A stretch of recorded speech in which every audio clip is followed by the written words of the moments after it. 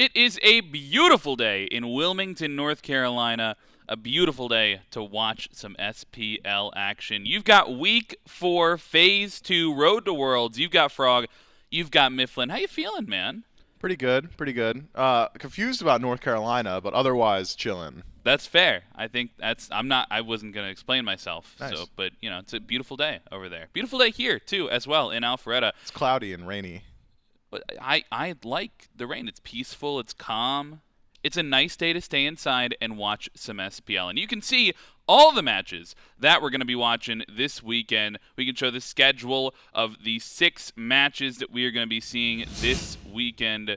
Look for all 6 of these matches. Atlantis Leviathans going up against the Styx Ferrymen. That's the first one we're going to be seeing today. And that might just be the match of the week there, Mifflin. Yeah, I'm really excited for this one. These are 2 teams now, and having spoke to the Oni Warriors that have been hailed as maybe top 3 in the league, in contention for number 1. So I think a great heat check. It is worth noting, though, it's a matchup we've seen before, and although each match did go the distance, it was a 3-0 last time around. I'm hoping we get a little bit more out of this one. Yeah, I think these teams definitely have gotten a chance to round out, especially, we were coming into Phase 2. We had a bunch of those roster changes. That was in Week 1 when PandaCat was, brand new back onto this roster. But, this matchup, one of the top teams, 2 of the top teams in the league, we can see that on the standings where these 2 teams fall. They're in the same division, so we're going to be able to see where exactly. I think they're 1 and 2 in their division. Styx Ferrymen, the only team maintaining that undefeatedness. Atlantis Leviathans, they've only got 1 loss, but that 1 loss, as you mentioned, that's to the Ferrymen. Yeah, so both of them vying for that top spot would put the Atlantis Leviathans in an advantageous position if they were to find the win here. I'm really excited for this one. I feel like a lot really does ride on this matchup, especially for the rest of the Order Divisions phase. Like, this could very well be the set that decides first seed for the rest of the phase. Yep. No, I completely agree. You can see on the other side as well, I think the Chaos Division a little bit closer in some of those win percentages. Camelot Kings and Highland Ravens sort of maintaining around that middle spot. We'll have to see how the Road to Worlds rounds out, of course. But you're absolutely right. This could be the matchup that determines the first seed, not only in the Order Division, but potentially going into the entirety of that playoffs event and ultimately deciding those seeds for Worlds. We're in Week 4. We're already halfway through the SPL phase, man. It feels like time is flying. Yeah, don't tell me that. Don't tell me that, man. God, I like SPL. I want there to be more of it. Oh yeah. Yeah. Don't take it away from me. I was still imagining we had like the whole year ahead of us. Well, we do have plenty of action ahead of us, right? We've got SPL, we've got the playoffs after that, and then a load of qualifiers back. It's the Road to Worlds, man. The next few months, right? We're on our way there. I think the matchup of the day, we've already talked a little bit about it. I think there's a lot to be excited for. This could be a deciding of not only who is the first seed, but also I think now that these teams have gotten some time to solidify their practices, do we want to play pressure crutcher meta? Do we want to play a little bit slower? And especially with some of the sets we've seen these teams involved in, do you have any feelings about the Leviathans? Like, they're going to be taking a different look into this set after being 3-0'd in the very first set in week number 1. How are they going to be looking into the Ferrymen against, this is their second time playing them? I don't know. It's pretty interesting because I would argue the Leviathans and the Ferrymen have very similar playstyles, at least insofar as pace of game. They both feel a little bit more mid to late game slanted. I think that pace dictated a good deal by their mid laners. When we think of Sheento, it's about collecting a lot of farm and then getting aggressive when he sees the opportunity. When I think of Paul, it's collecting a lot of farm, and then getting aggressive once he's got his prophetic cloak stacked up. That's essentially the identity of both of these teams. And then it's the rest of the squad kind of dictating pace around them. A lot of action going to be rooted in the side lanes, I think. Yeah, I think when you get to those team fights, you have those mid laners. That's really where you're sort of solidifying the damage round. And I'd love to focus on the mid laners. In fact, we've got Sheento standing by for an interview from the Levi's. That's right. I got Sheento, mid laner for Leviathans, with me. Sheento, I kind of want to start out by talk about the interdivisional matchup here. You've already played the Ferrymen one time. The 3-0 to the Ferrymen previously. What changes have been made for your team from that first matchup then going into today's match? We haven't changed that much. We just saw the past set versus Ferrymen. We kind of threw a little bit some games. Yeah, we were feeling confident. We're feeling good. And now that you've had some time, with your new roster member, PandaCat member, joined at the very beginning of the phase, how's he kind of slotting in now with the team, and how's the team just kind of feeling moving into the halfway point of the phase? Yeah, like I said, we're feeling so good, we're feeling confident, and we're feeling like ready. And going up against Paul now, it's kind of hard as you and Paul are kind of two of the safer mid laners. You guys aren't really dying a whole lot in your matchups. You're a very aggressive player at times. How does it kind of maybe change your playstyle going up against someone like Paul? It depends on my pick, it depends on what I pick, it depends on how I play the game, and he's pretty similar to me on like how he played the game. So yeah, it's gonna be a fun one for sure. Yeah, I think it's gonna be a lot of fun watching this matchup. Well, Sheento, I wish you the best of luck in your set. I'll let you get back with the team. We'll throw it back to the desk. Sheento holding it pretty close to the vest in that interview, man. Like, that guy's so cool. I'm not even joking. just I don't know. I'm like fanboying. That guy's actually just really cool.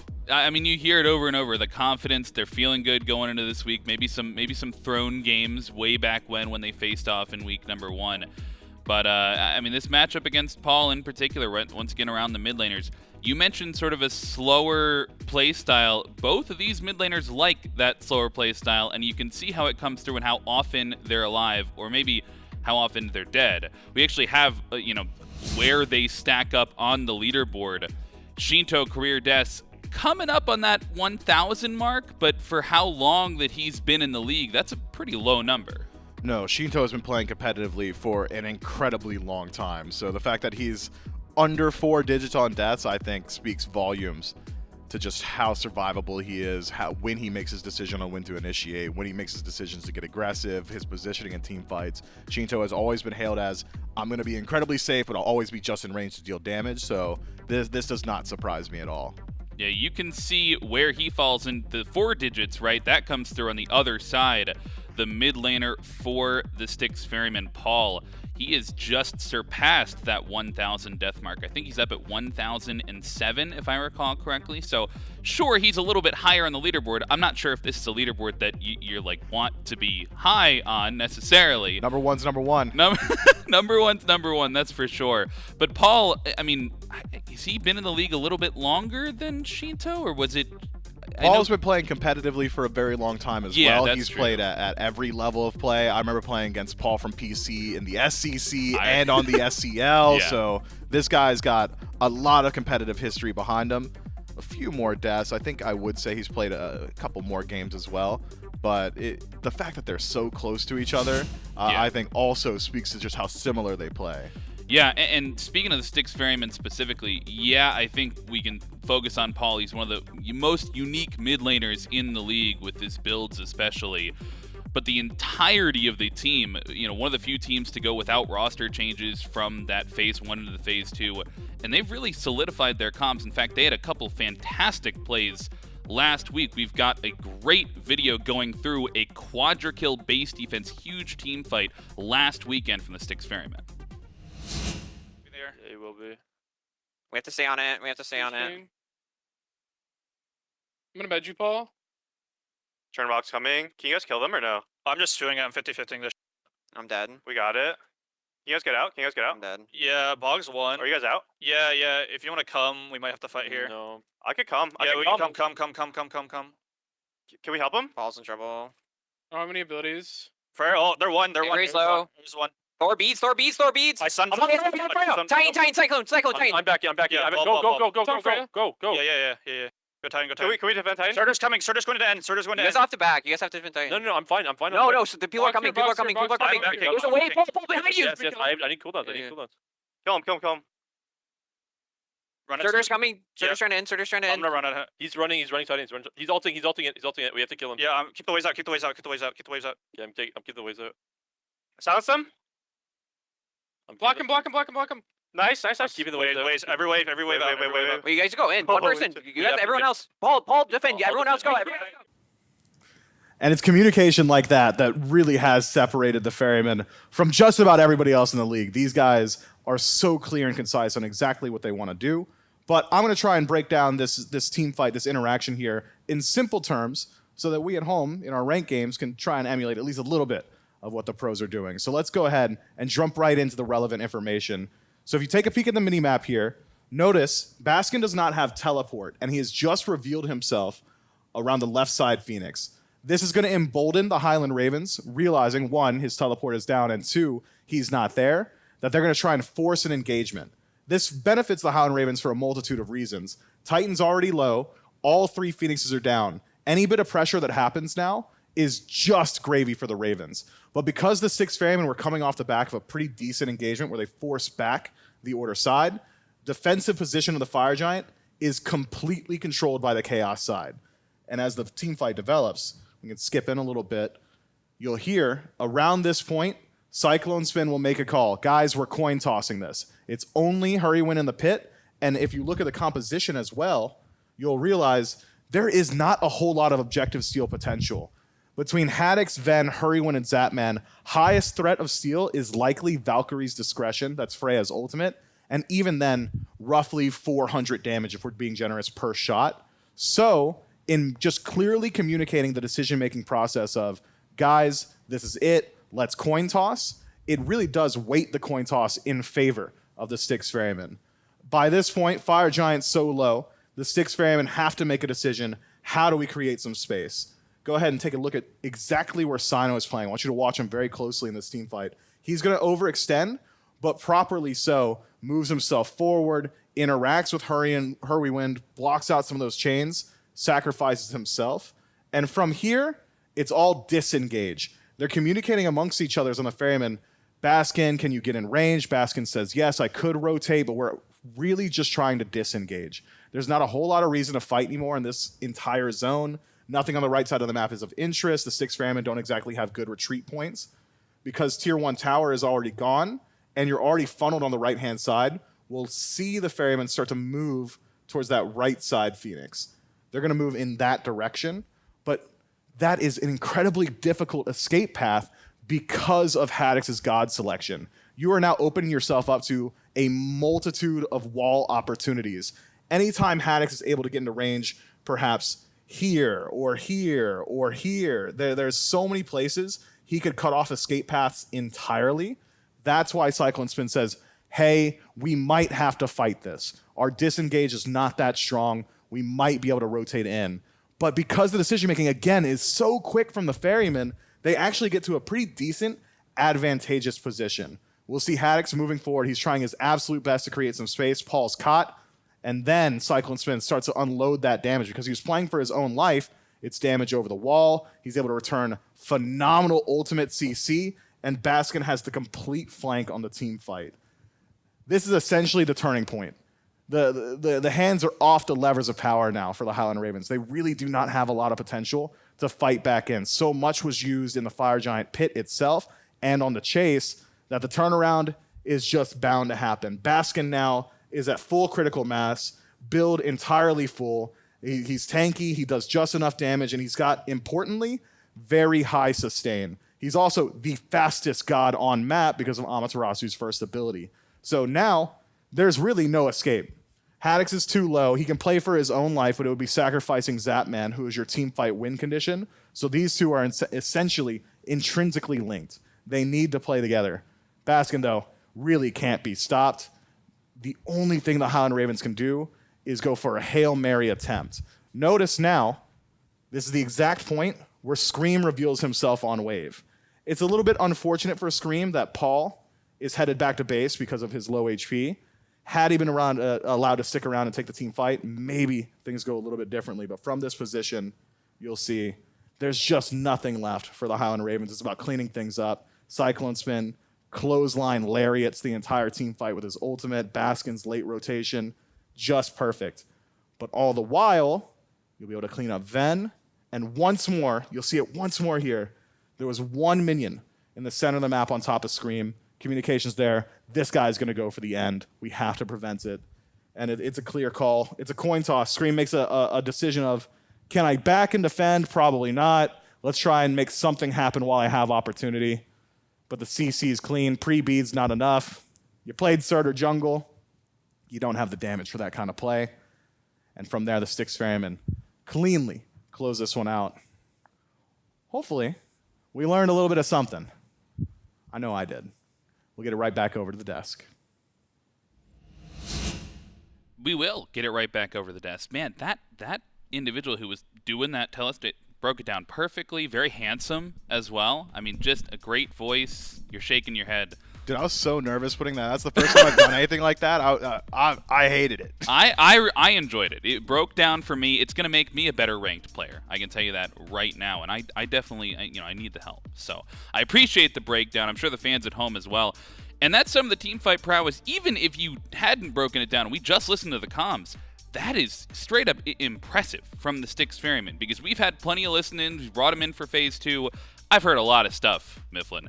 I don't know that I've ever heard a concise, as clean as that. Cyno died first in the team fight, and he started marching the troops around. He started giving orders from the death screen. He was barking at Paul for sure. I mean, it is worth noting that in that entire team fight listen-in, the only voice we don't hear is Paul. Everybody else making calls around him. Paul, look behind you. Paul, look here. Paul needs help. Paul's not calling for any of it, but too many cooks in the kitchen, and I think, these guys have got plenty of cooks there. It was very, very impressive communication, especially, I think, CycloneSpin's identification of where the threats are. Hey, we need it back now. They are going to go for our Titan now. I don't care that you guys are going to get your quadra kill or your triple kill or what this, that, or the other. This team fight, it matters in that we can prevent more people from coming for the siege, but we really need to get back there and defend our base. So I think great leadership from this team has really put themselves in a good position. Unfortunately for them, like a 1,200 HP Titan is just about impossible to defend a little bit later on, so I think they did get global diffed a bit after that, but still incredibly fun stuff to watch. Incredibly fun to watch is right, and you're right. Even though they do end up losing that particular game, hard to come back from a triple-digit Titan HP bar. They win the set, and they won every set thus far this phase, despite some of them going the distance. I think 3-1 against the Ravens last week, as well as the 3-2 against the Jade Dragons as well. Now, I mean, we could talk about the Dragons' potential to go 5, sure, but just them being involved, yes, they're undefeated, but them being pushed to 4 games, pushed to 5 games, I mean, if anything, I'm looking at that from the Leviathans' perspective, and I'm trying to identify, man, this team can bleed. We really do have the potential to break down the door, give this team their first loss. It's difficult, though, because even though there are a good deal of games for the Ferrymen, for the Leviathans to study up on, 4 game sets, as you said, plenty of sets played already, it's worth noting that their God pool, their team-wide God pool so far this phase, I believe is currently sitting at 26 unique selections. That's for the entire team. On average, that's about 10 less than the next team, I believe. So the Ferrymen, they may have got games, but they are not showing their hands. We've seen just about the exact same selections every single time from each one of these individual players, barring their jungler, who has maybe a little bit more to say in his God pool. If anything, the only thing I've learned, and I've watched every single game this year and the year before and the year before that, is that maybe you shouldn't be giving over Chernobog. Maybe Amaterasu is a little bit too high value. Maybe these selections need to be looked at and addressed. Yeah, I mean, I think that you think about that number, 26 unique selections. That's one, that's already less than the rest of the teams in the league on average. And 2, that's on a team with Cyno in it. So Cyno as a jungler is already hitting above the mark. He's sitting at 7 of those 26. Right, on his own, he is hitting above the mark. So the rest of the team, you're right, those power selections, like the Amaterasu, like the Chernobog, like the Baba Yaga from Paul, not only are those gods powerful in their own right, but, I mean, the Styx Ferrymen, they've shown a hand, but the hand that they keep playing, it keeps winning, man. Like, and if I'm, why change it? Why change it unless you are forced to change it? Maybe that's the Levi's strategy going into this one. Yeah, I think the Levi's probably will play it pretty intelligently in the bans. They've also have the additional benefit of having players that are going to have different matchups. I think Paul, of course, has had experience playing against the assassin mids. Sheento has been playing that since last time they matched up against each other. But Sheento's also willing to take the Chernobog away from CycloneSpin. So I think there's going to be interesting interaction there as both teams vie for that pick. I know that I've spoke to some analysts, and with the most recent bonus patch, maybe Chernobog's going a little bit down on the priority list. I'm not buying in on that just yet. I mean, a little bit down from absolute pinnacle apex predator. It's maybe a non-sentence, but sure. I think that's going to be one I'm really keeping my eyes on, because as far as I'm concerned, it's criminal how often the Ferrymen have been allowed to play that pick. Yeah, we've seen a lot of teams value it very highly to just insta-ban it in the draft, and then I remember I have watched sets this phase where you let it through, it gets first picked, you get dominated by it. and then you let it through, and then it gets first picked again, and then you lose to it again.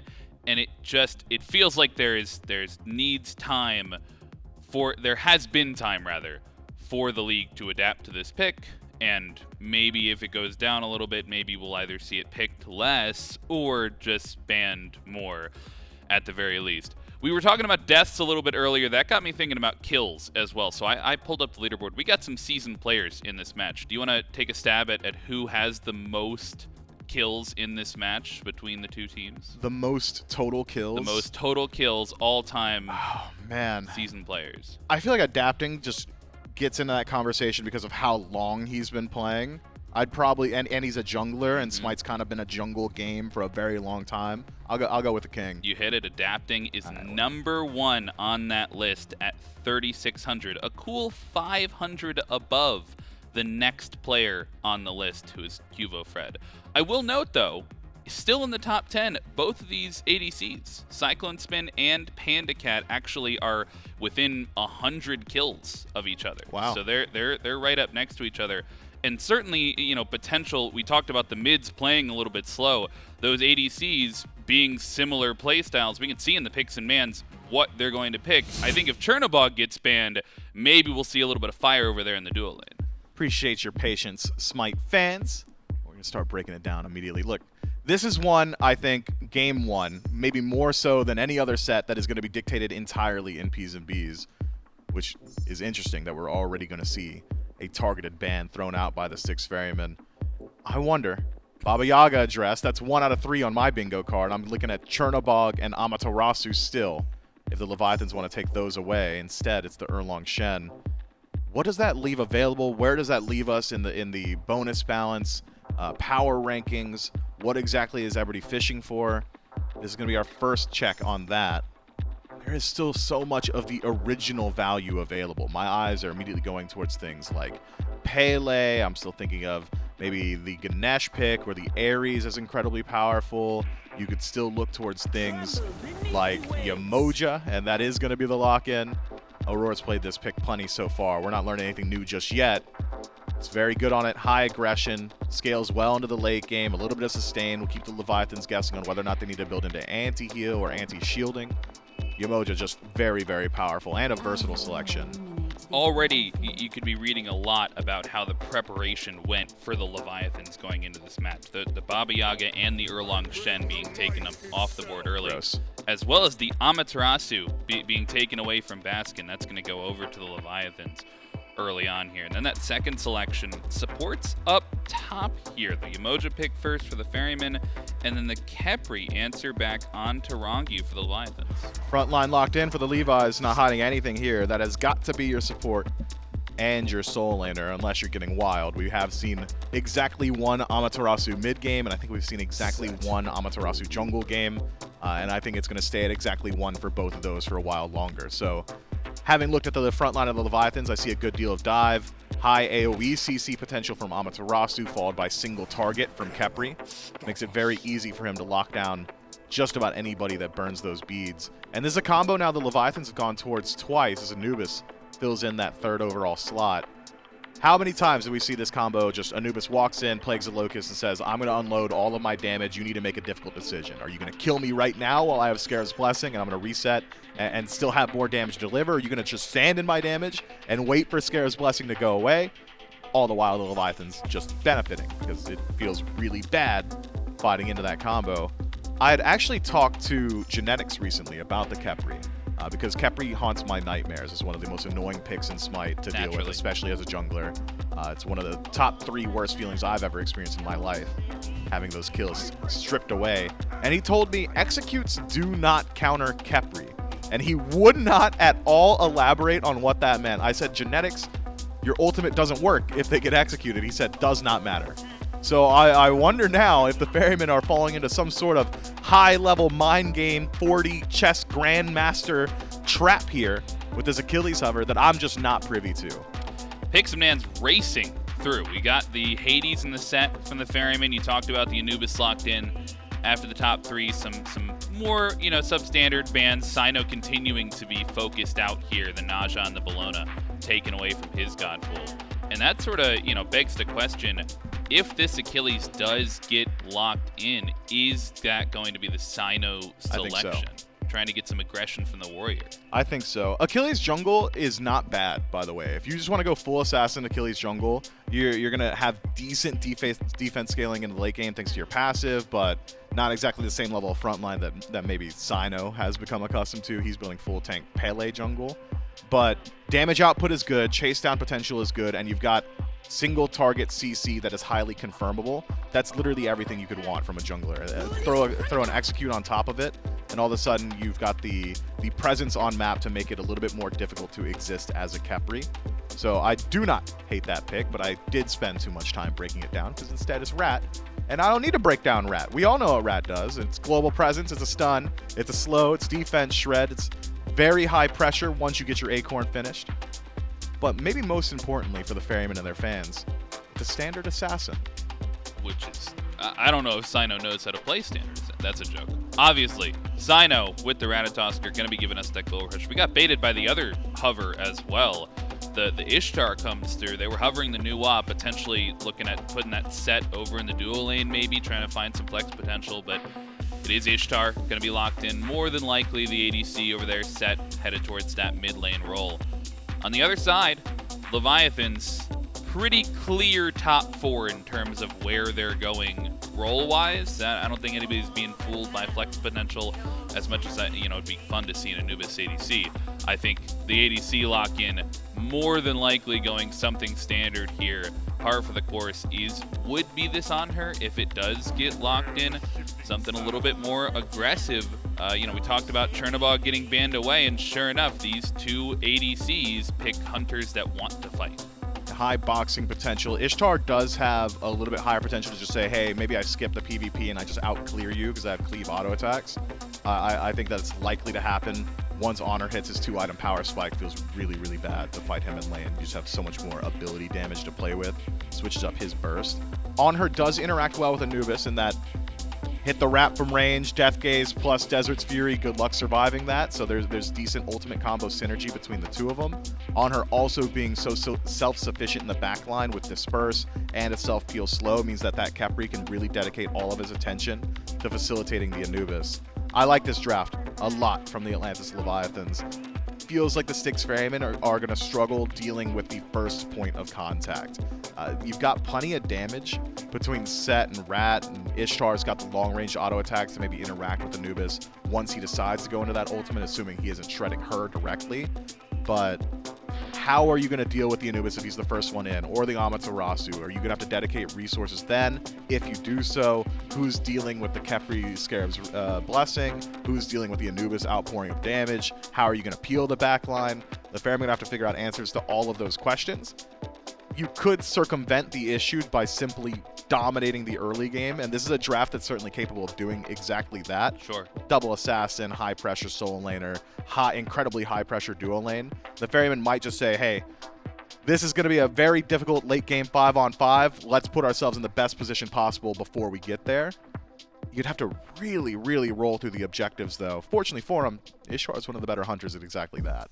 Yeah, I'm looking at the Styx Ferrymen draft, and thinking about the late game, if it were to be just a fully even team fight late into the game, the Styx Ferrymen, it isn't clear to me which path they would want to follow. They've got a bunch of AoE ultimates, yeah, sure, Yemoja and Hades are big circles, but Set wants to full dive, Rat wants to join the full dive and use that global pressure. I almost feel like you might be, hitting the nail on the head with the try and get ahead early, but I think it might even be if they get ahead anywhere early, they can try and adapt to whoever's ahead and push the game style through them. Yeah, these are all lanes that you're capable of playing through on the Ferrymen. There's not a single lane here where you're saying, that's weak, I'll see you late game. There's high potential for level 3 or level 4 ganks in all 3 of their lanes, so whichever one does establish a lead will give you opportunities that are different. If you're playing through solo lane, you'll control the totem, which can go over MP5 to the entire team, and a little bit later, mid-game slanted, you can start looking towards Pyromancer or continuous blue buff invades. I think it would behoove of the Ferrymen to go ahead and play through duo, though, just because there's so much value on that side of the map, and looking at the support selection in particular, the Khepri, it's real hard to kill anyone around him and him himself. But that's after level 5. That's after like level 9 when he's got 2 defense items. Right. Early game, if you reset a Scarab's Blessing, even on Khepri himself, if he's not tanky, you'll just kill him again. Well, we'll see how the Styx Ferrymen adapt to that early game. Game number 1, right around the corner. We'll throw it to the casters, J-Mac and Inbound. Thank you so much, Frog and Mifflin on the desk. That's right, it's J-Mac, it's Inbound, and Doug here for game number 1 between the Styx Ferrymen and the Atlantis Leviathans, 2 of the top teams in the league, battling it out once more for the second time this phase here in week number 4 to start off our weekend. And what a game that we get to start with here, Bobby. Just having these 2 teams out here, even the fans, actually sliding a little bit closer towards the Leviathans this time, even despite the fact that this is an undefeated Ferryman team. The resurgence the Leviathans have given the fans some hope. Yeah, and I think you look at the recent games both these teams have played. We've seen great smite from both of them. Levi's have had very high highs. They've been very consistent. That is a little bit more recent, though. They had a somewhat rough start to this phase, losing to the Ferrymen. This is their second time matching up, with the Ferrymen winning the first set 3-0. Now we get this first game, Levi's Ferrymen. And looking at these comps, I think Miff was pretty obvious talking about where each team kind of wants to play through. I think another thing to highlight is you want to look at the volatile lanes. And you think about volatility, it's characters that can kind of win you a game by themselves, kind of, or lose you a game by themselves. And what character kind of encompasses that more than Anubis in this mid lane? Yeah, Anubis is one of those picks where we even dial back a few years and we would see that go, really? Anubis of all things? That seems a little strange. It does feel kind of like that feast or famine style of God, where you get that first kill on Anubis, that first blood, it feels real good. Maybe Baskin was feeling real good. Had to have just been that 1 second away from his cooldown to try and get that kill on the fineokay, but puts Fine about 200 HP, puts him back down to tier 1 tower already. And this is the level of control that we're used to seeing out of Hades in the solo. Especially in this matchup, Alma wants to kind of sit on the wave, auto-attack it down, and what does Hades do better than bully you out when you are sitting kind of in that wave? Cyno rotating early for this 1 minute 30-second cooldown buff, Fine under tower, about 300 health, and I think so far everything is pretty expected. Dual lane, there's a lot of kill potential for the Levi's because of this Anhur, but the clear potential with Yemoja, Ishtar, means that's going to kind of be in their favor. I like that they're playing this early portion to get this on her, this safety early. Anhur's not the safest character. He's got a jump, but he's pretty easy to run down. Getting that shield, that protection buff on top of him makes it so he's just a lot tankier and a lot harder to deal with on top of his damage. Rap is good on to Paul, but he holds on to his relics, and even relics used from adapting. But Paul's able to get back out, maintaining the beads and maintaining the damage that did come through from the Leviathans. You saw that Cyno was waiting for that chance to go to Sheento, but Sheento a little bit faster on the trigger to start the fight. And that's just kind of Sigil's strength right there. He was so tanky. He took the entire Anubis combo, took a little bit of damage from adapting, and he still came out with about 200 health, which is pretty insane. That's just the strength of Sigil's set, also the mitigation from the 3. Cyno trying to get his own back camp, and adapting's not even allowing it. Already this Rat is getting bullied a little bit. Rat going for the... I was a little curious to see what Cyno was going to be doing for the Acorn. Seems like he's going to be going for the stun Acorn. Cyno's always a little bit of a funkier jungler than most other jungles, so I was curious to see if he was going to go the double prot shred Acorn. He opts most likely for the stun Acorn. Would be a bit surprising to see the crit Acorn, but we saw that I think last year with Scream, so always possibilities there. I want to say Scream, and I think this year we had one from Captain Twig, but he went like full 90% or so crit that game.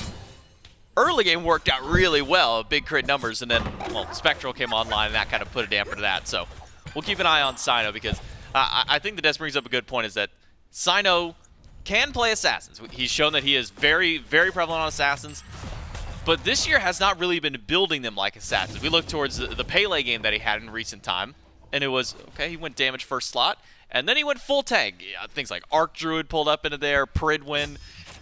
Cyno will play the traditional stuff, but he will not play it the traditional way. And he's not building traditional items. You'll see more solo lane items from Cyno than you will be seeing, flat pen and percent pen. A lot of the time, Cyno just wants to be that engage opportunity. He doesn't really care to be one-shotting. He wants to be the engage a lot of the time. And he does it really, really well. So Aror and Cyclone looking for the shield camp, can't really do it. Adapting gets gone on a short hammer. A little bit of damage. Adapting getting low. Not enough. He gets into the air. Adapting out safely. Paul uses ultimate. Nice little trade. Paul showing that he's willing to commit right there. Doesn't really lose anything either. And whenever you're playing against a Thor, you want that Thor to be on the back foot, because a Thor on the front foot, able to rotate kind of around the map and make plays, is the scariest type of Thor. Yeah, you don't want to give Adapting any room to really play on this Thor. Cyclone goes to the ultimate up to PandaCat, but Panda gets the impale. Dunk in by Cyno, but it's off the mark. Gets a beats from Panda before anything else goes through. A pull from Ronngyu will make sure that Cyno can't go any further. Beads traded out between the Hunters. Similar value, though PandaCat still maintaining ultimate. A little bit of a bad beats by Panda there. I think he thought Cyno was going to land on him. Cyno opts to, kind of just cut off the exit path, and then Cyno has no real ability to kill after missing the ultimate. But like you said, beads trade, I think, slightly in favor of Anhur in this early portion. I think his damage output is enough.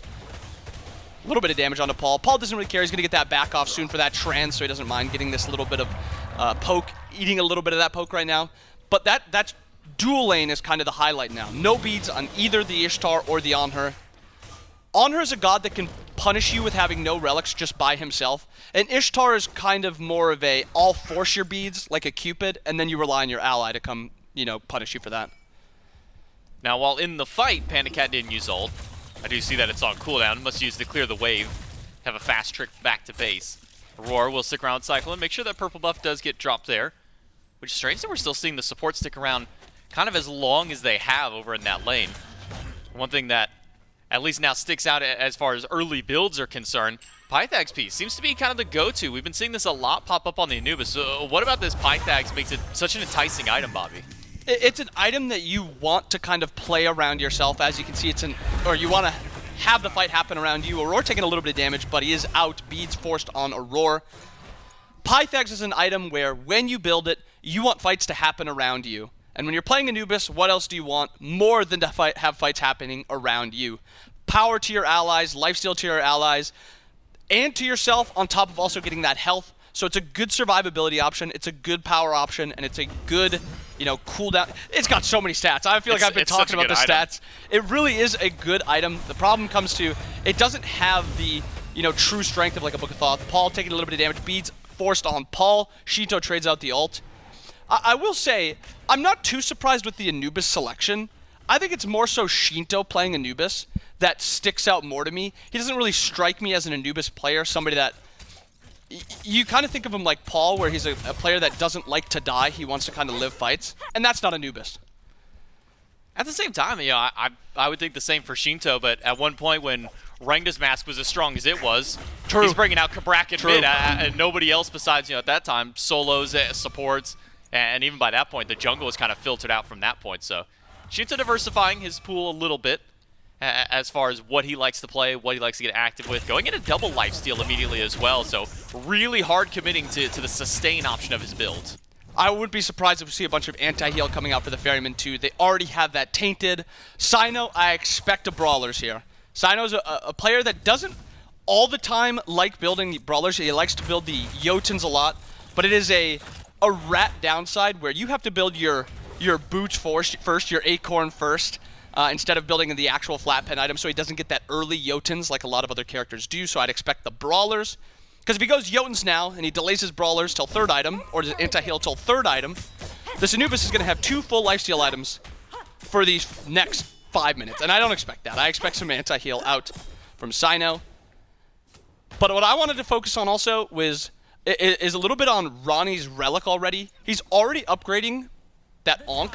There's a lot of healing on the side of the Ferrymen. Auror's got a lot. Baskin's got a lot. Paul's got a lot. It's not something that's needed, but it definitely makes fights a lot easier when you play around that upgraded Onk. I think specifically around Paul and really what he can do with that Kingslayer ultimate has been what we've seen a lot of lifesteal, or anti-heal, I should say, go towards for these teams. And I'm going to be keeping eyes on Paul because still 50 seconds till his beads are back up. Aror 15, which is why we saw maybe a large grouping of the Leviathans on the left-hand side, taking away the purple buff, stripping that one from Cyclone and Aror, trying to keep the dual lane down, but still relatively even there. The only real lead that we see so far is coming from the Leviathans mid laner Sheento, and adapting with about a half level up over Cyno. And I think in that half level, I think Sheento backing at 12 to get that level 12 spike faster than Paul, and then looking to force an objective like Gold Fairy, Pyro, if they want to wait that long, is going to be the best option.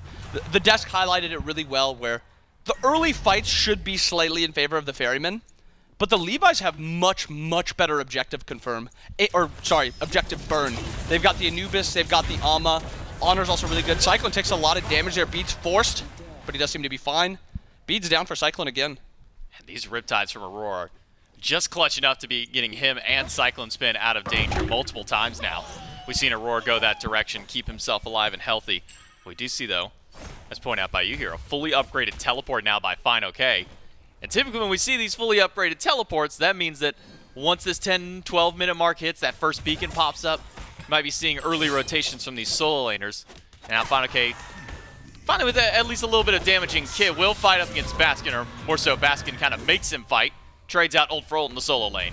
And it's really not even close still at this point. Fine doesn't have the damage to really, threaten Baskin, and he doesn't have the survivability to really trade all too hard. Paul taking a little bit of damage here. But all might go seems down. like he's fine. That Sigil just makes it so it's so painful trying to commit to him. Sigil with mitigation on sets 3, and he is just so safe. I will say, if Sheento commits ult there instead of just wanting, I think we're going to see Paul beadsing and then getting out instead of holding the beads. Paul opts to hold the beads here. fineokay taking a little bit of damage. Blue buff getting invaded. Secured by Fine. He got that. Wow. Is that a Gooseberry secure? I think it was a Gooseberry secure, and a Gold Fury for the Leviathans goes their way. Aror, though, out of home, he still has the ultimate. Locks Ronngyu in place. Sheento gets the Scarab's Blessing on top of him, and it's a full commit. They've popped the Blessing. They've also taken down Ronngyu and Sheento. It's a double kill for Paul, and you might just make it a 3-piece for him. The Styx Ferrymen, they lose the Fury, but they take the fight after. What an incredible fight. Chased down by the Ferrymen there. The Levi's comp, until that Alma rotates, is not a comp that can run away. You are going to be getting chased down. Anubis, not too safe when he's running away. Same with the Khepri. And what does Yemoja do better? What does Set do better? Rat do better than most? They chase exceptionally well. Something that can easily do. Gold Fury on the side of Levi's, down about 1,500 gold now after the 3-piece by the Ferrymen. And Beacon is just spawning in about 30 seconds. I do see now, Styx Ferrymen with that kill, or with those 3 kills to Paul, do extend their lead up. About 1,500 gold over the Leviathans to kick things off. And the big one there, a 3,000 XP differential. What was a dead-even XP game essentially up until that point, now really ballooned out of control with those 3 kills for Paul, pushing him up well over Sheento in XP. And this is not what you want to see. A god like Set getting ahead is always going to be scary. But just as bad, a god like Anubis falling behind is going to be detrimental for the Levi's. At this point, they can still fight. Absolutely, they can still fight. However, fights are going to be a lot harder. Set's going to be harder to deal with, and Anubis is not going to be nearly as safe as if he had a lead. Now fight around the beacon. Aror, the only one for the Ferrymen, immediately on point with those Riptides. The fun part, being able to try and push people off of the beacon if you can. Mid laner standing by. The junglers over to the left-hand side, adapting. Trying to get aggressive towards purple, maybe try and get a pick towards CycloneSpin, but may have been spotted out by Cyno. It's a dunk on to Cyclone, Good wall. but he's got both relics. He's got the jolt as well, and the turnaround is there. Cyno gets the beat to the Aegis, and way. it's a double kill for Cyno. The gank for the Leviathans goes south fast, and immediately afterwards, the Ferrymen will take the beacon as well. What a turnaround for the Ferrymen under tower. And Adapting had such a good idea going into that. I'm going to land, force Beach Aegis. I'm going to drop wall, and he won't be able to get out. Little did he expect, or even Cyclone not maybe being able to get like a good, angle to be able to actually get over that wall. But Cyclone positions himself in between, and actually hits the dash. I don't even know how you classify Ishtar's dash backflip as, but gets the dash onto Adapting, and then flips over the wall, getting out. And Cyno, was there to pick up the kill, getting Beads Aegis on Panda. Well, I guess Panda's beads were already down, but Beads Aegis on Adapting. Great turnaround for the Ferrymen. What was a 0-0 game, walking into about the 10 or so minute mark, is now jumped up to a 5-0 lead for the Ferrymen. Nearly 3,000 gold up after that combination.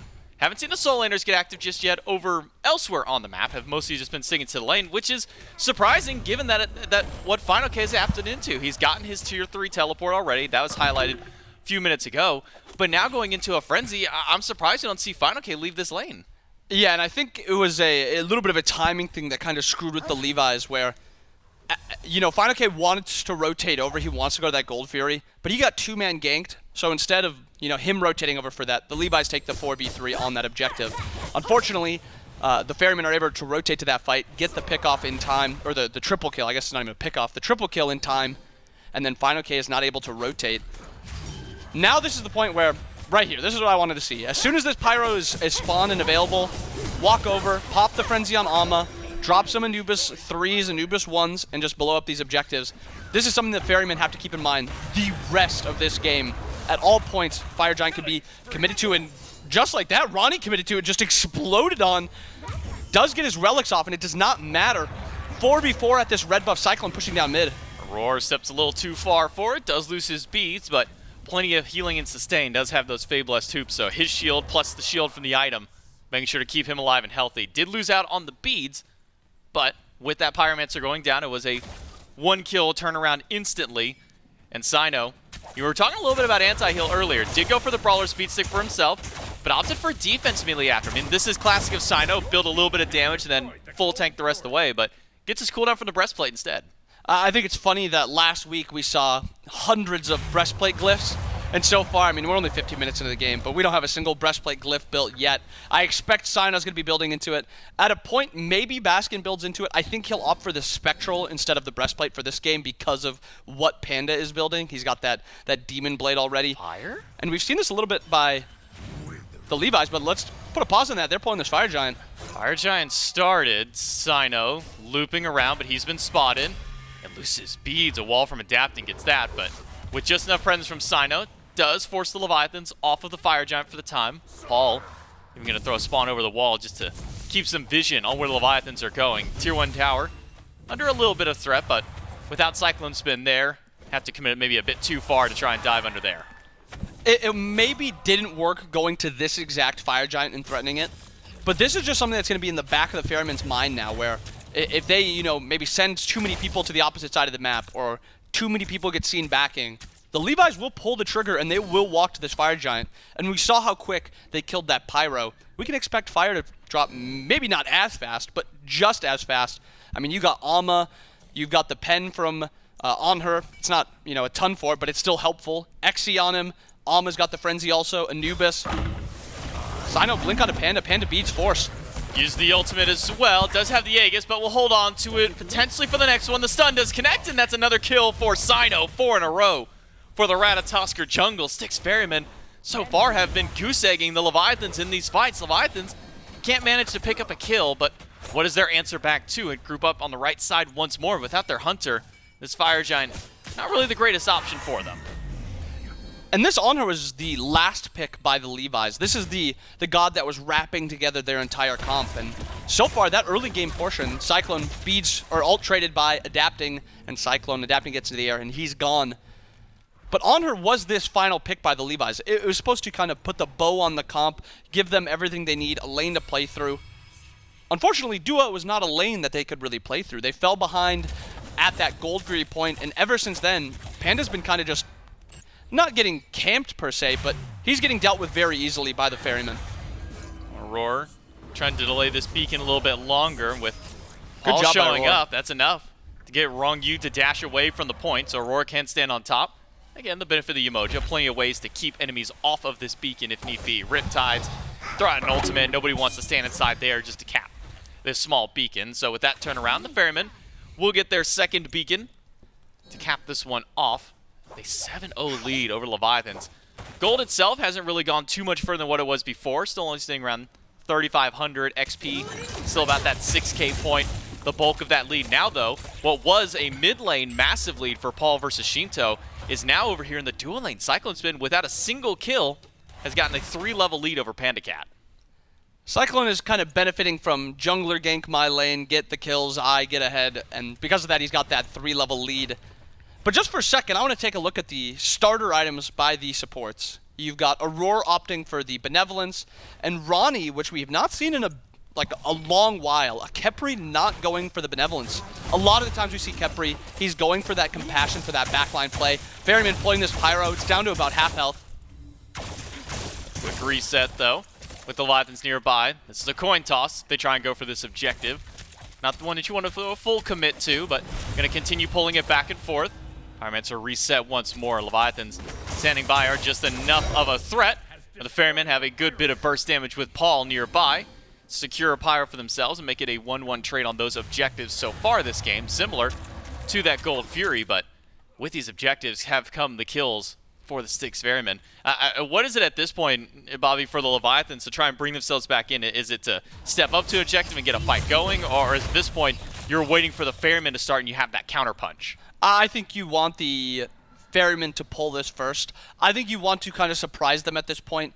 Your builds are a pretty significant amount away from the enemy's build. You got 4 finished items in ADC, 4 in mid, 4 in solo, and fineokay looks to be just the first person on the Levi's that finishes that 4th item, getting that Spirit's Robe. You kind of have to surprise them at this point. I think what the Levi's want to do with their comp, how you want to play their comp, is you want to slow this game down as quick as possible and try to delay it to that 30-minute mark so you can hit that full build. And it's tough to do because you're forced to somewhat, contest objectives because you can't give everything up instantly. And you have to make it almost seem like you're going to take the fight if the Ferrymen go to it.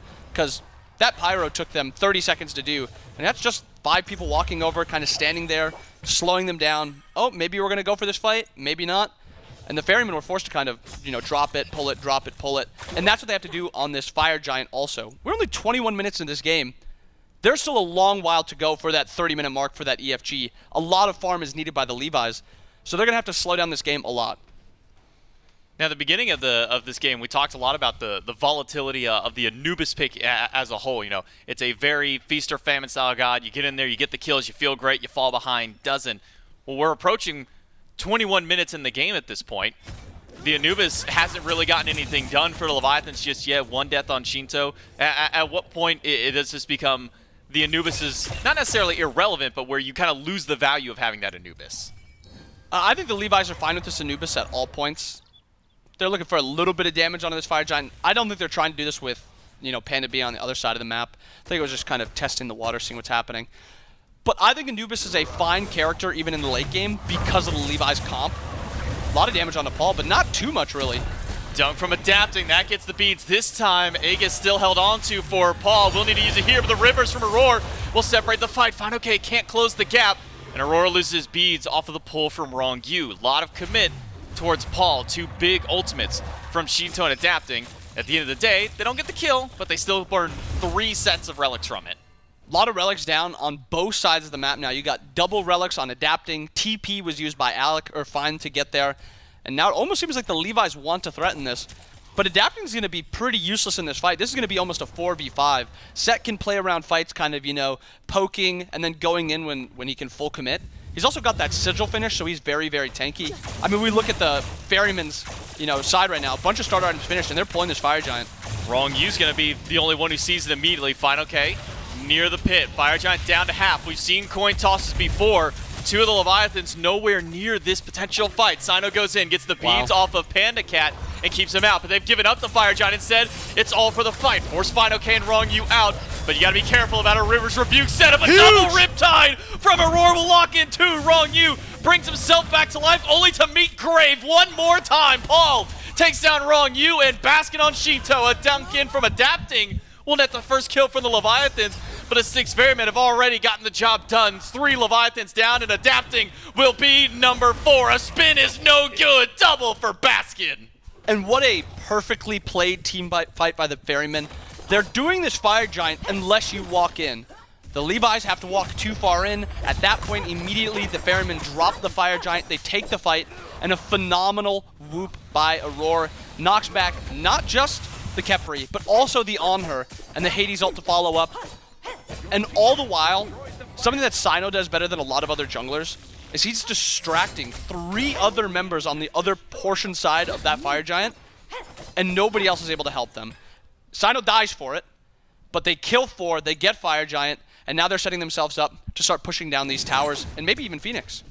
That's something we saw just in the telestory bit that Mifflin had showcased on the desk, was the way that Cyno, as you say, unlike a lot of other junglers in the league, and really unlike just a whole lot of other players, will throw his body out there. He'll just throw his weight around and say, okay, cool, who's going to stop me? You? All right, I'm just going to kind of stand here, focus on me, look at me, become that lightning rod style of jungle. And with the build he's gone with, kind of affords him to have a little bit of extra tankiness, especially with all this physical damage. Sure, Sheento is going to put a lot of threat towards him, but Sheento wasn't in that fight. Cyno's dug his way over, distracting PandaCat, keeping Adapting out of there. And it's now just allowing the Styx Ferrymen to continue to balloon this lead out of control. Nearly 10,000 gold up, 24 minutes in. Nearly every objective going their way, aside from first Gold Fury and first Pyromancer. Right now, about an 8,000 gold lead for the Ferrymen, 11-1 in kills. Grouping on the right side of the map, and actually it looks like the Ferrymen are trying to catch him out. Aror on the side.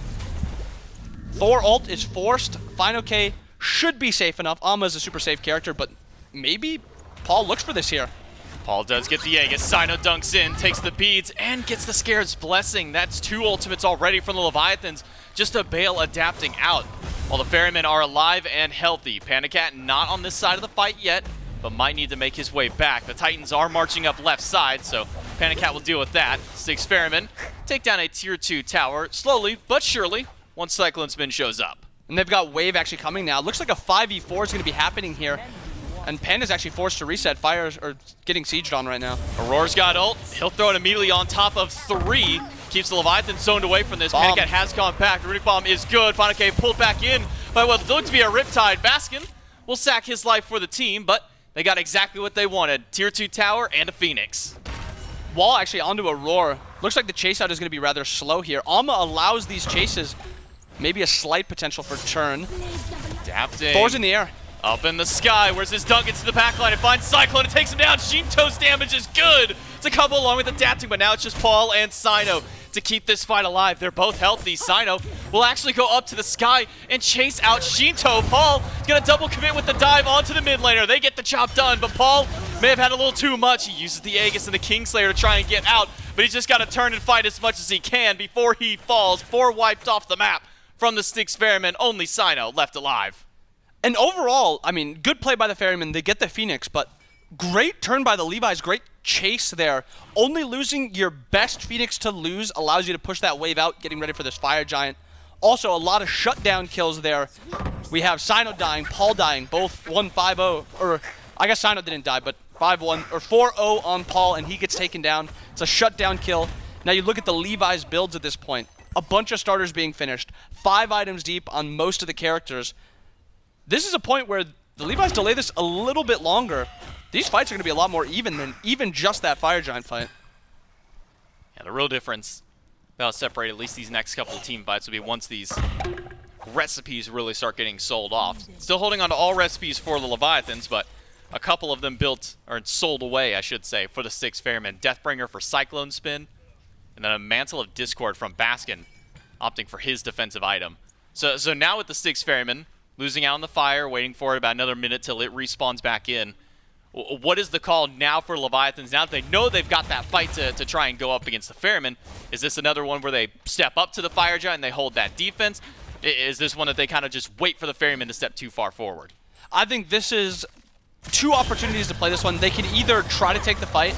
I mean, they're still down a good amount of gold, 7k gold, 6k gold. They're still looking to get their full build, so they are not nearly as strong as the Ferrymen. But I think they can play this one of 2 ways, where 1, they give up this Fire Giant right away while it's just regular Fire Giant. Just concede it. Sure, you can have it. We'll defend. Or they can look to kind of delay this till that EFG point where they should be able to get their backs off and they should be able to walk at a base very strong. It's a little risky because if you do, have bad timed backs or you don't get enough farm in that time, it can be risky to give up an EFG if the Ferrymen, opt to run to that EFG right away. And if you see, Cyclone's build, he's going to be shredding Fire Giant. He's got the Deathbringer. Is there wards? Oh, no, he got spotted. Sheento saw him around the wall. And not too slick there, Cyno. Gets spotted out a little bit. Was trying to go for the wraparound. Now might be a small collapse by the Leviathans. Magi's there for Cyno. Doesn't want to have that one burned by a simple dash from fineokay, so trades out dash for dash to make sure that he can maintain that safety for himself. And if we take a look just at the Relic roundup for both sides, it's only a mid lane Aegis for both teams, just a few seconds off. With Fire Giant back on the mark, could see this fight potentially break out at any point.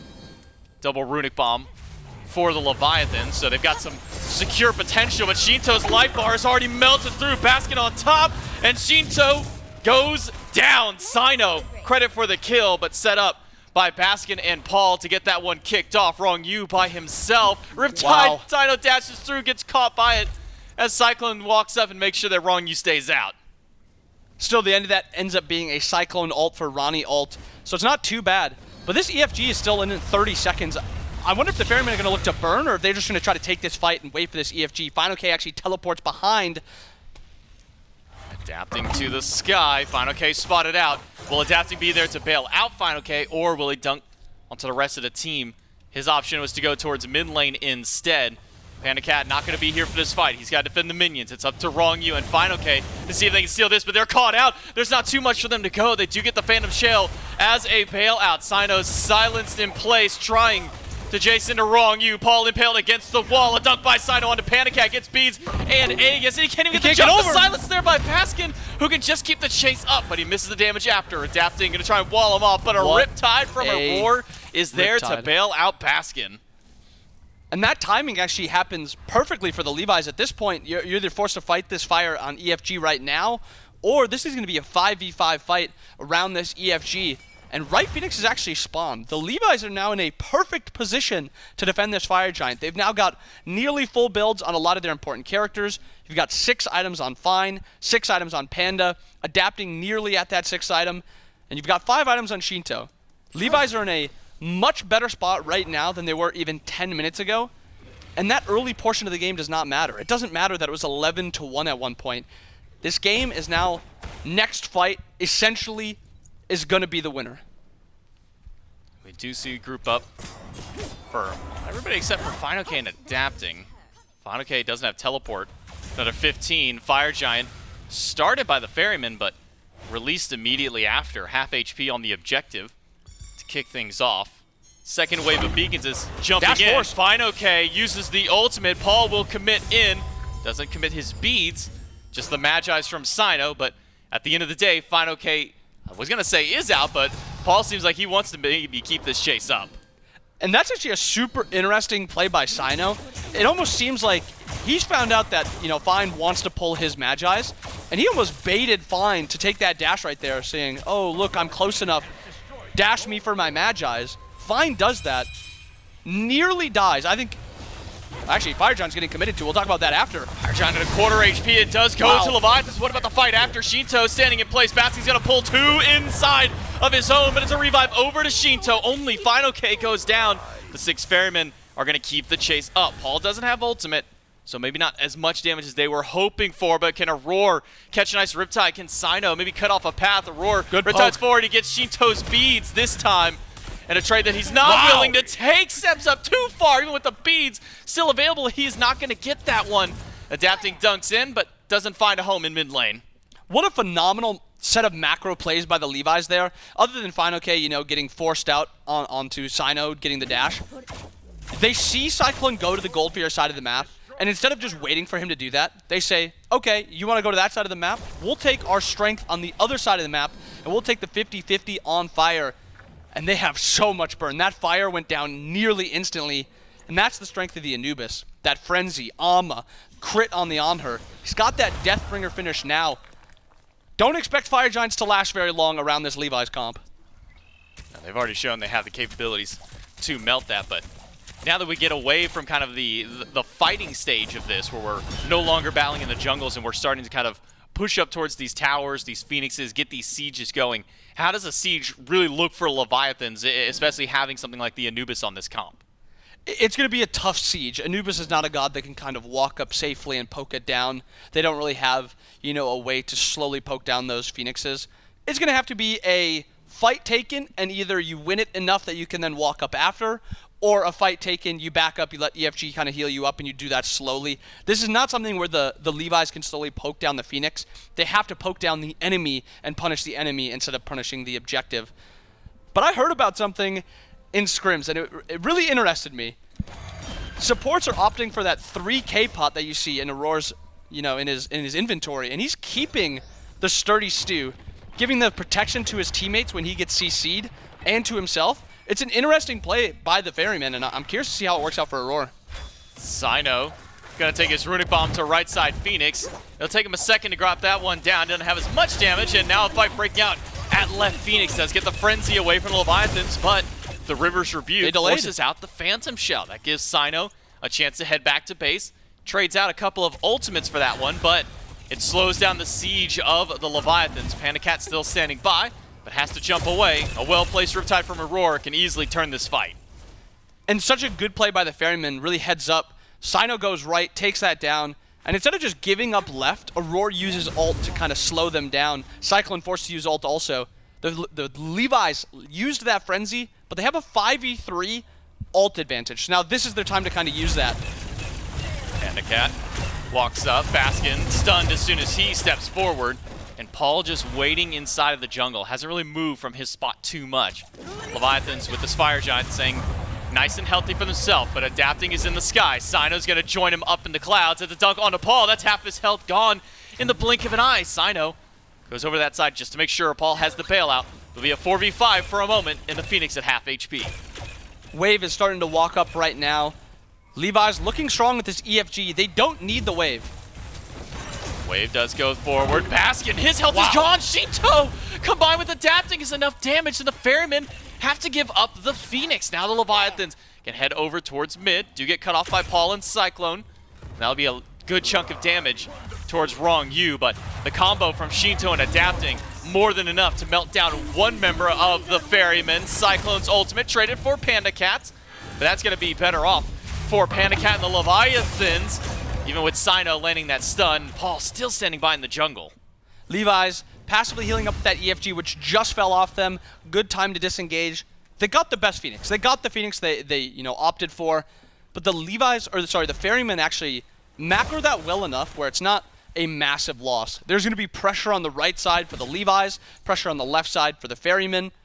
One side is just slightly better because of EFG kind of being the next contest point. And the Ferrymen not wanting to be caught in the same scenario they were last time where they're doing Gold Fury and the enemy does Fire Giant. They kill this Gold Fury right away. They're actually grouping up, maybe looking for a pick now with Aurora's ult. Heading up the left side of the jungle. There's nobody from the Leviathans anywhere in the same neighborhood at that point. Baskin will be on minion duty. Doesn't have teleport, so they might just be without this Hades for the majority of this next potential fight. Another wave pushing forward.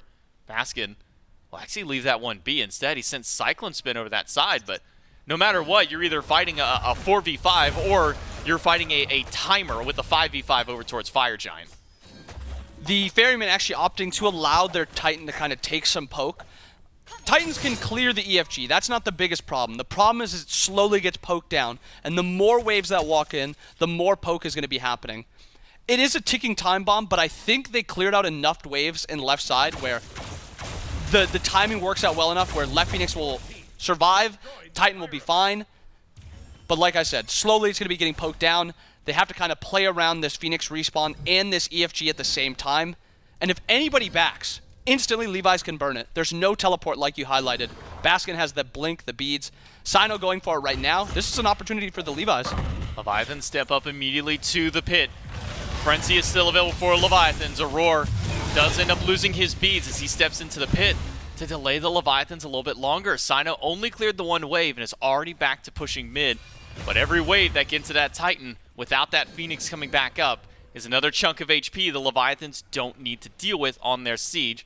Cyno, recognizing that no fight is to be had, will head back to base once more and continue clearing out these waves.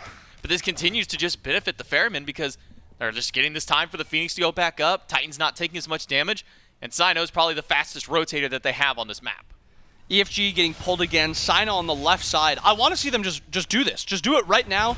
This is a 50-50 that benefits you. Commit to the fire, commit to the fight. Which one will it be? The Leviathans. The fire is so low, they get it, but Sheento is gone. He's the bulk of the big damage. Paul to the back line. Tries to take down PandaCat, but it's both relics and instead of the trade to Ronngyu. Double kill for Paul, adapting. And fineokay nearby, but look at the low health bar on Paul. He cannot commit to this fight as much as he would hope to. But Cyno up to the sky, has 3 branches to jump, lands on the top of Adapting, gets the land, gets the stun, and waiting for the hammer, baits it out, and lets Paul pick up the kill. And the Styx Ferrymen have grabbed 3 Fire Giant buffs away from Leviathans. Not to be missed, Cyclone beads just forced there, so they have no beads on their ADC while they're sieging right or middle. They might just go for this one, though. It's 4 versus 2. Paul low in HP. PandaCat and fineokay. At least for PandaCat, does have ult and finds up in just a moment. Can they take the 4 versus 2? Wow. Oh my god, PandaCat is gone! It's just up to fineokay to defend now. And with 4 inside of the throne room, fineokay's got to use the ult. It connects the 2, but it's not the 2 he needed to stop. The Styx Ferrymen pull it out for game 1. And overall, like a really back and forth game. Early game benefited the Ferrymen. Late game kind of was back and forth a little bit, but it's just really good macro at most of those points. Little misplay here by the Levi's. Ferrymen benefit. Ferrymen misplay a little bit. Levi's benefit. That Fire Giant burned quickly. Unfortunately, Khepri ult does not get off onto the Anubis, and Anubis is sitting inside that Hades ult, slowly dying, gets taken down. Hard fight to take after that, and the Ferrymen punished him. And there's not many other teams in the league that would take a trade like the Ferrymen just did, you know, letting multiple waves over towards their Titan, constantly going back to base. I mean, that was, what, 3 times that we saw Cyno go up for a fight, say, okay, no fight, I'm going to go back, clear a wave. Okay, I'm done with the wave. Back to the fight, no fight. Let's head back to base. So many times throughout that one, and the Ferrymen are able to buy just enough time to get themselves back in. And then the turn and burn on the Sheento, he was the one that needed to go down quickly, and they did just so. And good chase potential too. Yemoja, Rat, they ran him down after that Fire Giant. And wasn't too bad once they kill, you know, Panda actually got 1 shot, and he had beads there. Overall, Ferrymen looking really good after game 1. Yeah, clean win here for the Ferrymen. A bit of a stumble towards the latter half of it, but able to pull things back here and take the lead in the set. We're going to take it to a quick break. We'll come back with game number 2.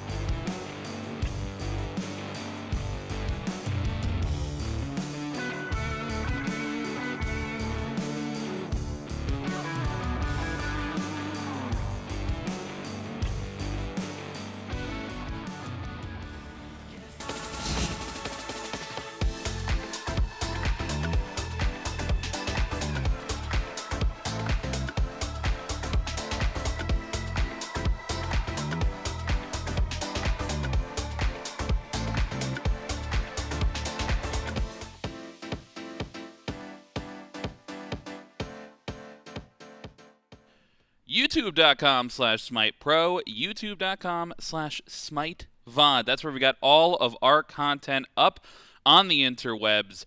And it's where you can check out all of the fantastic SPL action that's not going on live right now. If you missed a game from last weekend, if you missed any of the action, we put out a ton of content here at the studio. And notably, at the beginning of the set, we saw you lovely break down a Styx Ferrymen team fight. That Myth Telestrator bit is up on the YouTube right now. You can go rewatch it and rewatch it a third time and rewatch it a fourth time, all to your heart's content. You can watch him break down the Styx Ferrymen on YouTube. You can watch him break down the Styx Ferrymen right now live, because the Styx Ferrymen take game one, relatively decided early game. They had the lead, but after a back and forth mid game, they ultimately close it out. Yeah, I think the Ferrymen execute very well in the game plan of that composition. I think had they not established such a solid lead throughout the early, things would have looked very shaky come late game in the 5-on-5 engagement. We even saw shades of that in the late game with the Leviathans fighting into the lead. A few of those team fights started looking a little bit more one-sided. Finally, a Fire Giant does go to the Leviathans, and I thought to myself, if they break the base, that's probably just game. I do not see the Ferrymen making a comeback, 6K ahead, right? But that was not taking into account the Paul factor. And the Paul factor is something you have to take into account every single time. CycloneSpin in the final decisive team fight of the game has a great bit of damage output, but Paul gets all the kills, so Paul's going to get the shout out here on the desk. Just catches out 2 targets so quickly, and then from there, the Ferrymen able to barrel over the Leviathans. Seemed to me that the Leviathans were a bit overconfident once they had their first opportunity to be the proactive component on the map. They just found themselves in a bit of a poor position. Otherwise, I think, gotta shout out Aror in particular. It happens just about every week. A team says, hey, maybe we can just deal with Yemoja, and then they remember, oh, wait, hold on. All these pro support players are just incredibly good on this pick. Saw a lot of really good ultimates from Aror. Saw a lot of really good peel Riptides, too. So impressed from him. I will say, though, and I don't think it's exactly what Genetics was alluding to with one of the weaknesses of Khepri. Ronnie does have a bit of a nervous mid to late game on the Khepri. The Scare's Blessings, I think he got caught out a few too many times in the early, a few too many deaths where that ultimate remained off cooldown. That he said, okay, I'm just going to start using him very early in the fight. Sure. I saw just a few too many nervous ultimates for me. At full HP targets, not exactly in danger. And then once Scare's Blessing down, all of a sudden you're, hey, I'm just going to ult my Anubis and he's going to kill their entire team strategy. Doesn't exist. Yeah, I mean, I think it's a good idea. And when we saw it work, you saw the damage come out from the Anubis, and then the Anubis dies. But I think there were 2 spots that game where Sheento was too far away, so he didn't get the Scarab's Blessing. And then in that last fight, I think the Scarab's Blessing is off just by a little bit. Like, Amaterasu and Anubis are standing next to each other, and it's just unfortunate. But it's such an if it's that execution heavy, like if you have to, you're relying on one avenue to go your way. And if it doesn't, and if your whole team fight falls apart, if one thing doesn't go your way, maybe it's time to look at other avenues. I mean, that's just kind of the knife's edge that Khepri is forced to traverse, right? If Scarab's Blessing isn't finding value, Khepri isn't. So I think, although unfortunate for the Leviathans, I don't think it invalidates the strategy entirely. Fair. We'll have to see if they go back to it. After game number 1, Leviathans fell down. They get their choice, first pick or second pick. They go towards that first pick slot. They want the advantage in picks and bans. They think that's going to be provided to them here in that first pick slot. I think it was last game we saw the Yemoja, right, come through, and Aror certainly having a fantastic game number 1 on that pick, something they could look back to if they want to try and take that direction. Ronngyu, certainly a known good Yemoja, as are many supports. You know, hard god to not get value from, of course, which is why we see it in that first pick slot. But thus far, we see the bans come through pretty standard, and Styx Ferrymen, they've got their eyes on it. They take the Yemoja away.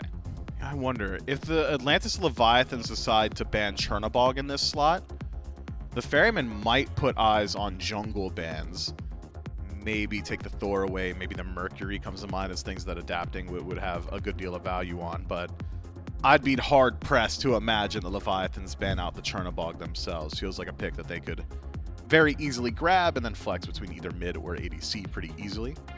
So I think restricting the Ferrymen into forcing out that ban, or even just checking the waters and seeing whether or not the Ferrymen are willing to ban it out, pretty valuable. and they aren't. So Chernobog available. I've made it explicitly clear how I feel about Chernobog, and when he's available, I think he should get picked pretty quickly. And the Leviathans seem to agree. Here's the thing. Not a single portion in this game is Chernobog poor at. Is his laning phase bad? No. So he's not bad in lane. Well, is he unsafe? No. He's got an Aegis built into his kit because he can jump into walls. Well, maybe he's just like really slow on map. No, he can jump into someone's shadow all the way across the map. Well, maybe once he gets there, he's got a little bit less auto attack damage than some of the other hunters. No, he's got one of the best stims in the game. Chernobog's real good. You'll never catch me arguing against him.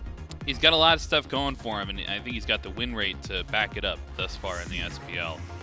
You see a first pick from the Leviathans. We see the bans come through as well as they finish out. We're not going to be able to see that set or that Amaterasu here in game number 2, but that leaves some notable picks unbanned. We talked about the Chernobog, another one of those unbanned picks in game number 2 here, that Olorun going towards the side of the Styx Ferrymen. Now, automatically, I've got a red flag that just went up for me, Mifflin, and that red flag is that they have potentially just picked 2 magical side laners.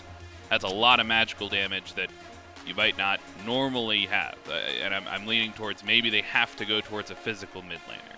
And I think Paul's certainly capable of that exact style of play too. I mean, if Pele is going to maintain availability going to the next round of picks for the Ferrymen, wouldn't be overly surprised to see that locked in.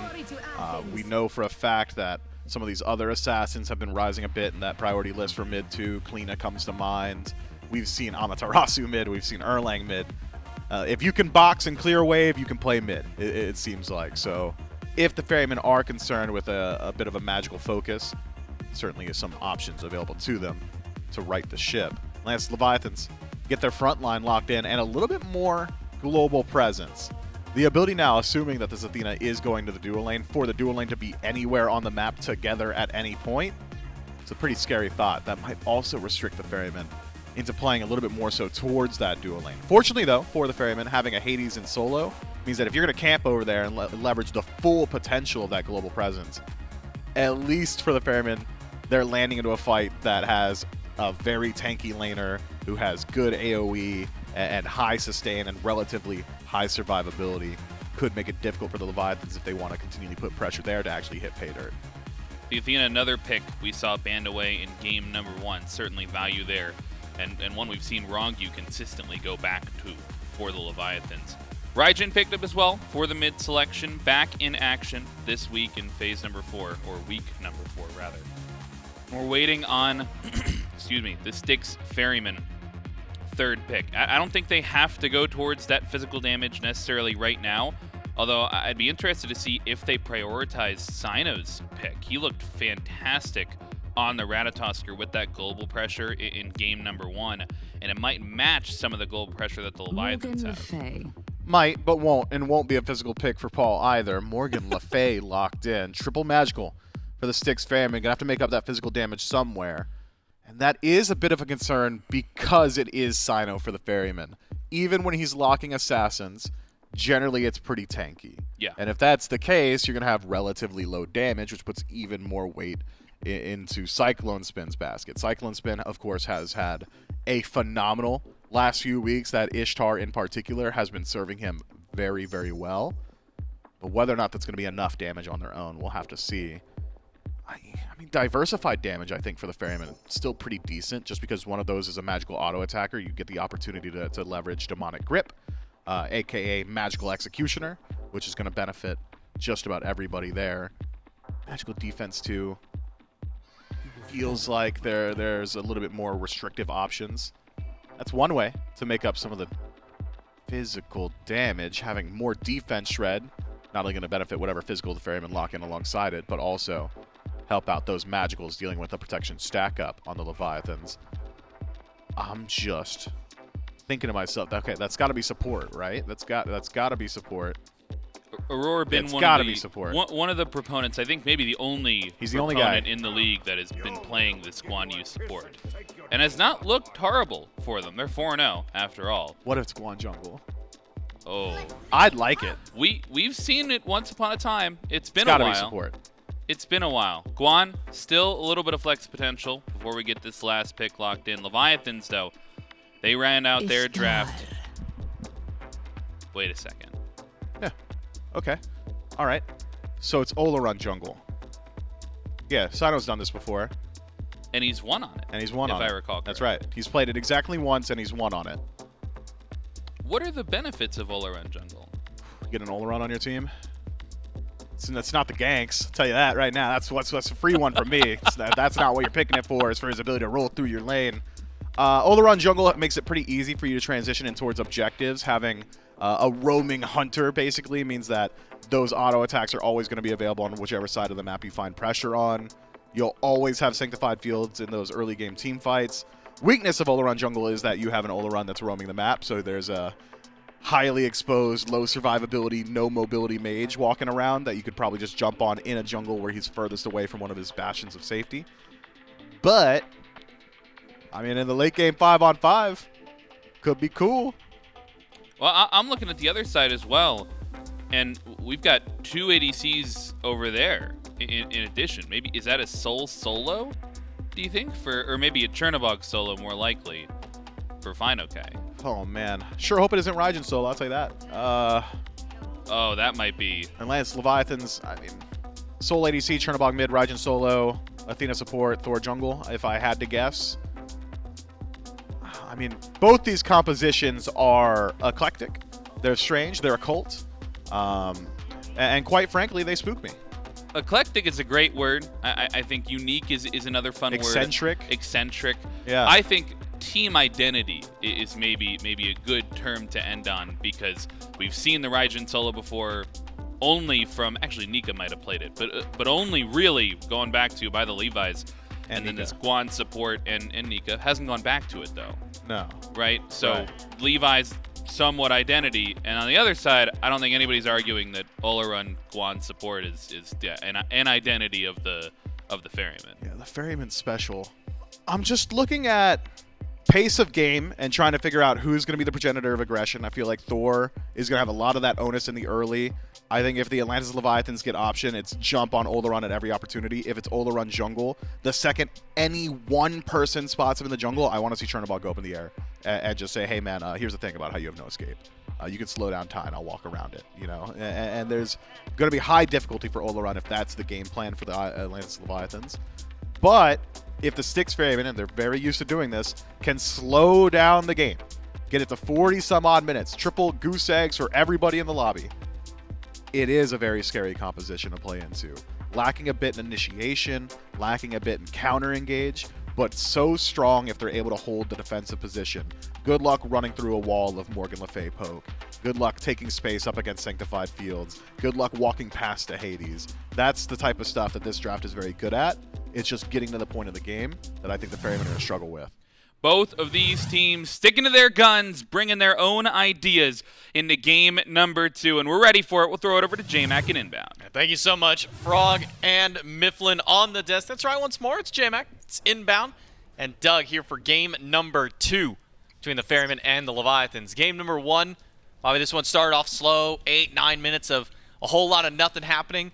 Leviathans pull a Fury, and then immediately get punished right after. Styx Ferrymen get 3 kills, and then start their spiral out of control. We saw a bit of bounce back from Leviathans towards about that 30-minute mark once that EFG came up. But outside of that, it was a lot of control for the Ferrymen. Is that maybe kind of the expected similar pace that we're expecting here in game 2? I think just seeing how they played that first game, we should expect another slow kind of build up to this game. And then objectives start to get played with, and that's, I think, the time when these games are going to start popping off. I think both of these teams have established that they don't really care to do too much pre-5 minutes, I would say, at the minimum. The junglers don't look to gank too much. They want to farm for 5. I mean, especially this game. Thor ganks pretty well pre-5, but he wants 5. Cyno on this Olorun does not gank even at 5, I don't think. I think he just wants to take fights. But I think we expect slower-paced games. And fineokay likes this Raijin, and I think he likes it a lot into this Hades matchup because he doesn't have to sit in the wave like he did with Alma.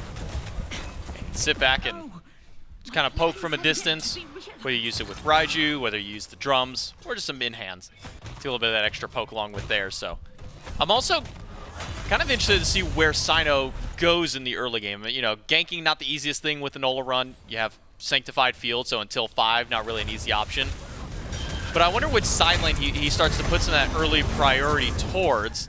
Because typically, when we watch the Ferryman game, Cyno, almost like clockwork, is over at shield buff. Last game, though, we saw him instead go to the opposite side of the map, head over to the cooldown buff, and tried to get Baskin a little bit ahead. Yeah, I think he's going to look to play it more towards duo this game. I think duo is something where you want to get the shield buff, and Cyno's already rotating to it. Last game, I don't think they cared too much for that duo pressure. This game, I think they wanted the duo pressure, especially into Soul. I mean, you think of Soul, she's a very strong character at this early portion with these auto attacks.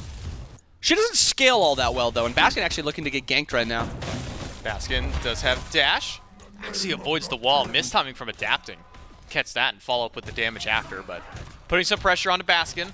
I think a safe call for the Leviathans early, not going for a full commit, but just showing some presence on that side of the map, because the important thing is that last time, Baskin essentially got to kind of free cast in the Soul lane for the first 12 to 15 levels of the game, and then just join these team fights afterwards. There's something that you point out, and something I'll kind of divert your way in a moment. Baskin loses out on his beads. Hammer doesn't connect with the double tap, so Baskin fine, but down a relic. But going, at least to what you were kind of pointing out towards me, Gilded Arrow for Cyno in the jungle. A bit of an odd pick there. It really is just Olo clear is so good, you don't even need the jungle, or the actual jungle clearing item. And when you get to that Diamond Arrow spike, there's very few starters that spike like a Diamond Arrow Olorun. He gets 80 auto attack damage, and as a magical, that's equivalent on your autos to almost like 400 power, something like that. And it's actually just crazy damage you get. And that's why you see a lot of, these magical ADCs go for that Diamond Arrow. It's just so much extra damage on your auto attacks. It makes you actually kind of auto like a hunter, even as a magical god. And so that's why I think he's fine having slightly worse clear. It's really not going to be bothered all that much. Even after Olo's nerf, I don't think the clear takes that big of a nerf. And once he finishes this, Telkines, I think this, yes, he's level 5, but I think Olo wants that Telkines before he really wants to fight. Yes, he's strong in his ult, but he needs that extra, auto attack augmentation just to do some damage on the actual enemies. Wow. It's all right. You were able to get there, and that's the important Eventually. part. Now, I kind of want to maybe point towards adapting now. Not to say for anything that he's building, but more so kind of the momentum for adapting this game. It was talked about on the desk where the Ferrymen, maybe not the best fighting in the early game, want to wait until that 25, 30-minute point of the game, get that team fight kind of kicking up. So for adapting, we already see him starting to get active. Maybe he's already answering my own question. Dash from Baskin.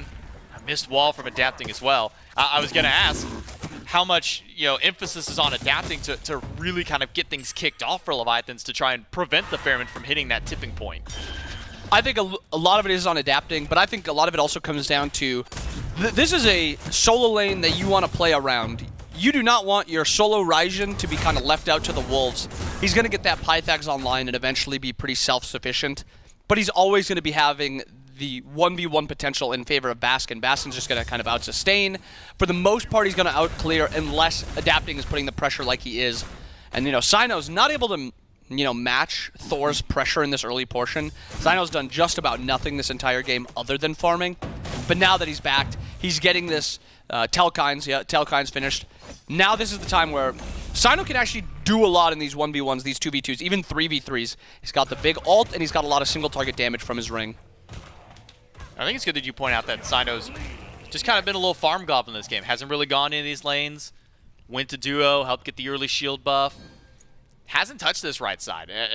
We're on the flip side. We've seen adapting now commit 1 ult, and if I'm not mistaken, at least 2 other ganks towards that lane. So 3 times adapting has struck towards Baskin's side, but every single one, aside from the very first that got beads, he's come up empty-handed. So haven't really seen the fruits of adapting's labors just yet, where as Cyno on the opposite end has just stuck to the farm. Make sure Baskin gets a buff. Make sure that he's clearing out his camps and just trying to get through a bit of the early game woes of the Olorun jungle. It still feels weird to say it, even though we're literally seeing it on screen and he's already done it once before. That's the weirdest part is, this is not the first Olorun jungle we've seen from Cyno. No, he played it before, he won with it. He obviously thinks it's good if he's going back to it. But it's not a jungler that plays, well, I guess this is just a Cyno thing. Cyno just doesn't play gods that are just normal for that role, or he doesn't play them normally even if they are a normal god. Cyno's looking to play, I think, for these gold feeders. I think that is the portion where he's like, this is where I want to go. I'm going to be here at this point. Let's burn this objective. And then when you get to late game, there's always a benefit to having an Olorun late game, as Miff said on the desk. So at that point then, when is the trigger for that first Gold Fury? Is it, okay, now I'm level 7, I've got my Telkines, I've got my first Power Spike. Do you go to the Gold Fury now? Do you maybe try and go to a lane and get some poke that direction? What's kind of that momentum shift for Cyno to go towards one of these objectives like this Gold Fury? As we see Ultimate's traded out in solo. fineokay losing a hefty chunk of HP up against Baskin, but kind of going back to, I mean, what is that point for Cyno? Is it now? Is it wait a few more minutes? I think it's definitely wait a few more minutes, especially with how strong Soul is in Duo right now. Full Telekines. Cyclone doesn't even have his dev stacked yet, only 20 stacks. This is not the point that you want to be fighting at, and actually looking to gank on Cyclone. Cyclone forced out, no beads, and he just gets taunted and killed. Ronnie, nice dash taunt, punishing Cyclone, no beads, down another 90 seconds. And I'm honestly surprised that this Athena even got through. I mean, this has been one of the top 3 pick ban gods over the course of this regular phase. And almost every single time he goes into Rongyu's hands, he just has a stellar performance on it, has really kind of brought this god back to the forefront, along with a few of the other supports here on the map. So seeing him get this pick, and also the fact that Cyclone's beads were down, just the strength of that Athena, man. Dash taunt, sometimes it doesn't even matter if there's follow-up. You just do not want to deal with that kind of CC.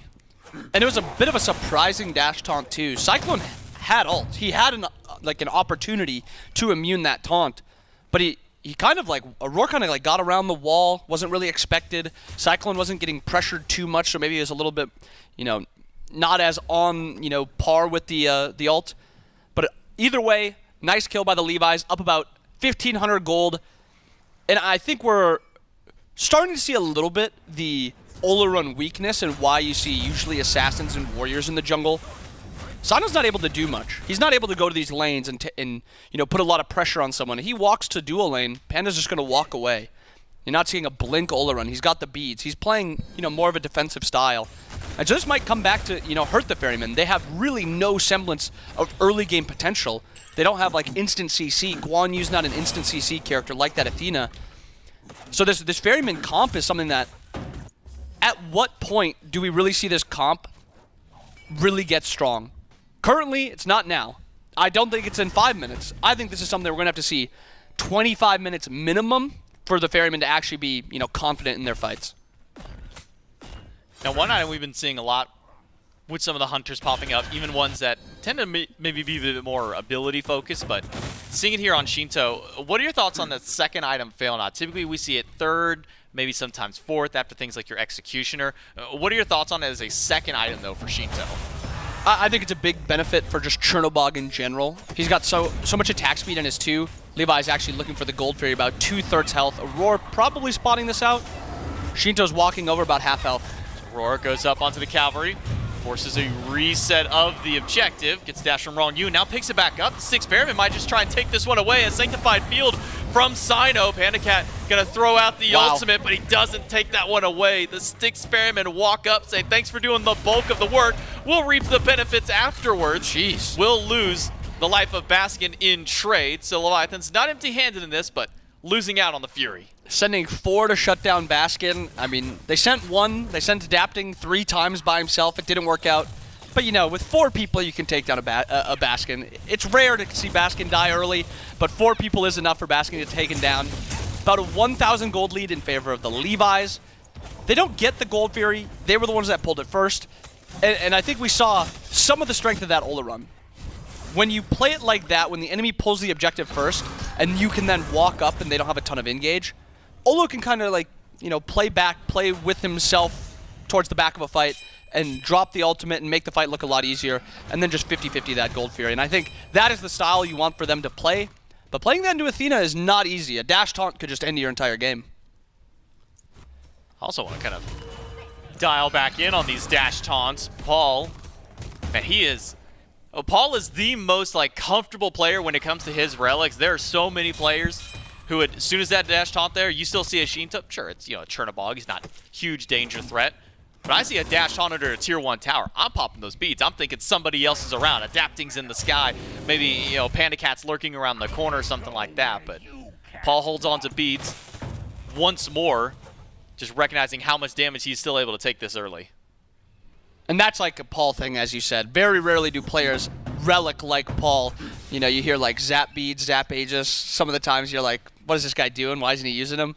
Paul's kind of the optimized Zapman relicer, where he uses relics incredibly well. A lot of times he saves them and it looks great. Zapman has those too sometimes, but he also has times where he should just use relics and he dies. Going back to your fail nut question with Chernobog, though, Chernobog is a character where he's got so much attack speed in his 2 that he can opt for this cooldown crit item. Cyclone getting gone on a little bit. Ult's double 4. Cyclone down to half health. Actually, trades out a lot of damage, but Panda's just going to sustain that back up. Cyclone ult is forced. Did hold the beads, though. Fail not. It gives a lot of cooldown. Allows you to use your relics. Go, and there's another fight happening. What do you got here? Well, Cyno gets taunted in, holds on to his beads, but a dunk by Adapting forces these ones out, but there's not enough HP on the health bar of Cyno. He will fall, and Paul picks up a solo kill on Sheento in mid, all the while the Styx Ferrymen, while they lose out on the left side, Paul makes it all on his own here in mid, takes down one, Adapting rotating over, does get the wall on Paul, and with fineokay nearby, rotating out, Paul tries to run to any safety he can, but he's just buying time. Thunder Crash in by fineokay. Paul will turn around and fight a bit, but will go down at the end of the day. It's a killing spree already for Adapting. And Adapting is kind of making his mark in this game. A lot of ganks in solo lane. Maybe they didn't work out all too well, but then he gets the kill onto Baskin earlier.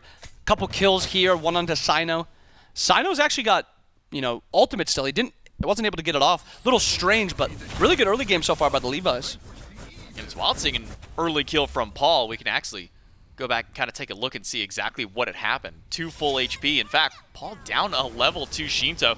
Just lands with an easy peasy full combo. Actually waits out the dash from Sheento. Even one Aegis, or one hit Aegis out there, still enough damage. Now chase on the CycloneSpin. Does have his beads. Instead, ultimate perfectly on time to get away from there. But it's another member of the Leviathans there. Gets away from the root. Sheento, not enough to take down CycloneSpin, but once more forcing the Hunter back to base. So much pressure onto Cyclone, and he still only died one time. Absolutely phenomenal ult, phenomenal beads. If he plays that just about any other way, we're talking about, you know, Panda getting the kill or somebody else getting the kill. Cyno now being, or Cyclone being 0-2, down 3 levels maybe even. But Cyclone, he's done it before. He's also, just like Paul, a really good relic user.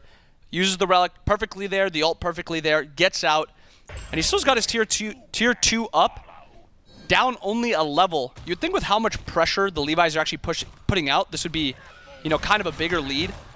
But it's only 4 kills, but they've got 3k gold with those 4 kills. Yeah, but those three of those 4 kills, I should say, are on the back of Adapting, and that's where, for a moment, some of that lead was really coming up here for Leviathans. About 11.5 over Cyno. PandaCat should be taking over to 14 soon. We might see some threat that direction towards him. Styx Ferrymen on the bit of the back foot right now. The pressure from Adapting and this essentially kind of triple global comp has really caught the Ferrymen off guard as yet another Fury. The Leviathans start, but the Styx Ferrymen are nowhere to be seen this time. It's Adapting standing in mid and Ronngyu over to the right side. As Pyromancer started by the Ferryman to try and answer back. Leviathans have one objective. Aror gets the stun. The Ferryman get the Pyromancer, and it will be a kill on a Ronngyu. Sheento, though, is still in the middle of everybody.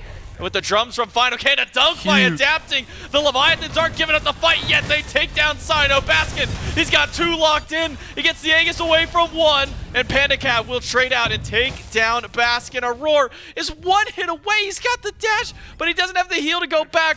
We'll have the path cut off by Adapting and fineokay, and it's Adapting with the kill. Cyclone was getting pressured a little bit there too, but Cyclone actually got that kill. And he's actually kind of back into this game, now only down, you know, it was just about even, but now he's down only half a level now instead of almost a level and a half. Big shutdown kill for Cyclone. Overall, that was kind of the perfect fight for the Ferrymen, and even that fight didn't go all too well. You know, Cyno got a massive ult out, and actually, Athena ulting down into Paul. Paul, beads, Aegis are up. Beads, Aegis are used, getting low. Adapting a little bit of off on that wall, but not enough. Still gets the kill. Paul taken down, now 1-2-2 on the Morgan, and Adapting 5-0-3 on the Thor, a part of every single kill this game. Yeah, Adapting really having a bit of a legacy game on the Thor. It started out a bit rough, trying to go for these ganks against Baskin, but finally gets it done over in dual lane and has now just been sweeping his way across this map, picking off these crucial targets of the Ferrymen. The Leviathans now at this tier 1 tower push their lead to about a 4,000 point and starting to group up towards the right side. This would be a very early fire giant. Ward is removed away. Aror steps up. But the fire has already been started. Taunt misses from Ronngyu. Damage there from fineokay. But it just seems to be a bait from the Leviathans. See if they can pull any Ferrymen out of position. And I think entirely that was their plan all along is, let's just do this fire giant. If somebody comes, we're going to dash taunt them. If a fight breaks out, we have Sheento's ult. And really brilliant kind of macro here by the Levi's to, you know, put this Chernobog over in duo lane. We've talked about it a lot recently with the Ferrymen kind of having really smart macro with where they put their lane players. You know, you have the global in left lane now. If a fight breaks out in right, this could be a 5v4 in no time. Cyno shows up, tier 2 at half HP. Baskin goes in, gets taunted. Loses beads instantly, as well as about half of his HP. Small heal from Cyno will keep him alive for a short while. But it's still just going to be that potential man advantage should Sheento use that Living Nightmare, jump over to the side. Aror goes in for the instant stun on a fineokay. Good damage follow-up from Paul and Cyno. Takes fineokay out of the fight for the time being. Meanwhile, Sheento still just keeping Cyclone pushed under that tier 2 tower. Styx Ferrymen don't get anything in the fight just yet, but they keep both of their towers that were under siege alive. Something you pointed out to me. Wingblade from Cyno picked up. Must be just for the, you know, Raijin poke. If Raijin ever tosses the 2 onto Olorun, he gets that burst movement speed. Not a ton of slows on the Levi's comp. I mean, I guess Chernobog also has it on his 1. Athena's rarely ever hitting you with a 3 unless she's dash taunting, and at that point you're just beadsing anyway. So, slightly more defensive now with this Olorun. Not as much damage, but a lot more survivable with this Wingblade. Fire started up once more. Auror's the only one nearby. Gets taunted back by Ronngyu. Ultimate still down for the time, but has plenty of defense to stay alive. Now Baskin can take his spot as that front line for the Ferrymen, but Baskin's not super tanky himself. Does get stunned, hit by the hammer, a crash in by fineokay, and an ultimate in response. Baskin nearly down, and a dunk from adapting should shoot the dog, but he doesn't get the actual damage off. Instead, it's used beads and Aegis to get out of the fight. Now the Leviathans funnel back in one by one to try and keep the Ferrymen pushed out, but 3 of the 6 Ferrymen on low health bars, all forced back to base.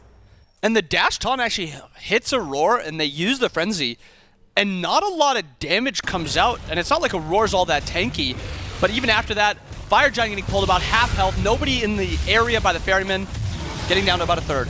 Paul is here, does get some damage on a fineokay, uses his ultimate in response, crashing by fineokay, but fineokay's already used everything he's got in the tank. Now let's turn back towards Aror. The Fire Giant goes to Leviathan, but Ronngyu is not out of this fight. He is instead gone entirely. It's CycloneSpin who gets the kill, but the Leviathans got what they were looking for. They started up this fire multiple times and finally hit pay dirt.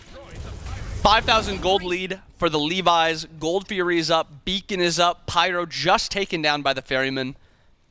Now it comes down to, was this Fire Giant worth? Yes, they got it. Yes, Ronnie was the only one that was taken down. But there's 3 other objectives up on the map that the Ferrymen are going to be able to get and kind of get themselves back into this game. 4K gold lead, Fire Giant in the back pocket of the Levi's. And we have Sheento with a 4th item Deathbringer after the Fail Knot.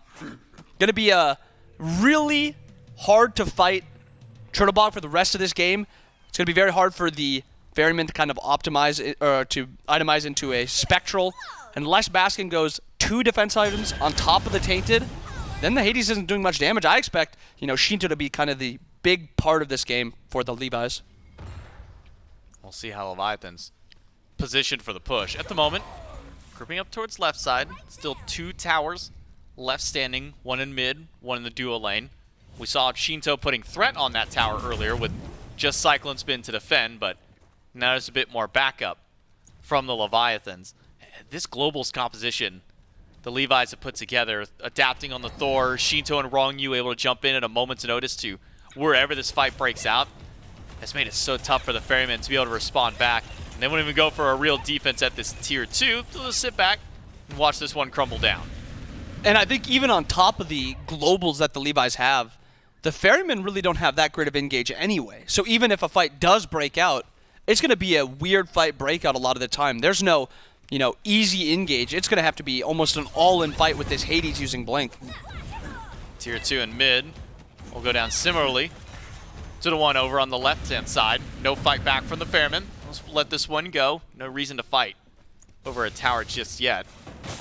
And with it, Leviathans don't really seem interested in going for a Phoenix just yet. Might group up, might try and posture towards one or the other. Might not have that opportunity to really push in just yet. Not really too many level 20 power spikes just yet on Leviathan's side. I believe it's only Sheento who's upgraded his starter for himself. Ronngyu got his to get that extra little push with the war flag or the war banner. Six Ferrymen just spread out their defenses, show some presence, and that's enough for Leviathans to pull back for the time. No real seeds to the Phoenix just yet. And with only a minute on fire, they're going to be looking to clear out their own jungle and then getting ready for this next Fire Giant. They wiped out all the towers, even with that Fire Giant. It actually looks like they've got a little bit of a grouping happening here. 3 strong, and Sheento can ult over whenever. Just be fineokay, not with them. They're going to need Sheento here soon. PandaCat doesn't lose out on anything this time. Ult from CycloneSpin. Caught inside the sap right now. Ronngyu can maybe turn towards one of them instead. Taunt towards Cyno, who's holding on to beads and Aegis, but needs to use them now. Maybe a dunk in from adapting will get the job going. Baskin, quarter HP and caught out with no one left to help him. The Leviathans pick off one, and Cyno's low. He can't even go back. He's got to walk all the way to the fountain if he wants to get his health back. This is just going to open the door for Leviathans to take the bird. Bird already down to about a quarter. Little bit of damage, actually a lot of damage on a Cyclone. Aegis forced. Raijin, a little bit of damage. Is it enough? Raijin just barely lives, but Cyno taking down instead, but a lot of damage actually returned onto the Levi's, all of them really low. Also, Aror also taking a lot of damage, barely getting out. A lot of people getting out 1 health on both sides. But the important part is, left Phoenix down for the Levi's, Fire Giant up in about a minute. Great time for them to set up for this next Fire Giant. Paul may be looking for something on Sheento here, though. Sheento caught by 1 ability, the other 2 just missing out, so Paul not able to force the relic that he was hoping. Aegis still there for Sheento just in case, but not something you want to use when you're just walking back after such a huge victory, taking out that left Phoenix. And I think we saw the problem with the Ferryman's comp when they tried to chase down. Cyclone was forced to dash in and then ult, and even after he used both of those abilities, the Levi's just kept walking away. And at that point, the Ferrymen have overcommitted. They don't really have that great engage chase down potential. And the Levi's, on the exact opposite hand, have some of the easiest and best engage with a dash Athena taunt, Thor ult. Even Raijin can kind of, you know, toss his 2 in and then dash in because he's got the double relics for safety.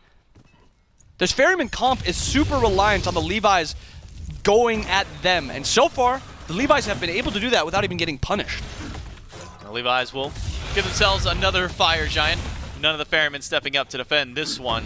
A 24-minute fire now for the Leviathans. CycloneSpin just clearing out some fire minions on left side.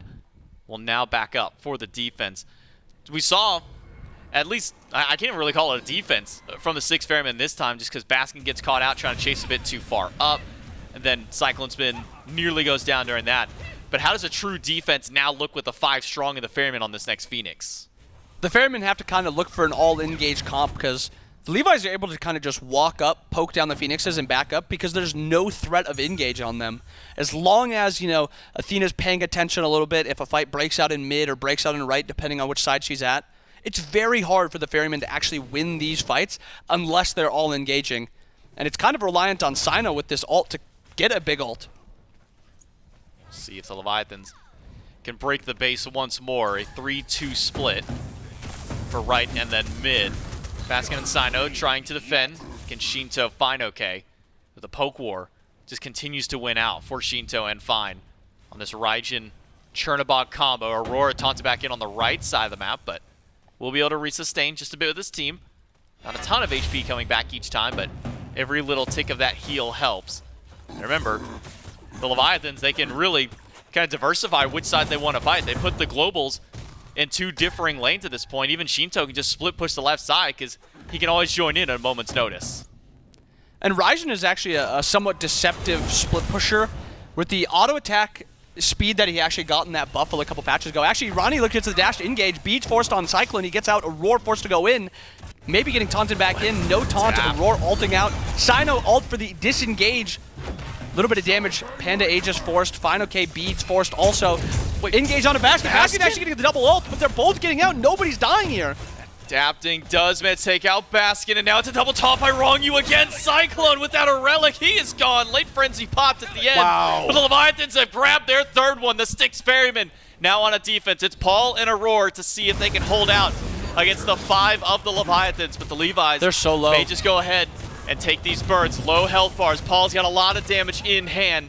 Is that enough of a Ronnie threat has ult. for the Leviathans to back away, though? Aurora doesn't have ult yet. Paul's still waiting on his. Adapting tries, but Paul's got a lot of damage. fineokay is nearly gone. It's a dash in by Aurora to get the job done. It's a 2v5 defense. Now it's going to be a 1v4. Can Paul get the job done? He gets the knockup on towards one Ult soon. person. He's back to full HP going in. It's a dunk by Adapting, soon enough. but the Titan is as good as done. The Leviathans tie up the set. This game really comes down to just comp diff. This Levi's comp was thoroughly thought out. A lot of strengths in the comp, a lot of ways to play the comp. The Ferrymen need a way to engage in these fights. You saw in way too many of these fights, they're actually going pretty close, but there's just nothing the Ferrymen can do to continuously chasing in the fight. A lot of times Baskin is just forced into dashing in and almost just trading himself out just for some damage. Yeah, I think you kind of put it strong between you and the desk at the very beginning, which there's none of that initial kind of immediate CC to start one of these fights out. What are you going to do? What? Jump in with an Olorun and, woo, I hit a little knockup. Cool, that's a great way to start. Not a fun one to go towards. Baskin doesn't have the immediate unless he, as you say, expends that dash in there, and then Aurora has to immediately cancel ult. So just such a tough one for the Ferrymen to try and fight back in. And more than anything, I guess just the lead that the Leviathans established so early in this game. Yeah, the Levi's had that lead early game. Slowly but surely, they're pushing their lead along. Ferrymen have a couple fight back opportunities. They play it pretty well. Again, I think the comp just needs some sort of CC somewhere.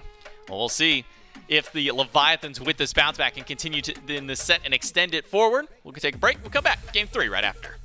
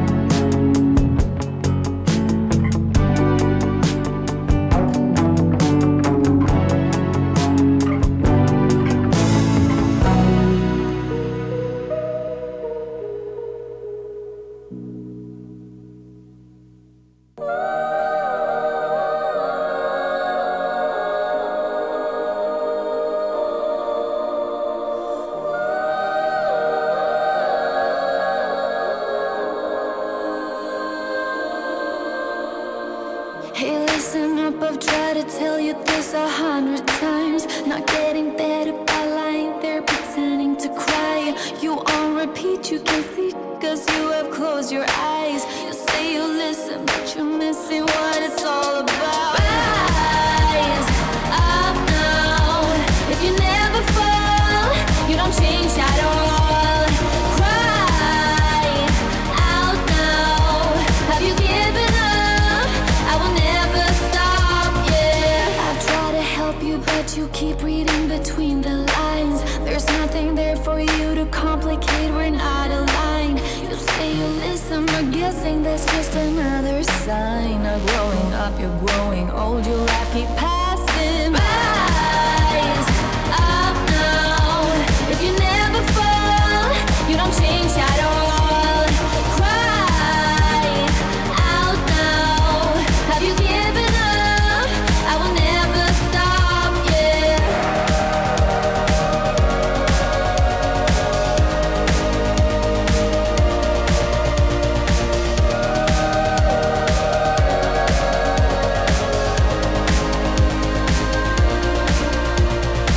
Now if you break it, I can take it. I don't need a prize. Leave out the fact that I...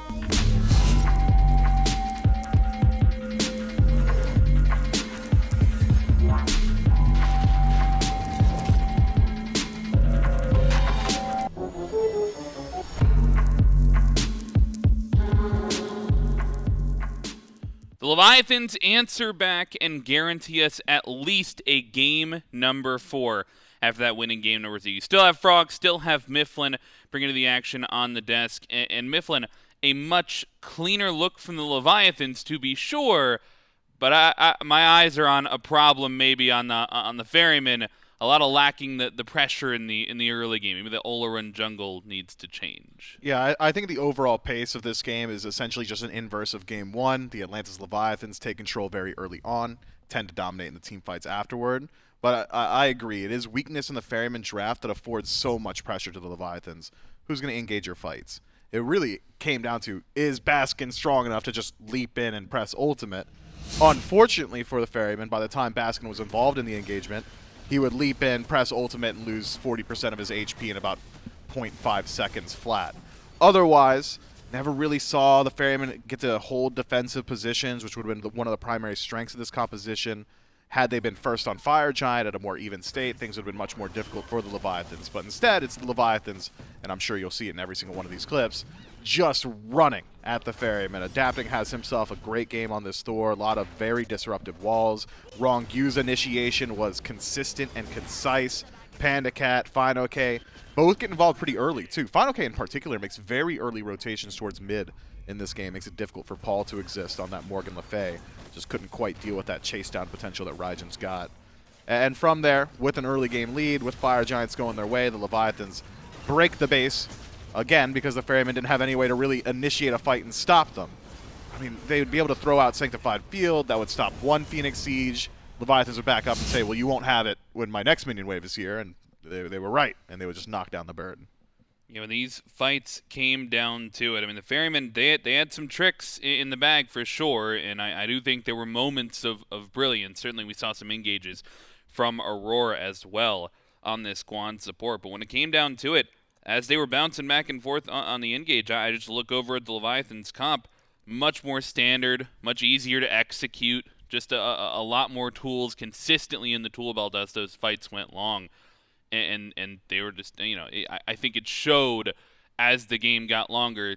The Styx Ferrymen, especially when they got to those middling Fire Giants and we had the back and forth fights, the Ferrymen did not have that early lead to fall back on. No, they didn't. And if you look at just the damage numbers, anecdotal as they are, doubled up in both solo and jungle were the Ferrymen. Right. So if we're talking about relative output, Leviathans just simply had more damage to play with. We're going to find more kills. We're going to have a bit more of a lead, a bit more rotation potential. I don't hate the Ferryman composition top to bottom. I don't even hate the idea of running that many magical picks. I just would like to see someone that could get aggressive, be that bridge selection to get that composition into the late game. Just someone playing spoiler to ganks or playing spoiler to aggression, and it didn't feel like the Ferryman had that. Yeah, I mean, it felt like a struggle for them to rotate around the map and make impact as well. As you mentioned, some of those fineokay early rotations. When the Raijin is making those early rotations, all of a sudden you have this extra force of damage, and you compare it to the mage out of the jungle on the other side. Immobile, just walking around.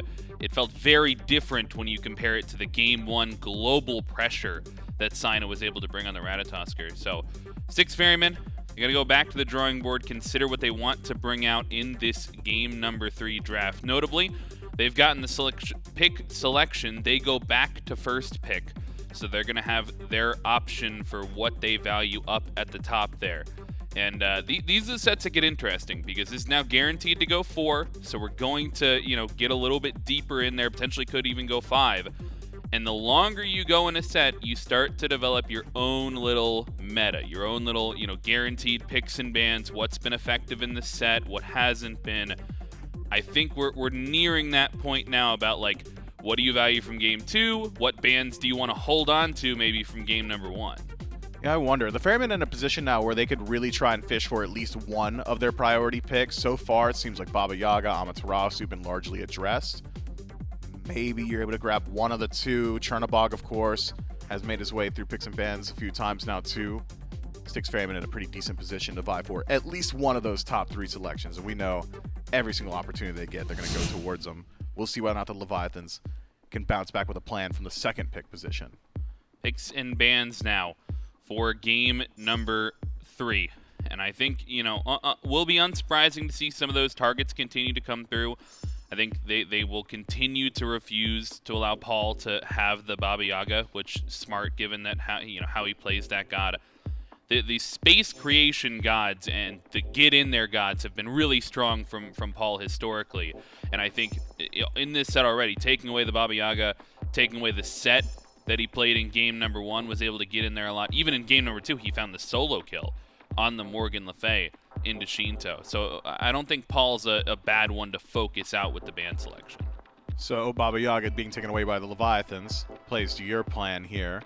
Now option Yemoja or Set, I think, probably being considered by the Leviathans in this ban slot, whichever one they don't address. Likely get taken. Instead, it's the Freya, shot towards CycloneSpin. This makes it a bit more difficult a decision now for the Styx Ferrymen. Which way do they go? In game 1, it was the Yemoja, and they'll be doing so once more in game 3. Good damage output, great wave pressure, good rotation potential, high sustain.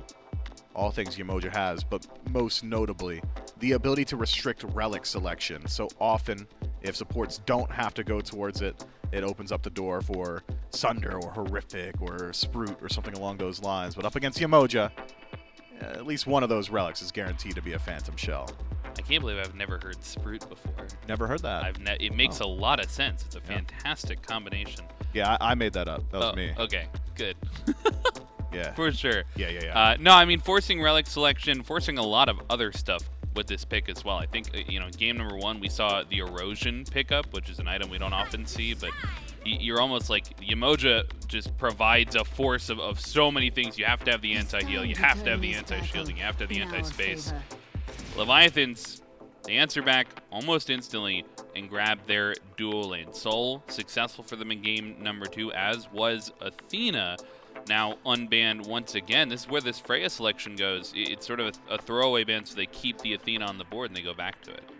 Now, Styx Ferrymen, if we're just going off priority list, Set Raijin, wouldn't hate that. Yemoja Set Raijin as a top 3 would be pretty strong. Doesn't shore up maybe some of the weaknesses that the Ferrymen had in the previous match, which was initiation, but I imagine Cyno in this position will likely be looking towards warrior jungles for some reason. Something about Surtur, something about Bellona starting to work its way through my mind. So the Ferrymen have a lot of really good options from here. But considering they've already seen the Freya ban on the side of the Leviathans and the Hunter is locked in, means that CycloneSpin's God Pool at risk now at being exposed a bit would force him down maybe into a more standard Hunter selection. Push come to shove, always has that Ishtar available. So it will be the set. Likely for mid. Has flexibility, could go jungle as well, but not exactly Cyno's God playstyle. And it's back to the Hades. Hades looks real good. I mean, that god is just incredibly strong. If you were to break down point by point exactly what he does, I mean, it is stifling, the amount of pressure he can pick up. And alongside Yemoja, he won't have to be the sole initiator for the Ferrymen.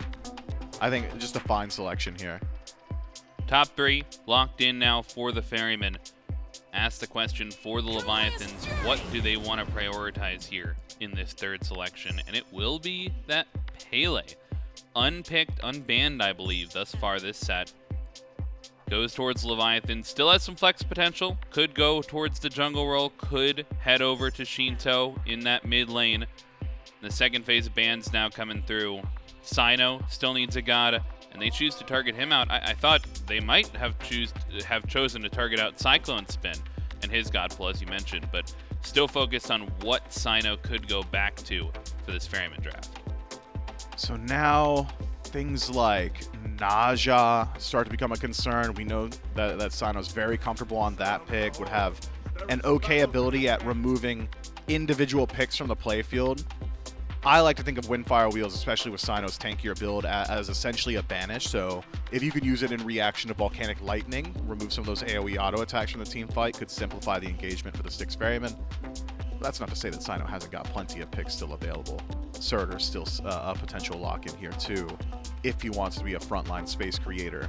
Looking at the dive potential already with just the set in Hades for the Ferryman, feels like any one of Cyno's aggressive selections would fit the composition very well. Atlantis Leviathans, on the other hand, I think have revealed their hand a bit with that Thor lock-in. Likely now we're looking at a Sheento Pele adapting Thor. Yep. Tons of global presence, great scaling come late game thanks to that soul ability to just shove down structures incredibly high. I'm not getting baited again. I'm not breaking down the Achilles until that god portrait's locked in with color. Yeah, this would be an interesting 2 lock-ins. Ishtar still available. If he wants to go the Hachi, a little bit of a different direction. Jing Wei now hovered. I'm with you. I'm convinced production is messing with us a little bit. But that's not the case. The Jing Wei gets locked in for CycloneSpin. And it's not the Achilles, it's the Osiris for Cyno on the Ferryman. Yeah, I mean, Osiris is... His day in the sun is long gone. My man has sunset a while back now. Still does have very high tankiness. The tether, of course, making him incredibly durable in the team fight. If you're going to go full tank, you can essentially, if you channel tether before Confound from Athena, just eat up the entirety of the Leviathan's ability pools. But I am just not a massive fan of the WM1 style picks right now. Things like Erlang Shen just have not been impressing me. Feels like Bakasura's fallen off a bit. Osiris, we're not in the mannequins meta anymore. Going to be a little bit more difficult for him to leverage the aggression that we used to associate with him back in like Season 8, Season 7. So if anyone's going to do it, it would be Cyno. I'll be watching it very closely. But even just speaking from my own personal jungle experience, I couldn't tell you exactly what is attracting Cyno to this pick into this matchup. There's not one pick on the other side where I'm thinking, yeah, man, I'm going to hit Sickle and just walk him down. Because I look at Soul, Disapparate's a great answer. Raijin, because your CC is so delayed on Osiris, even the fact that the pre-fire on Thunder Crash is so high, you don't exactly have anything to catch it out. So this Osiris could still dominate the early game. That is the potential of all those auto attackers, the WM1 assassins / junglers, is if I'm 2 levels up, eventually if I close gap, that's my win condition. Putting yourself in that position has been very rare on picks like this recently. Yeah, I'll be interested to see if we see, huge early game focus just from that Osiris, something like a Mannequins, which we haven't seen in a while. Just walk them down, try and take advantage of that Just first not 5 as good minutes. as it used to be. Right? I mean, Cyno certainly has faith in it, and I think we were all questioning the Nike the very first time that he picked that way back when, and certainly has found him some success over the years. We'll have to see how the Styx Ferrymen choose to play it out, especially through the early game. I'm looking back at the Leviathans draft. They hold on to that soul lane pick for the end. They basically test the Ferryman. They're like, we might go back to the Raijin. You can ban it if you want to. You've got first phase, you got second phase. You can value it if you really want to. And they just let him have it. They just let fineokay go back to the maybe non-traditional, closer to traditional at this point with how much it's getting played. They let him go back to it. They're not worried about the mage solo. No, I mean, it is lacking in initiation compared to other solo laners, but it makes up for it in poke potential and still has a certain degree of CC that's valuable in the team fight. Tycho drums from range, pulling people back in, still really good. Thunder Crash, if you're tanky enough to survive, it's still a great way to start up the fight too. Raiju, some of its changes now having damage on first tick, prevents blink, and then also has the slow. So CC's okay, it's just you're not going to have the same level of tanky bodies standing between me or standing between my back line and their front line. It's more so a front to back style. Yeah, I mean, I think the double mage solo maybe makes a little bit of room for it. Baskin routinely now going back towards this Hades. Has a lot of tankiness. I think we saw him struggle in game number 2, just trying to be the only one in there at times. Like you said, you know, get in there, blink or dash, and immediately channel the ultimate. Let's see how they adapt in the fight style, though. Game number 3, who can pull ahead and put themselves on match point? We've got it with the casters, J-Mac and Inbound. Yeah, thank you so much once more, Frog and Mifflin. Here in Game 3 with the Ferrymen and Leviathans, it's J-Mac, Inbound, and Doug back once more as we dive into this one. And I think the immediate one, it's one that was highlighted by Mifflin on the desk, and I think one that we'll probably keep an eye on throughout this entire game. It's Cyno on the Osiris. He, again, goes to another auto-attack style of jungler. I think that's now rounded with Bellona, Erlong, and Osiris. I think the only one we're missing is maybe Gilgamesh kind of in that conversation for those warrior jungle styles. But what are kind of your thoughts on it? We saw a massive swing of buffs and the spicy changes that came up for the Osiris before. I think a lot of people probably thought, yeah, Osiris is back. He's got, you know, cleave on his 1 to the minions. He's got a lot of extra stuff that got thrown into his kit. And we saw nothing from him. I think solo Osiris was somewhat expected. I think even after the buffs, Osiris in the jungle was not helped all too much, and I still don't think he's that strong. I would expect him to go this Atlantis, and I think with Atlantis, he's looking to kind of bully that early portion of the game. The power, attack speed, flat pen makes it so his abilities just, you know, threaten you a little bit harder, and his autos threaten you a little bit harder. But, you know, I'm kind of on the same train as Myth, the same train of thought as I don't get the Osiris entirely. I think you see the Erlang, and it's obvious. Erlang can force relics. He has that early game potential like Osiris. Osiris doesn't really force relics other than maybe Aegis if he does enough damage. So I am very curious how Cyno pilots it, how he builds, if he's going to go like Ada's full tank, or if he's going to go... And we have a first blood already? Cyclone already went down, beads were forced, and he still died. I mean, we talked about it at the beginning of the second game. Auto attack Soul with that arrow in that early portion of the game, she's throwing 80 fireballs at you, and you're going to get chunked quickly if you don't really react to it. I assume taunt happened, a lot of damage, and Cyclone got taken down. First blood goes to Ronnie, which is, you know, a lot of people want that first blood to go to ADCs, and I think it is very underrated when supports get that first blood. You compare now when these duo laners are going to get that Thebes finished. Ronnie's going to have it 300 gold, 400 gold earlier, and I mean, deservedly so, he got that first blood.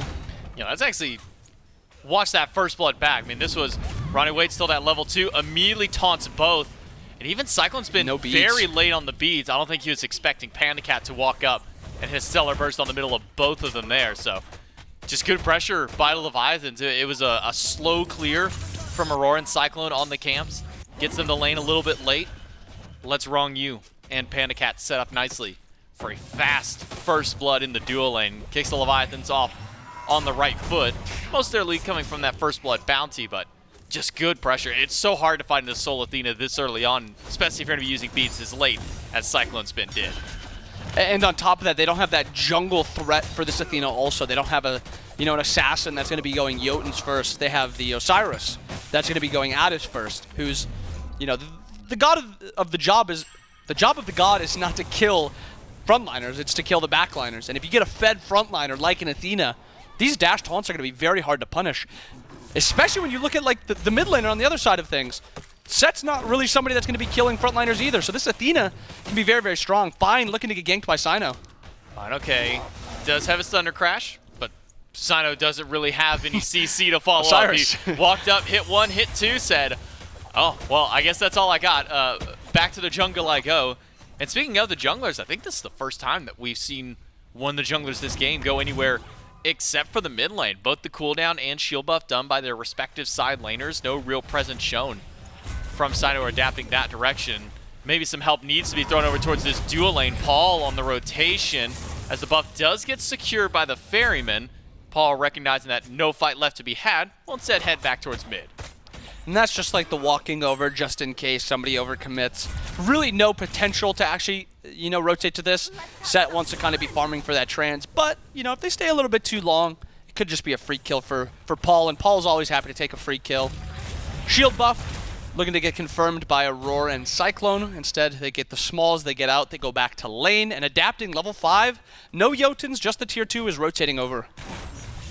Beads are back up for Cyclone. No level 5 for him or Aror, but adapting seems to just be interested with grabbing and confirming the shield buff for his team. Denying the XP to the Styx Ferrymen, just getting that for himself. Get back and try and get that Jotuns online. We'll see where Adapted decides to strike this game. Game number 2 on this Thor, it was right side. It was basket, basket, basket, basket. And eventually, it hits, but it takes a while. Ultimate from Aror used. Gets some strong poke against Ronngyu. Cyno dunks in, lands the ultimate, but Ronngyu goes to channel his own, but there's just a little too much damage. The return fire from the Ferryman get them their first kill of the game. And Ronnie actually, you know, got out of that Aror ult, but then he walked back up as Aror got that Omi regen from ultimate, and he was actually able to put a lot of damage onto Ronnie, and I don't think Ronnie expected that damage. Even after that first blood now, a return kill to the duo lane. Cyno does get it, but the assist goes to the duo lane. That lead that Ronnie kind of had from that early spike of getting that first blood is not gone, but it's definitely mitigated a little bit. That Thebes is actually finished at the exact same time. So that early blood maybe would have been a little bit better in Ronnie's hands, or in Panda's hands. Ult's traded out by Solo. And ultimate in from adapting, not quite enough to get Baskin. Does take the beads away from the Hades, and that is the important part. As Paul gets taunted back in, Sheento lands a knockup, but Paul is still going to stand his ground. In fact, just continuing to fight out that wave as Sheento pushes up. But one thing to note with the Adapting's gank is after all the fighting over on the left, it still hasn't gone back and gotten that Jotuns yet. And with an ult like Thor, who's not a normal 90-second cooldown ultimate, that Jotuns is usually expected before your first gank, so then that second gank can be just as quick as that first one. Unfortunately, though, forced to ult, well, maybe not forced to ult, looks for the play to be made, doesn't have the Jotuns, so a long cooldown now for adapting to not be entirely useful. Aror looking to out-secure on the purple buff, and he gets it again. Fortunately, he does pick it up. But I think Cyclone's fine with him picking up as long as he gets the objective, the purple buff objective. Shield buff looking to be gone on. And actually, Cyno rotating, big rotation here. But there's 2 more Leviathans chasing out afterwards. Cyclone low, forces the airstrike early. Taunt from Ronngyu and damage from Sheento. Gets a kill, but Cyno's able to trade and get one. Now with Paul here, he continues swiping away, pops the beads, dives in on top of Sheento, needs one more in hand, and that's gonna be one for the mid laner of the Ferrymen, one for each of the teams in there. And an extra one on top. The Styx Ferrymen come out in advantage with a 2-1 and a purple buff invade. Adapting, sitting back, tries to go for a mid camp, but Paul will teleport over the wall and even take that farm away. And maybe something sneaky that maybe goes by without getting noticed is Adapting still didn't have ult there. That comes from not having Jotuns when he went for that gank in right lane, in that solo lane. He actually doesn't have it in duo. So that's just a 4v3 almost for the Ferrymen, and a really big ult by Cyclone. Cyno also gets into the middle of that fight and gets the Judgment Tether off, reducing a lot of damage. And a little bit of a sneaky, you know, thing that's kind of snuck up on Osiris. His Judgment Tether also has the attack speed reduction, which is really relevant in this early portion of the game.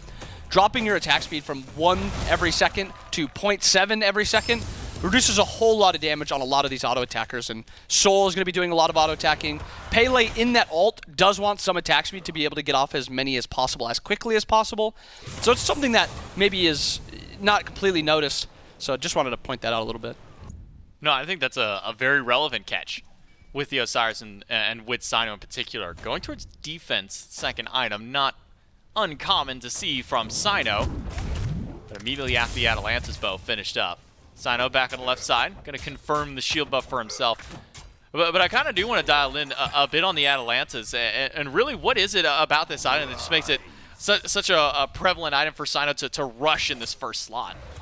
You think about those jungle warriors, and they like the power, they like the attack speed from that Golden Blade first item.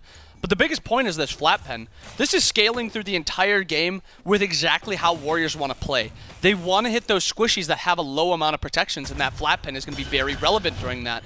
Yes, their clear might be slightly worse with no Golden Blade.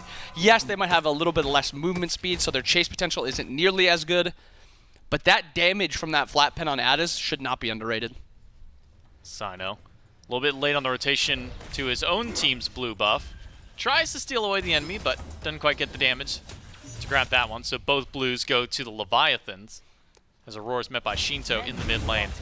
Though 2-0 with the 1 kill and 1 assist that Paul got, does manage to pull a small lead over Sheento in experience, even if the team on the overall is just a little bit behind in gold. The experience from the Styx Ferrymen, they're keeping them relevant. Cyno chased out. Sheento adapting though, not necessarily on the same page for that damage. We'll just throw out a bit of poke, send Cyno back to base, and now clear out the Harpies. Aurora standing by, but Aurora doesn't really have a whole lot of follow-up this time, just kind of scouting to see what the Leviathans are up to. This portion of the game is going to be a really awkward spot for both teams. They both got pretty tanky comps in regards to their 3v3s. Paul's not going to be doing, you know, as much damage as the Pele whale once he finishes the Jotuns because he went for the Sigil instead of Bluestone. You have the Osiris in jungle who's going to be a little bit more tanky. And then also you have Aurora and Yemoja who's a bit more of a defensive support even though she does have some more damage. So these fights are going to be a little bit slower, kind of poking your head in, seeing how the fight's going, backing up, going back in, poking a little bit more. It's not going to be those full all-in, somebody's getting one shot, unless relics are down. Baskin and fineokay fight over the cooldown buff. That one does go over to Fino. I see Leviathans group up around this green buff. It's already down, so not really anything Aurora can do except for throw some poke over the wall. I'm waiting to see where these junglers decide to get active. It's Cyno getting ultimate from a Jing who's gone over to the right side. Bead's gone from fineokay and an ultimate from Ronngyu. 2 of them just to make sure to bail out fineokay. He'll get back to base, but he's now down to Beads and his team down ultimates. And the Levi's a little bit on the back foot over on that side of the mat. fineokay, no mana, adapting, gets his ult forced right away. And actually, Sheento's looking to get gone on. Yemoja ult is up. Sheento taking a lot of damage. Ult is still available. He ults out. And Aurora has no other ability. Sheento plays that very well. Waits out the Yemoja ult, holds ultimate until that is over, and then ults out. And Ronnie should be fine here. Dash from Ronngyu, and fineokay's even joined the mid lane battle this time, but Paul's got some big damage, has to pop the beads because he's been pulled under tier 1 tower. Patient use until the very end there. Allows Paul to continue staying alive in the fight, doesn't have ultimate. But once more, an invade to the purple buff. PandaCat solos that one away from Cyclone, so more XP denied to the Hunter, the Ferryman, but in return, Cyno has stolen away a blue buff from fineokay and will just keep swinging away as fineokay bats some damage. Actually taunts him back in, but I don't know if you want to fully taunt Cyno at this point. No magic defense, but still tanky with that passive. And not a ton of power that fineokay has, so that damage is more a bunch of different a bunch of different types of damage that do 10 damage each. And actually, Levi's looking for the Gold Fury, already down to half. Fury falling. Leviathans do have the pressure in, but Aurora walks up, and even without ultimate, it's still just enough of a threat with the 3-man core of the Ferrymen stepping forward. So Leviathans do a bit of a heat check, see how much they can do in a short amount of time. It's a decent bit of burst, but just too much threat with Aurora nearby. Also, not having the true secure for a mage in mid makes it a little risky to be doing that. Usually you want to be finding these Gold Furies and these Pyros for free at that point, or where, you know, it's a fight you can take. So I don't mind the Levi's heat checking, like you said. It's something where you have a nice little lead right now. Why force it to a point where they could take the lead? Why not just hold it until it's a lot more guaranteed? So I like the play by the Levi's, and actually Athena ulting to right lane. Gonna see if they can maybe catch out Baskin. 2 versus 1.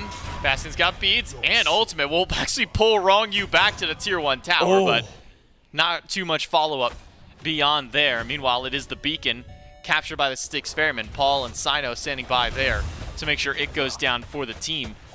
The Styx Ferrymen, even despite having the 1-kill lead up over Leviathans, haven't been able to pull the gold back their way just yet, even despite all the fighting that's been happening across the map. XP nearly even. Gold still only with that 1,000 range. And just the fun of solo lane. You get an ult, you throw an ult right back, you taunt back and forth between each other, but maybe it's to buy space for Sheento, who did rotate over, but didn't have a way back into this fight. And with these assassin mids, you usually see a lot more scuffles than you do like true quick fights. And I think we see both of that with these comps where people are poking their heads in, seeing how the fight's going. Nobody's taking a ton of damage. Cyno's playing something that doesn't have a ton of damage also. These fights until, you know, Ronnie gets that true Onk online, maybe that erosion also. It's going to be a lot harder for the Levi's to actually confirm kills just from the base defense from the fairies. And then also, Yemoja, ton of shielding, ton of healing, and then also has that Fey Blessed. So she's going to be really strong on the defensive side of things. I like that the Levi's are playing this slow. Wait for that Onk, wait for that erosion, and then start to take fights. So now, question does lead as to where does the next fight really break out? Because it's been a scuffle here and there, mostly in solo lane we're seeing the fights, a little bit in duo. The beacon is down at the moment in mid, so nothing really to fight over for there. Is the next big fight, at least for these two teams, or maybe the next big attempt at a fight, going to be around one of these objectives? Is it Gold Fury, Pyromancer? I mean, where do you kind of see the strengths for these two teams to fight in? Maybe adapting, looking for a fight in solo lane right now. He's kind of just standing around waiting for... That's the dash that he was waiting for. But can't even go for the dunk. Does land on top of Baskin. Gets the full combo with no beads. Baskin maybe not expecting that ult back, even with fineokay standing his ground. It's a turnaround for Leviathans, who have now tied up the kill count, but continue to hold on to that gold lead. Cyno dives in. Has to use the ultimate go back, but he's being taunted back in by Fino's ult. Is there enough damage in? With the help of Ronngyu, this should be another kill for the Leviathans, but with a roar by, that won't be enough. Gets beads away from fineokay, locks him inside, but there is the Phantom Shell to make sure the Leviathans can get out of this fight. And the Levi's are playing this early portion of this game kind of exactly how I'd expect it. This, right now, right before that gank happened in solo lane, is when this Ferryman comp is going to be very strong and a lot stronger than the Levi's comp because they have the Yemoja, they have a lot of healing, a lot of shielding. The Levi's, though, instead of fighting into that Yemoja, they just look for a bunch of ganks in solo lane. So they play away from the strength of the Ferryman, and they force fights where they're stronger. And, I mean, you think about Raijin at this point, Hades at this point. Raijin isn't even necessarily stronger, but a 2v1, you're just guaranteed to be stronger. And now the Ferrymen, there's kind of like a little bit of a clock ticking right now for them, where if they don't get something going right at this point before that Onk is finished, before that erosion is finished, they're going to have to play probably for at least 20-22 minutes until they can actually do something again.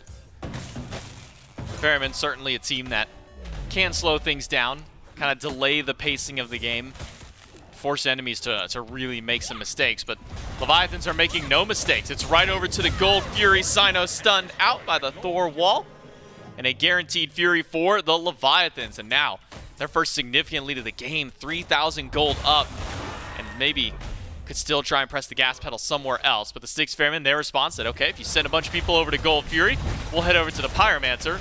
Spot out on a ward, but not much that Sheento can do. It's an objective trade out.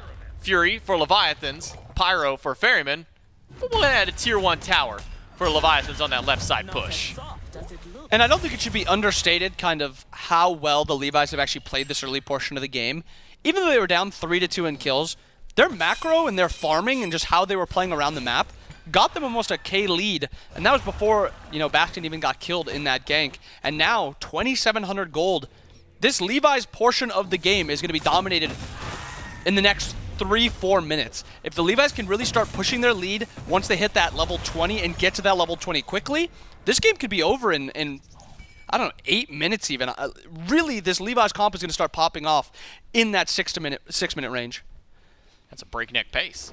It is. We see the Leviathans go that fast. The only other teams that are really kind of playing the game at that level of speed is really just the Oni Warriors, kind of one of those other top 3 teams out here. And we've seen some very fast games from that squad. Haven't quite seen it yet from Ferrymen and Leviathans. Typically at 28-30 is that benchmark that's been set for these two teams.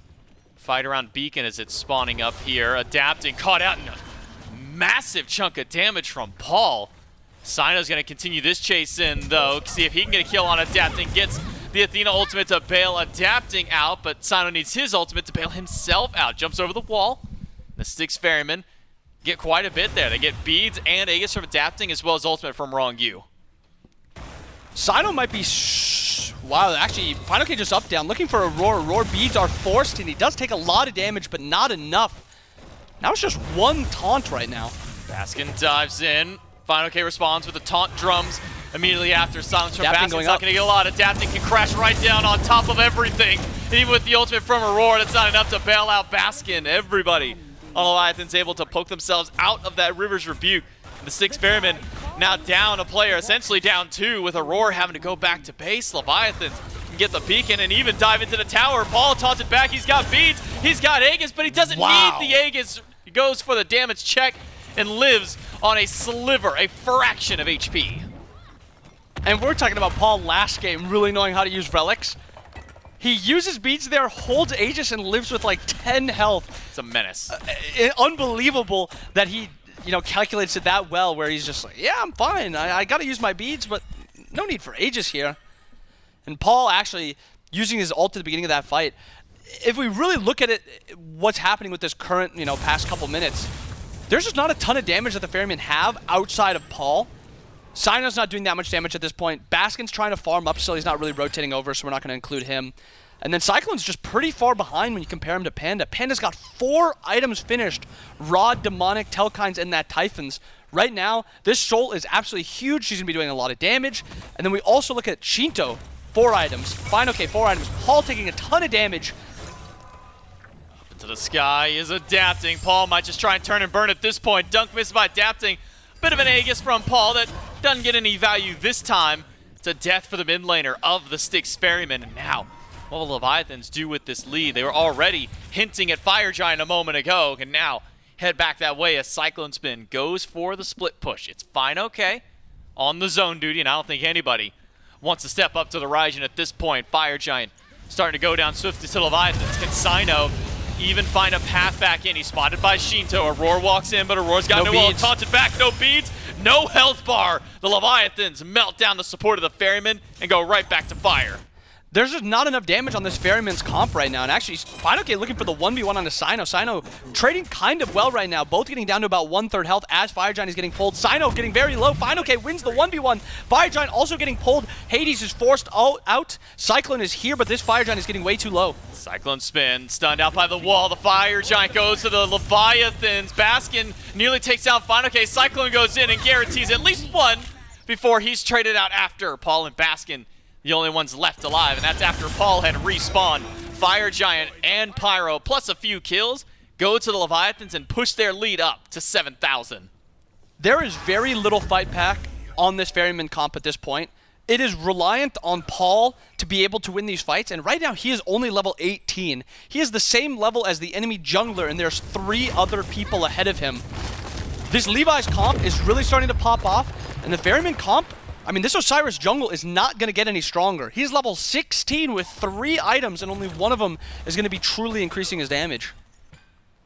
Now, Styx Ferrymen, only 2 towers left to defend, and their defense kind of almost feels like it's hinged off of Auror's ultimate more than anything. Baskin can walk up, but Baskin doesn't have defense. He's not very tanky. How crucial is it for the Styx Ferrymen to kind of almost play that counterpunch style against the Leviathans? How valuable is this ultimate from Aror on defense? The only way they win a fight under Phoenix is if Aror hits a massive ult or a massive 3. That is how reliant they are on Aror. There is so much pressure on him for the next, how long is Fire? 2.5 minutes. There's so much pressure on Aror for the next 2.5 minutes to keep them in this game. If he doesn't play nearly perfectly, Phoenixes are going down, and that FG is going to be threatened, and we're going to be seeing so much pressure in the favor of the Levi's. Levi's start to group up a little bit. 2 to left, 2 inside the mid jungle. Do see rotations in from fineokay, from adapting. Level 20s hit for a few of these players, so big power spikes for Leviathans. Cyno losing out in the 3v1, has to ultimate away from adapting Fino and Sheento. And that's going to be one more Osiris ult down. Cyno just trying to get any farm that he can, but with this many players walking him down, he can't defend tier 2 tower. He goes back to base, and it seems that both tier 2s will be forfeited to the Leviathans. Curious to see if the Leviathans opt for a more aggressive approach here. It looks like how they're pathing, they're going to be backing up, resetting, going for this Gold Fury. They still have a minute and a half left. I'd like to see them do this Gold Fury, reset if you have like a bunch of really strong spikes. If not, start putting pressure on the map again. Keep the Ferrymen, you know, kind of choked out, put them on the back foot, and just keep putting this pressure on. Don't stop because you're ahead. Keep pushing and end this game. We do see 2 head back to base immediately. Not a massive power spike for PandaCat, just tier 2, at least on the ring, but a spectral armor for Ronngyu. Not really dealing with any major crit just yet. I guess anticipating Cyclone's starter item that he has finally gotten online now, but that's the only crit that he's got unless he goes towards a Deathbringer last slot, but maybe that does dissuade him. Leviathans will go for the beacon cap, puts them on a bit of a timer if they go for it, if they try to end the game out, but instead we'll leave that one on the field. Not going to cap that one just yet. And do you kind of like this call? I mean, you're getting ready to set up for next fire. 3rd beacon's up there. You can send the Titans off. Are you a fan of the call that the Leviathans are making to just leave that one up? If they pushed it right now, it would just be going down mid, which I don't think they care about too much. It's not going to be putting enough pressure on the map. So I'm fine with them waiting for this, going for Fire Giant first, and then actually pushing with the Titan once they go for the Fire Giant time. I think that is the timing they should set up for. I think if they do it now, they're just going to be trying to force them down mid as they go for Fire Giant. But I'd rather have them push down mid with the Titan while having EFG or regular FG. Well, they will cap beacon, so 30 seconds on the clock. Then we'll see those Titans start to march down. The Leviathans can try and group up towards Fire Giant. Everybody on their side has the ability to at least upgrade their starters if they haven't already. I think Adapting the only one who hasn't gotten that Bumba sent back yet, but just needs a little bit more gold. Should be able to get it with this next wave and with this Pyromancer going down. Leviathans have complete control of the right side jungle. Styx Ferrymen not even in the same neighborhood at this point. 3 players sent to the left side. Aror gets spotted out by Sheento, but Aror manages to maintain his bubble even despite Sheento being there. It seems the knockup was just off the mark. Levi's 11k lead, not really extending their lead in the past couple minutes. I think they're happy with where they're at. Mid is going to be pushing down with that Titan. Fire Giant is spawning right now. They're happy to kind of play around this next Fire Giant. I think they played this a little too safe, because if this Fire Giant fight doesn't go very well for them, or the next siege doesn't go very well for them, depending on when the Ferrymen fight, this game could be even with that next EFG spawning. So defensive and I think safe, but sometimes safety isn't the best option. Titans do clash.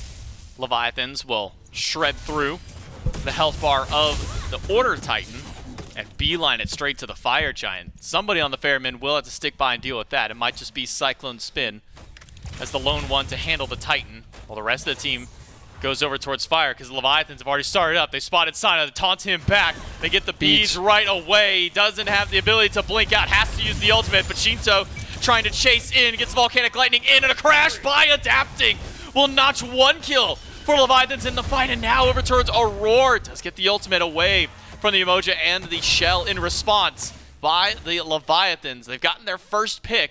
It's 40 seconds until Cyno's back. A lot used, though, by the Levi's, and Cyclone still has ult, still has double relics, and he's strong right now.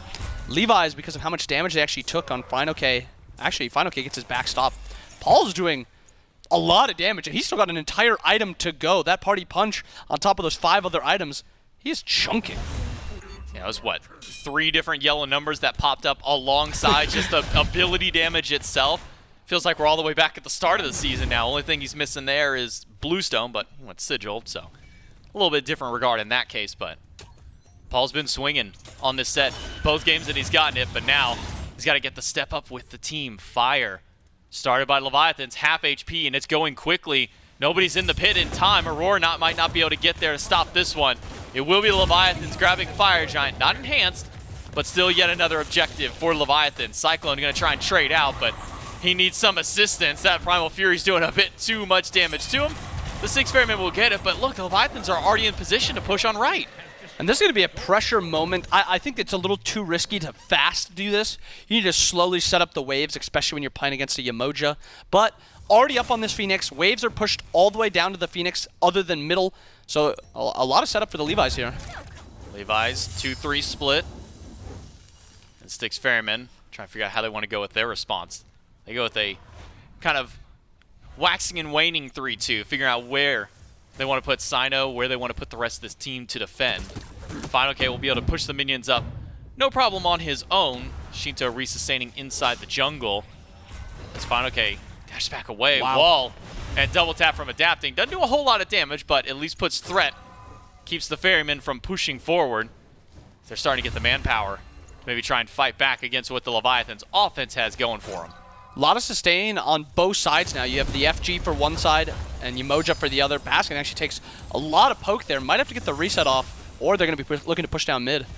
Cyno tries to step up. Taunt onto Aror. Not going to get anything beyond there. Cyno's walked up. Now has that kin size online, so a bit more damage for the Osiris, but similar levels of threat to fineokay. Do you see Sheento half held by Baskin? That might just send the Pele back for a moment. In fact, it's low health bars on the right side. Paul removes PandaCat. He's going to keep on going. Teleport around the wall, not available. It's an ultimate from fineokay in response. And adapting is in the sky, but where will he crash back? It's over towards mid just to deal with the wave. Might get caught out. He's already used the hammer. He gets the backup from Ronngyu, but the tether is already there from Cyno. Will find a stun on adapting. The wall, not quite enough, but Sheento, he's got the turnaround with the ultimate. Takes down Cyno as Baskin continues marching in. Cyclone low, Cyclone in the air. Baskin locks in 2, but the 2 are already able to get out of the circle. Taunts back up. This could be Ronnie looking to re-engage here. Actually, Sheento blinks in. A ton of damage on the Cyclone. Cyclone Aegis is forced, and now Hades forced out by himself. Paul plays incredibly well, and actually, Adapting looks to hammer on Paul. Paul Aegis is the damage. Adapting gets the auto off. Paul gets taken down. 2 for 1 after PandaCat is the first one down in that fight. And the Levi's, they get that Phoenix. They get a 2 for 1. This Fire Giant, maybe I misspoke. Maybe they were fine playing this safe. That siege looked pretty easy for them. Nearly got a second Phoenix as well, if not for the fact that Baskin showed up to keep Adapting from pushing alongside the wave. Pyromancer does go to the Leviathans once more, so another Runic Bomb in pocket for the Levi's team. Make sure that they can keep up their siege, but Fire Giant buff, only about a minute left, and massive power spikes coming online. Spectral armor for fineokay, and still for Ronngyu holding on to that stew for himself. Gonna see what other big spikes come through. Shogun's Kasari, that's the next one for Ronngyu. Got a bunch of auto attackers on the team. Go ahead and bolster that a little bit more. Always down for Shoguns, especially when it comes down to objectives and for sieging. Also, Panda died with both relics up there. He got poked down to about half, and then I think Paul's damage just completely surprised him, and it was a lot of damage, especially because he's still, I mean, 5 items deep. Maybe that party punch buff, putting it to 20%, or 30%, sorry, for physicals, that's just enough for Paul to be confident with his damage even at this point in the game. Once he finishes that, I don't know what the next item is he does. Maybe it's Serrated, Bloodforged, Titans, whatever it is he opts for. At that point, he'll be doing even more damage, and then we'll have a Paul running even more rampant. But set up for now, Levi's have the right Phoenix down, FG for another 1 second, and they're waiting for this Phoenix or for this Gold Beer to come up.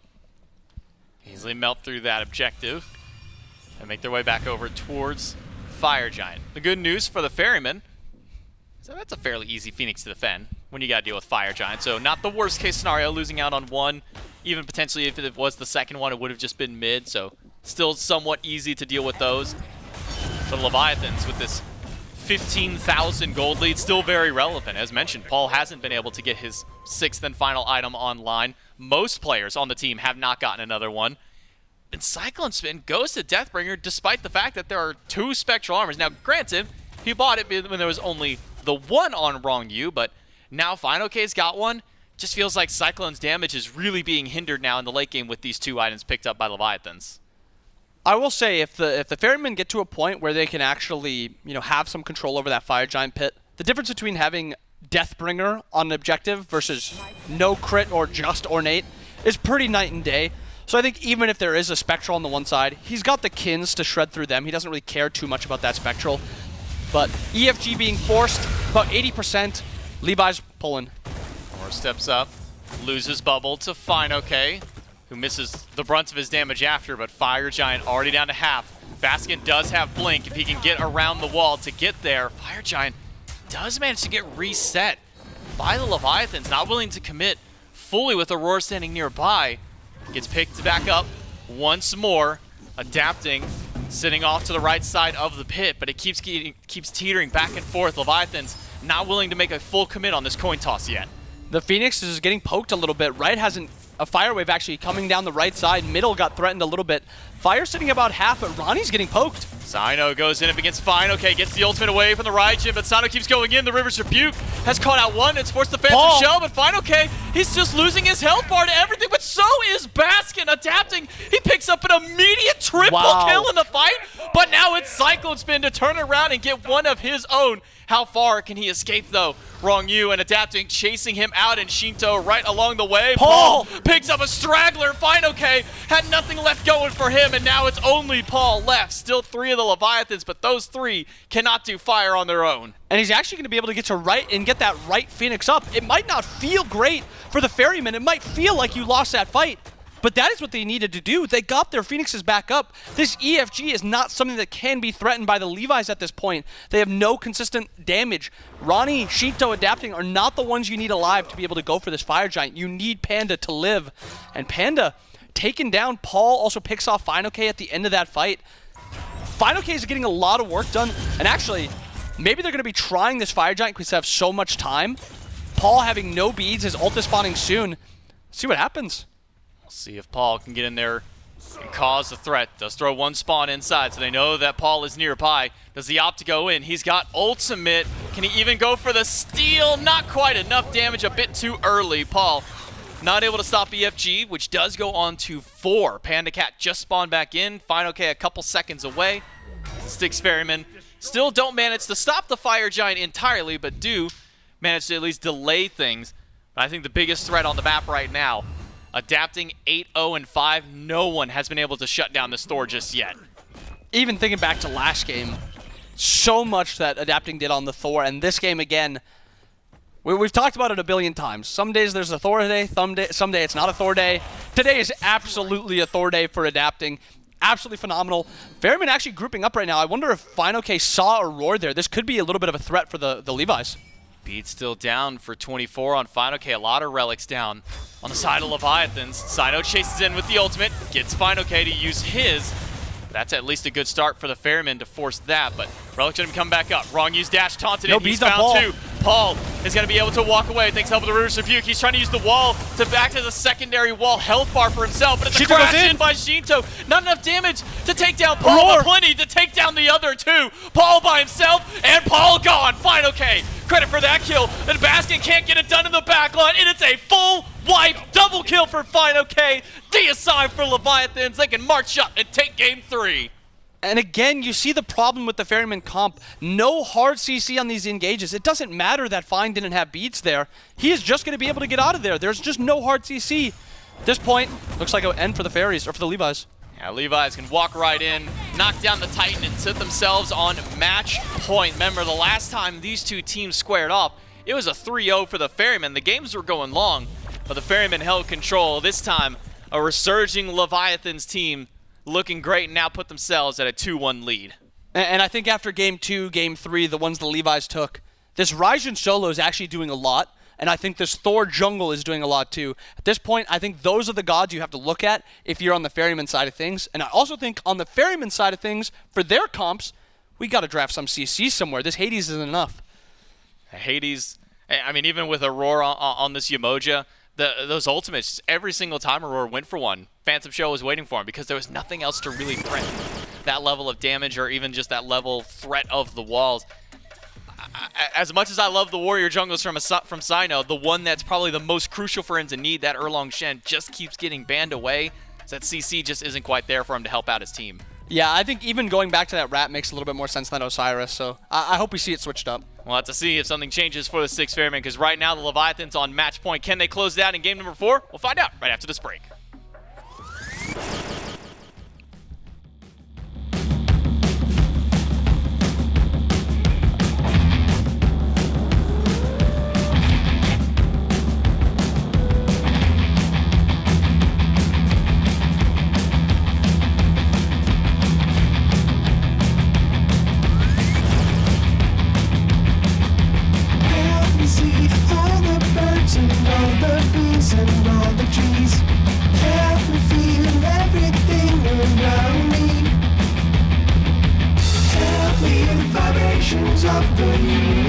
force inside of me. Help me beat the shit out of my ego, please.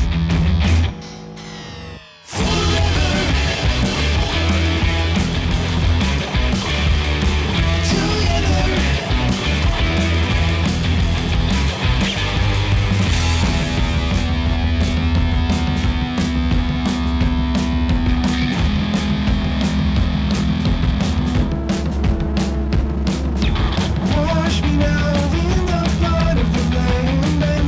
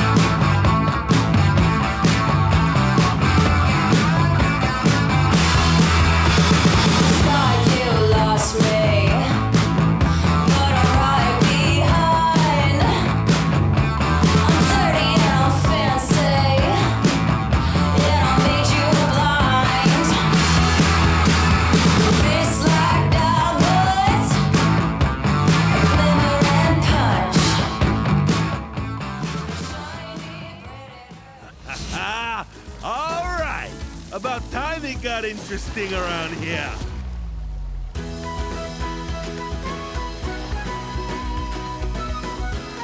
It's okay to be impressed. Wiki wiki. Don't worry, I gotcha.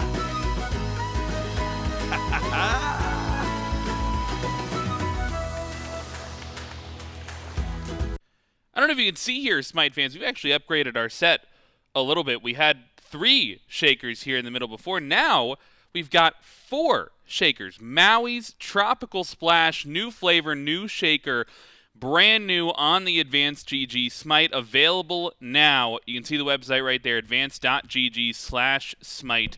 A fantastic combination that just melts in your mouth. Peach plus strawberry, just an incredible flavor combination. You're looking... You gave me some sort of look there. Yeah, whatever you're saying, man, I agree. And people should buy that. Maui's Tropical Splash favorite. Thanks to our friends at advanced.gg. Head over there, pick up some of that new flavor. Maui, definitely one of the gods in Smite. Some of the other gods in Smite we just saw played in the last set. Styx Ferrymen, they fall down in game number 3 to the Atlantis Leviathans. You still got Frog, you still got Mifflin. And the Levi's, they, I don't want to say turn things around. It felt like once again, I mean, they just had the control from the get-go. Yeah, this one is a little bit more nuanced because the early game was a bit more back and forth. Sure. I think the first primary turning point, I believe, was the Stygian Beacon fight. I saw Baskin go in, he channels his ultimate, things are looking okay, and I was like, oh, wait, Baskin's hitting 3. Where are the rest of the Ferrymen? They weren't there. The Leviathans grabbed Baskin, they grabbed the Beacon, and from there it felt like the team fights really start to get a lot easier for them. As we started to transition closer and closer to that late game, Cyno was starting to fall off in his impact on map. Osiris struggling a little bit to actually connect meaningful damage or CC, and all the while adapting, started to spool himself up. Just a phenomenal game. He's going to be in the forefront of the majority of these clips because it really is a game that was dictated by jungle pace. I believe affects around 80% of the kills. Got a lot of it done himself too. This Thor pick has just looked good for the king, and that is a sentiment that I am not the first analyst to say. I'm not going to be the last either. No. So we're creeping up on a decade of this happening in competitive Smite. Yeah, sometimes adapting just does the thing. And there's not much that you can do to prevent him doing the things on the map. At this point, it is a foregone conclusion in some of the games that he will just have performances like this. Comes on, I think, 10-0 to finish out that game. And top in the damage charts as well, right up there with fineokay, with PandaCat as well. Just looked like a team effort as well from the Leviathans. And I think I was talking to Bobby about it after the set. It very much feels like a bit of a draft diff for the Leviathans. I think that as soon as in game number 2 and in game number 3 they were able to grab this Athena, Ronngyu has looked great on the initiations. They've been, adapting's gone back to the store, fineokay's gone back to the solo. They've kept the core the same for games 2 and 3. and they just are consistently finding the team fights, the engages they want. Yeah, I think Hades is getting global diffed a little bit too. Feels like so often Cyno's trying to get something started in mid, or maybe he's hovering close to the dual lane, and they're saying, cool, I'm just going to teleport to the actual polar opposite side of the map and play there. And Baskin's just throwing his hands up like, I'm outnumbered. And that's happening a whole lot. So if you're going to continue to allow the Leviathans to have these massively global compositions, I think getting Baskin on something that is a bit more survivable would serve him well. Even if we were to run back the exact same 9 picks and switch out the Hades for something like Amaterasu, I feel like the Ferrymen would probably have a much better time dealing with some of that global presence. Or you can circumvent the issue again just by banning out maybe just the Athena. Picks and bans for game number 3. Ferrymen back in the driver's seat in that first pick position. They have the opportunity to shift their bans if they want to try and adapt here to this composition that the Leviathans have been running back. And they just shift things up just a little bit off the bat. Olorun, one we've seen before, but Soul, new to that ban column, will be taking away PandaCat's ADC choice. So a double Magical Hunter ban from the Ferrymen, followed up by a standard Hunter. So a whole lot of shots towards the Leviathan's ADC here. Yeah. This leaves so much value on the table. The Ferrymen have gone towards Yemoja in first slot. A fair deal, and will do so again. I cannot leave anything at the feet of the Yemoja pick. I love this pick. I feel like it slots into just about every single composition. Anything that can restrict relic selection will find value. And so I think Yemoja perfectly at home in the meta. It's just about what you're leaving available to the other side. And unfortunately for the Ferrymen, it's a whole lot of priorities still out there. They ban away the Athena from themselves as opposed from the Styx Ferrymen as well, worried that they were going to first pick it here in game number 4 as sort of an adaptation. But that's going to take away the pick that Ronngyu's been going back to games number 2 and 3. Yemoja, of course, has been successful for the Ferrymen just in, it's hard not to get value out of a Yemoja pick, so I don't hate the go back for first pick.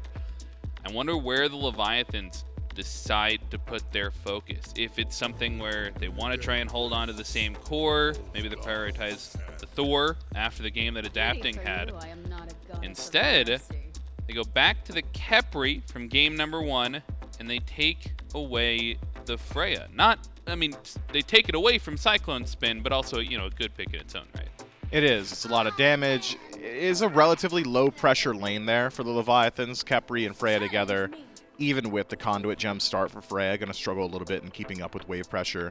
Feels like Yemoja plus any pick for the Ferrymen should be able to shove those waves relatively easily. So it might just come down to jungle presence and who makes first rotation to start controlling some of those neutral camps. It is interesting, though, that they do decide, the Leviathans that is, to go towards the Khepri so high up. There is, like, non-zero but close to 0% odds the Ferrymen take it in their next 2. So it more so indicates to me that the Atlantis Leviathans were maybe just holding off on their other selections, wanted to see a bit more of the Ferrymen draft before they commit to anything. But even then, the Camazotz isn't exactly committing to something. That's a flexibility pick in 3 roles, jungle, mid, and solo. It is lacking for CC, which is now an issue with the top 3 of the Leviathans. A lot of single target CC there. Not exactly massive threat on beats just yet. But what they aren't lacking for is PvP potential. They have a whole lot of damage spooling on the Leviathans come late game. Yeah, no doubt about that. They are going to be wanting to get in there. And, the pseudo immunity from Camazotz plus the actual immunity from the Khepri ultimate. We could see that come through in the team fight. Styx Ferrymen, they grab their jungle and solo. Cyno back to the Ratatoskr. At least, if it doesn't slot in anywhere else, that'll give him the global pressure that he was successful with in game number 1. These bans come out, though, and because of these pick priority differences, we see some focus shifts. Mages really looked at in that second phase. Morgan the Fae Hebo and Hades all taken away set as well from the board. It's going to force Sheento towards this Pele. I say that, Sheento's played the Camazotz as well, but they grab another aggressive assassin. And you could flex either 2, depending on whatever you want. Could be Camazotz mid, could be Pele mid, and I'm not going to complain about really either of them. Little bit higher dive potential from the Camazotz. Pele a little bit faster burst, but regardless, going to have massive damage wherever either of those 2 picks go. I am critically surprised that the Ferrymen do leave Raijin available. Maybe they don't think it's been a massive issue, but Raijin would help you out in a little bit in that range damage. That poke potential would also help out a bit in initiation thanks to that Taiko drum. Would not be surprised at all to see a 10th overall Raijin pick for the Atlantis Leviathans. Styx Ferrymen, only thing they're really lacking for is maybe consistent damage, and that's going to be shored up no matter what just by needing a mid and a hunter. Izanami's leaning into that pressure style that the Yemoja's already alluding to on the Ferrymen. Shoving waves never looked easier. Heimdallr, though, I mean, decent scaling come late game, good boxing potential, incredibly safe, decent at dealing with the Freya in that if you've got Bifrost set up, you can just remove yourself from Valkyrie's discretion range, so if a boxing match goes low, should be able to escape relatively easily. Does, though, not exactly build up a whole lot of confidence in the Ferryman composition. And then the Tiamat alongside it. Strange selections here for the Ferryman. She's got good damage follow-up on the CC. Like a long-range stun from Yemoja into a Primordial Onslaught is going to be pretty difficult to deal with. And then chain CC potential, of course, with the Sigil Mastery. But not exactly a standard AoE mage. And that's generally what I look towards, especially when you're playing against Khepri. Yeah, Tiamat one that I think Paul forced to go a little bit deeper into that God pool. Set, Pele, Hebo, MLF, Baba, all off the board. So, you know, Tiamat's something he's gone to before. Heim is, I'm with you, a little bit interesting to me, given that Ishtar's up, Rama's up, you know, we saw the hover as well. A lot of different picks, so opting to go for the Heim is a little bit interesting. A lot of safety in that pick, of course, against these two assassins. But you make a valid point on the Raijin. They don't give any focus towards it. They could have banned it away in that second phase, opt not to. Instead, focus out the Hades solo, the other mage solo that we've been seeing. That leaves room, fineokay, going back towards this Raijin. And you know, to loop around to one of your original points, after that top 3 on the Levi's, you mentioned CC. I'm not, like, Pele and Raijin bring a little bit of CC, but I'm not sure anybody brings that, you know, huge CC engage that you might be looking for in a standard comp. Yeah, they don't have the simplified, hey, I dash taunted, please kill whoever. It's a little bit more difficult than that, but because there is so much circumstantial and peripheral CC on the Atlantis Leviathans, I'm not overly concerned in their initiation. A banish on a single target, you could jump on him. An abduct onto a single target, you could jump on him. If Pele finds her way into the back line, blink knock up, you can jump on that guy. Raijin, of course, with the Taiko drums, can do the exact same thing. So because there is so much scattered CC in the composition, I feel like there's enough threat on Bs that the Atlantis Leviathans should be able to create opportunities to go for individual picks or disrupt a team fight. I'm not overly concerned for that. The only concerns I really have are for the Ferryman right now. I'm a massive fan of this Atlantis Leviathans composition. That Raijin, I think, just really rounds out their draft incredibly well. I would not be surprised if the Ferrymen, with their last pick, were considering taking the Raijin themselves, if not just to deny it from fineokay. But if I'm Paul, I'm thinking to myself, do I want to be a Raijin into a Camazotz Pele draft that has a Khepri to make it easier to dive me? Sure. Probably not, because the leap is so slow, the ultimate makes you so slow, it would be really difficult to survive that dive. I think the Leviathans may have just won out on draft on this one, solidly. I think that is a very, very difficult to deal with draft. Well, Leviathans, I mean, it feels like they've had the draft advantage the last couple of games. It looked very strong in Game 2 and Game number 3. Game 4, they're on match point, and the Ferrymen, they've been trying to find an answer. It feels like they might be trying to pull shades of Game number 1, where they found that early pressure. Cyno was a huge factor on that global pressure in the early game. And if you're looking at this Ratatoskr, is that the key that they need if they're going to win and push us to a Game 5? Is it Cyno who the onus is on to get active early? I think the duo lane for the Ferrymen certainly has that potential on their own. Hard-hitting Heimdallr plus high-pressure Yemoja means that you should be able to at least bully the Freya throughout early. But actually knocking down your lane opponent, and this is true of every lane, is very difficult. It is not the most common thing to see people just dying in the 1v1 or dying in the 2v2. Sure. The jungler is there to tip that scale, and having the global presence on Rat does make it a little bit easier. Styx Ferrymen backs up against the wall. The Levi's looking to close it out here. We'll see with game number 4. We'll throw it over to J-Mac and Inbound for the cast. Thank you so much, Frog and Mifflin. Game 4, Leviathans on match point. It's J-Mac inbound, and Doug here to bring you that important game for Leviathans. The last time these two teams faced off, it was a 3-0 to the Ferrymen. Leviathans not going to give this one up so easily, going to keep this fight up. They have now pushed us to a lead in this 2-1. And I want to go over a bit to this Ferryman composition because it's a team that hasn't really been bringing out a whole lot of unique picks. We actually look at some of the other teams in the league, they're bringing out considerably less than at least a large majority of the lead. But just in this game, Paul going to this Tiamat, CycloneSpin going to a Heimdallr, something we haven't really seen from Cyclone or from Paul in a while. What do you think is kind of the reason for bringing out, not necessarily like niche picks, but just kind of these oddball ones seemingly out of left field? I think Heim is a strange character currently. I do think he is a little weak. I think his build does not feel all too well.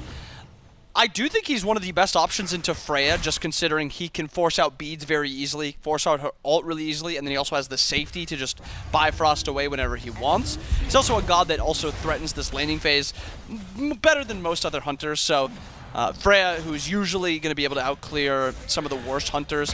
Heim is a god that kind of trades easier. Well, I say that and they got outcleared very hard, but he can trade better than a lot of other hunters, along with this Yemoja. I also think Tiamat is something Paul kind of always goes back to in he wants to play a more hyper carry style type of god. He'll pull out the Tiamat. I also think breastplate is in a really good spot, and you know Paul is a breastplate fiend. I would not be surprised if he goes book breastplate. I am not as not happy with the Ferryman comp as they were on the desk. Myth really did not like the comp. I think it makes a lot more sense than their Game 2 and their Game 3 comp. And I think it brings them back to a little bit more of there is a semblance of strength to their comp, and there's points in the game when they're very strong. And I also think giving up Raijin is not the best thing in the world, but this is such an easier matchup for Alma than it is for Hades. Hades just outranges. Actually, Cyno takes a little bit of damage there, but solo lane, it just makes a lot more sense. Alma can actually match up to this Raijin better than the Hades can. And can stand up, resustain, especially with his death toll. Try and fight back in it and kind of keep this right side alive. We do see, actually we haven't really seen the junglers rotate over towards these side camps just yet. Usually, again, almost like clockwork, we see Cyno on one side or the other of the map. Try and get either the cooldown buff, the shield buff, make sure that your side lane gets that advantage, but just sticking over towards these mid camps, making sure he's able to give some of that pressure there. And maybe some of that afforded just because of the fact that Paul's not on the assassins like we have been seeing, or even the Morgan Le Fay. Tiamat, not really known for being an early game style of god. Not at all. He's going to be looking to farm up, try to get this book stacked. I'm curious to kind of see if he's going to go for the tablet build. I know we've not seen the tablet build in a little while, but I think there's always a possibility for that to be used because of just how strong it is in the late game. And it's not like you're playing Tia for that book spike. It's not like that's the point of the game that you want to fight, so I wouldn't really mind him going the double stack build with breastplate. But again, curious because I've not seen Tiamat in a long time, as have most of us, so don't really know what the build and the build that Paul's going to pull out is. Yeah, it's been a hot minute since we've seen consistent Tiamat. I think we've seen her one time so far in the phase, and that game, at least to my knowledge, wasn't a win, so can't really judge Tiamat's current state based off the one moment. Let's see what Paul does in this game. I think you're right to highlight the potential of at least the breastplate. Paul's always been a bit of a breastplate fiend. That's just been his MO for the last 3 seasons or so that he has been playing. And if you're going into the book style build, whether it be tablet or just Book of Thoth, synergizes nicely with the build. Exactly. It synergizes really well. It gives you a lot of damage, a lot of survivability. And especially with Breastplate's buff recently, it obviously is going to help it out. And this is the point in the game where I think Alma's going to struggle in the early portion against Raijin. Raijin just outclears her. But now she can kind of dash onto him and always threaten him with some damage. And eventually, even now, she could probably just go look to proxy. And this is why I think the matchup is just so much easier. You can use Alma's rotations to be stronger than this Raijin. Yeah, it's not quite the, okay, I'm waiting for dash, I'm waiting for silence. And here's not, it's just, okay, I've got basic attacks ready. I can switch stances, get that extra boost, and really fight back in. Baskin having a bit of an easier time. So much so that he's even gotten Cyno to rotate over. Blue buffs aren't up just yet. fineokay will sit back inside of the tower to head back to base. Cyno searching around to see if there's any farm to be found, but Only thing out right now is a single roaming Harpy, and he's not even going to notice that, so heads back and deals with Paul. But what's kind of the maybe the curve of the game here? You know, game number 1, we look back, it was 9-10 minutes, nothing really happening, and then all of a sudden it's nothing but action beyond there. Last couple of games have been very heavy early control for the Leviathans. What's kind of that pacing of momentum for Leviathans here in this? Is this an early startup for them, or is this one where they're trying to ramp up and get towards that late game? I think the Levi's are able to play both ways. I think they can look for this early game. I mean, you have the Pele jungle or the Pele mid, you have the Kama jungle. Double Assassin is always going to be strong in the early portion, so I'd expect that a little bit. But their comp does scale really well. Sheento actually gets blinked on by Cyno. Not a ton of threat here. Tia's not close enough. Just gets, you know, Sheento's passive out. Cyno does use the blink there. Actually adapting here. Goes up in the ult, just in time. Might dunk back down in alongside. She's used the beads. Has just enough health, but there's the Acorn Blast to trade out a 1-for-1. Paul still alive. Adapting. Good juke. He misses the screech, but he hits the bats after. Does Paul have enough follow-up? He's got the safety of tier 1 tower to go back to. But a close and bloody bout in the mid lane goes for a 1-1. What a surprising, you know, amount of damage there. I didn't think there was really much kill potential at all there. And then, you know, Paul returns a lot of damage onto Sheento after Sheento ults in. Cyno barely gets up into the air. And then after he gets up into the air, he comes back down. And it was a lot closer than I thought it would be. But it ends up being a 1-for-1. About 600 gold in favor of the Levi's. Across the entire game, I think this is going to be a kind of common thing to be happening. I think mid lane is the important role right now, not just across this game. I mean, the game in general, I think. I mean, Paul's already going for that tier 1 breastplate, so not too surprising for him to finish off that and get the full breastplate, especially after the buff, into this double assassin. But mid lane is the most important role right now. They have the widest god pool. Games usually happen around what they want to do and around their spikes. And I think it makes sense for Paul to also optimize his build to live a little bit. Oh, Cyno steals the shield buff away. fineokay used the ultimate to clear the wave for a little bit of poke towards Baskin as well. But fineokay's got to go back to base himself. We'll actually cancel that back, or maybe it stopped. CycloneSpin walks up to go ahead and pick up the shield buff. Does have a Bifrost to go back towards his purple, so not too much threat or danger his way. Thunder Crash in by fineokay, but he's got Sheento on the way just to try and bail him out if Baskin commits, and maybe recognizing that fineokay jumped in place, says there might be somebody around that corner. Wisely so. Aror finds PandaCat, does manage to stun him out inside the river, but it's a trade out, ult for ult in the duo lane. Since this is the first Freya game we've also seen in the set today, I think it's a good time to talk about the Freya nerfs, or nerf, I guess. No longer is it a 90-second cooldown, it is now 100 seconds. Not too big of an issue there, because Yemoja's cooldown is, what, 140 seconds, I think it is? Something wild. It is a lot higher than Freya's, but there's now an opportunity for the next 100 seconds instead of 90 seconds for the Freya to get punished because she has no ult. Yeah, it's not like a ability style of Hunter who's going to want to build cooldown, or even one of the other mages who would build into it. So 200 seconds. Cyno pulled back by Ronngyu, stuns adapting, dashes back towards Aror for safety, but Sheento crashes right back in. Can Cyno get to the sky in time? No, we can't. Adapting, a lot of damage. Shuts him down in place, and with CycloneSpin rotating over, it's going to be a 3 versus 4, but Cyclone's in the middle of all of them, and he's notched out as well. It's Sheento with a kill, a 1-1-2 Pele, and even a crash back in from adapting after, just to make sure that the Leviathans start out their game 3-1 up over the Ferrymen. And the Levi's have been happy to kind of give up this Yemoja, and Ronnie just rushes this Phantom Shell. He actually got a 4-man Phantom Shell, even if it's not, you know, actually getting value from the Phantom part of it. That Phantom, the shell value, the shield value, I guess. Oh, he caught him. And they actually are catching Aror, but he does jump back into his 3, and he actually gets out. What an unbelievable play by Aror. Super close. Levi's almost get the punish. What a good play by Aror. Lives. Only 9 stacks on that Thieves. He was actually so squishy there. That was like last frame. Like the Riptide was fading away, and it's down to its last little bubble, and he walks up, and it's just enough time to give him that push back towards safety. That's such a risk, because if he walks up and it's not available, he's dead. But has just perfect timing, escapes there, is able to live for the time being, but really playing on narrow margins with that style of play. It was great on Ronngyu. Waited out the Riptide, said he's going to go here. We know exactly where it goes. Riptide points in the exact direction they're going to head towards and gets that pluck after, but just not quite enough damage yet.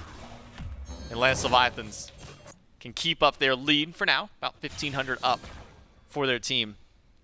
These rotations from adapting from Sheento towards these fights have really turned the numbers game for the Leviathans. The Styx Ferrymen just are not fighting on even ground, and probably won't be able to do so for a minute. Aror out for the Leviathans in the jungle once more. Another really good Riptide placement by Aror. Saves himself just barely again. And I think you're correct to highlight a lot of this early and mid portion of these past 2 games and now this game. It really comes down to adapting in Sheento's rotations and how they're like walking around the map. They're almost always outpacing Cyno or at least Paul, so they have the advantage. And a lot of the times they're outpacing both of them.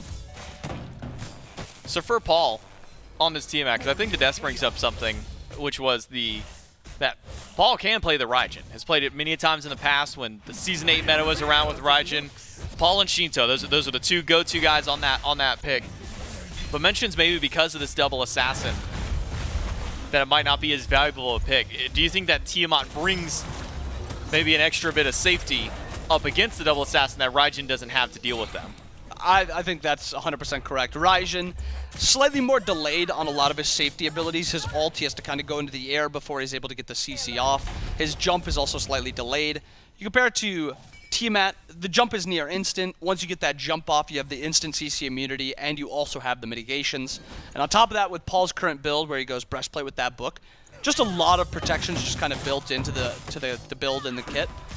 So I like this Tiamat. It's a lot more survivable. It should be a lot scarier also come late game just for how much poke it provides.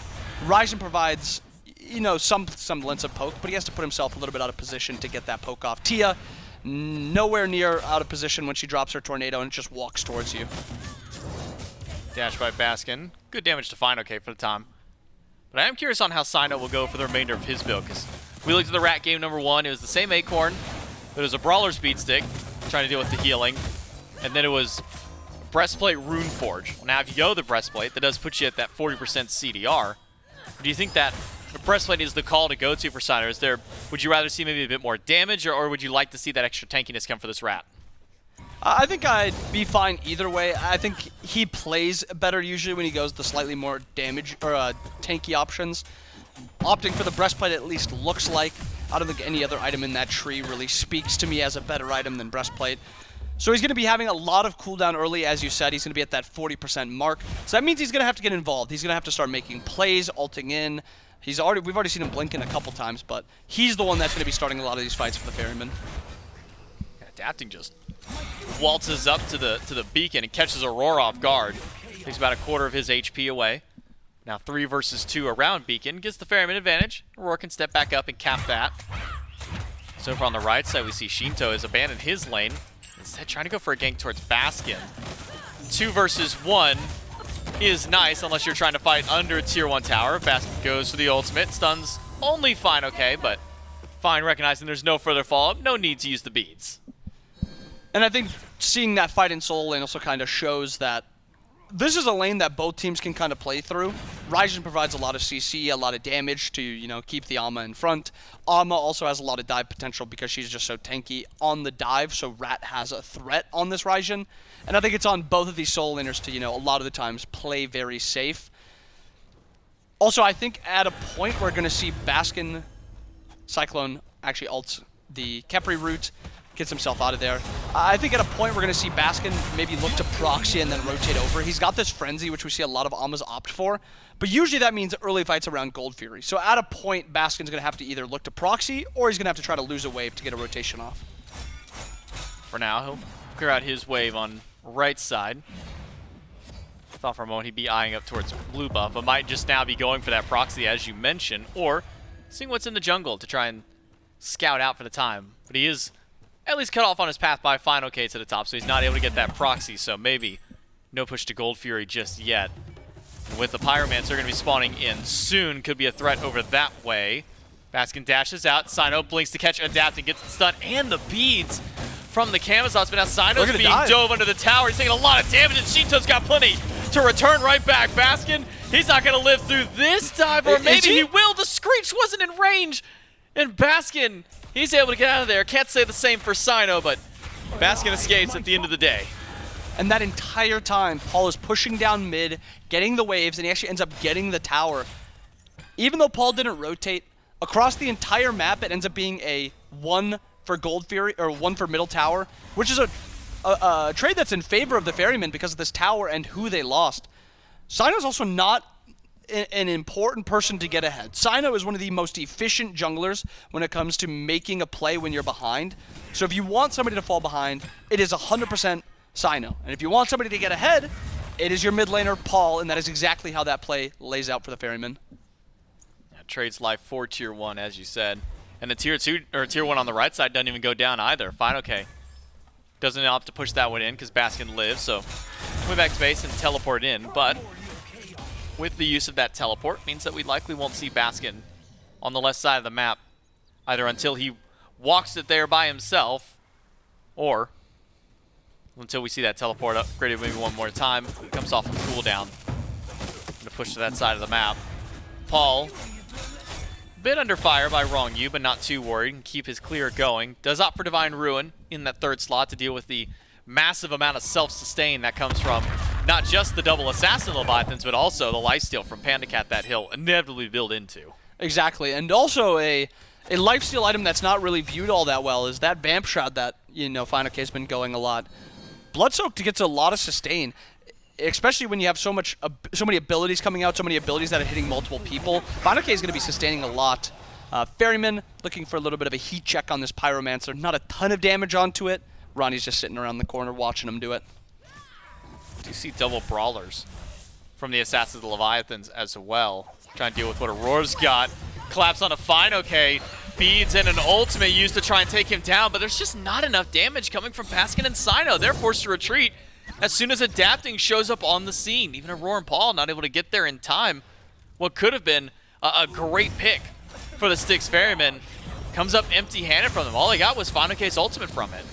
And fineokay at this point is just tanky enough that he can force out the beads and then continuously killing after. Actually hold up on that. Pyro's getting pulled, already down to about 1/4 health. Yemoja ult out. Reverse Rebuke used, it resets the Pyromancer. Baskin dives over towards Adapting for the Ferryman nearby, and now CycloneSpin falls to the mid. We got a full group up. Curse Stonk used by Ronngyu goes in and pulls Auror back. The knockup is good, but CycloneSpin interrupts it and throws one through the realms. It'll be thrown right into the backline. Adapting swoops in to try and bail some time for fineokay, who's able to dash out, even an ultimate from Ronngyu to bail. Now with PandaCat on the scene, Paul's got to be careful with this Freya in tow, but we just see Baskin dash in aggressively. The Leviathans, what started to look so great in that fight for them, is now going south as Baskin trades ult for ult with Panda. And really good force outs for this point. The Levi's are also way too low, and Paul's stopping backs right now. Gold Fury is up. They get the Pyro, they don't lose anyone, they get a lot of damage out, and now they have a Gold Fury that's looking to be done before anyone from the Levi's can even get here. Baskin taking that one up for the team. Gold Fury down for the Ferrymen, and the gold lead now effectively nullify. The Leviathan started out great, 1,500, near 2,000 gold up, but in one small fight with no kills, mind you, in that one. Nobody died around Pyro. It was close, but no one goes down. It's just objective trade outs. fineokay dives in aggressively with a Thunder Crash, but not going to be punished for it just yet. Instead, turn burn back onto Paul, and then back to the Beacon Leviathans go.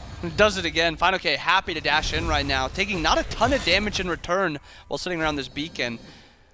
Ferrymen don't want to give this up, want to contest it a little bit. It's already down 3/4 for the Levi's.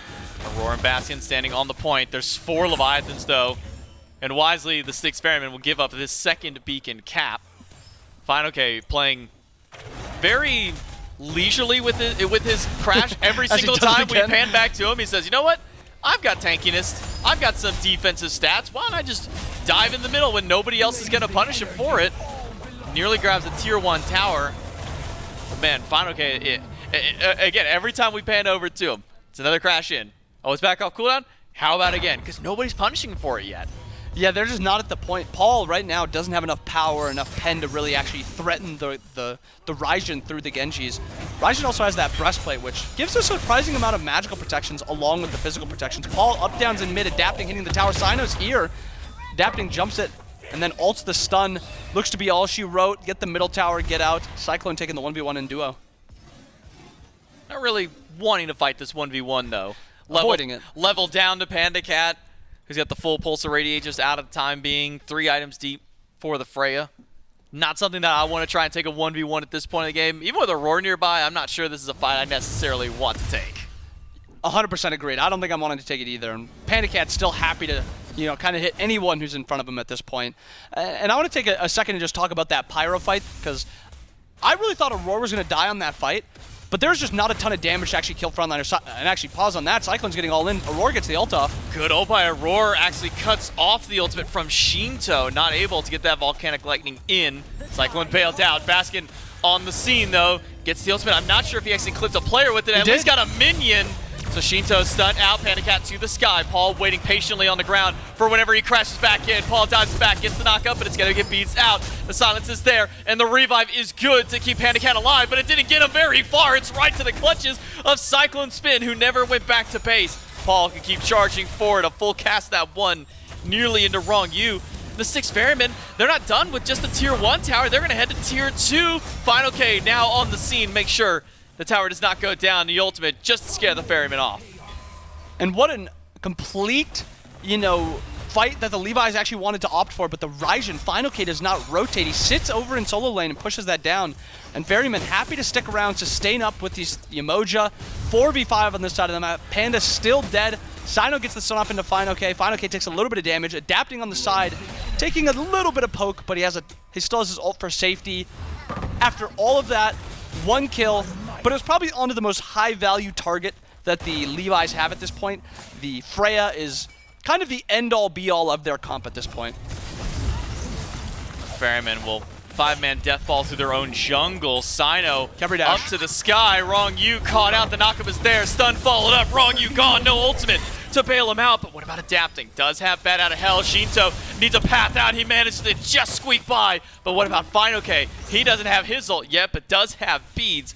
Over the wall he will go, but Paul's going to join right back in the fray. Does get the Taiko drums, but they're not enough to keep him alive. CycloneSpin picks up yet another kill for the team, ties it up 4-4.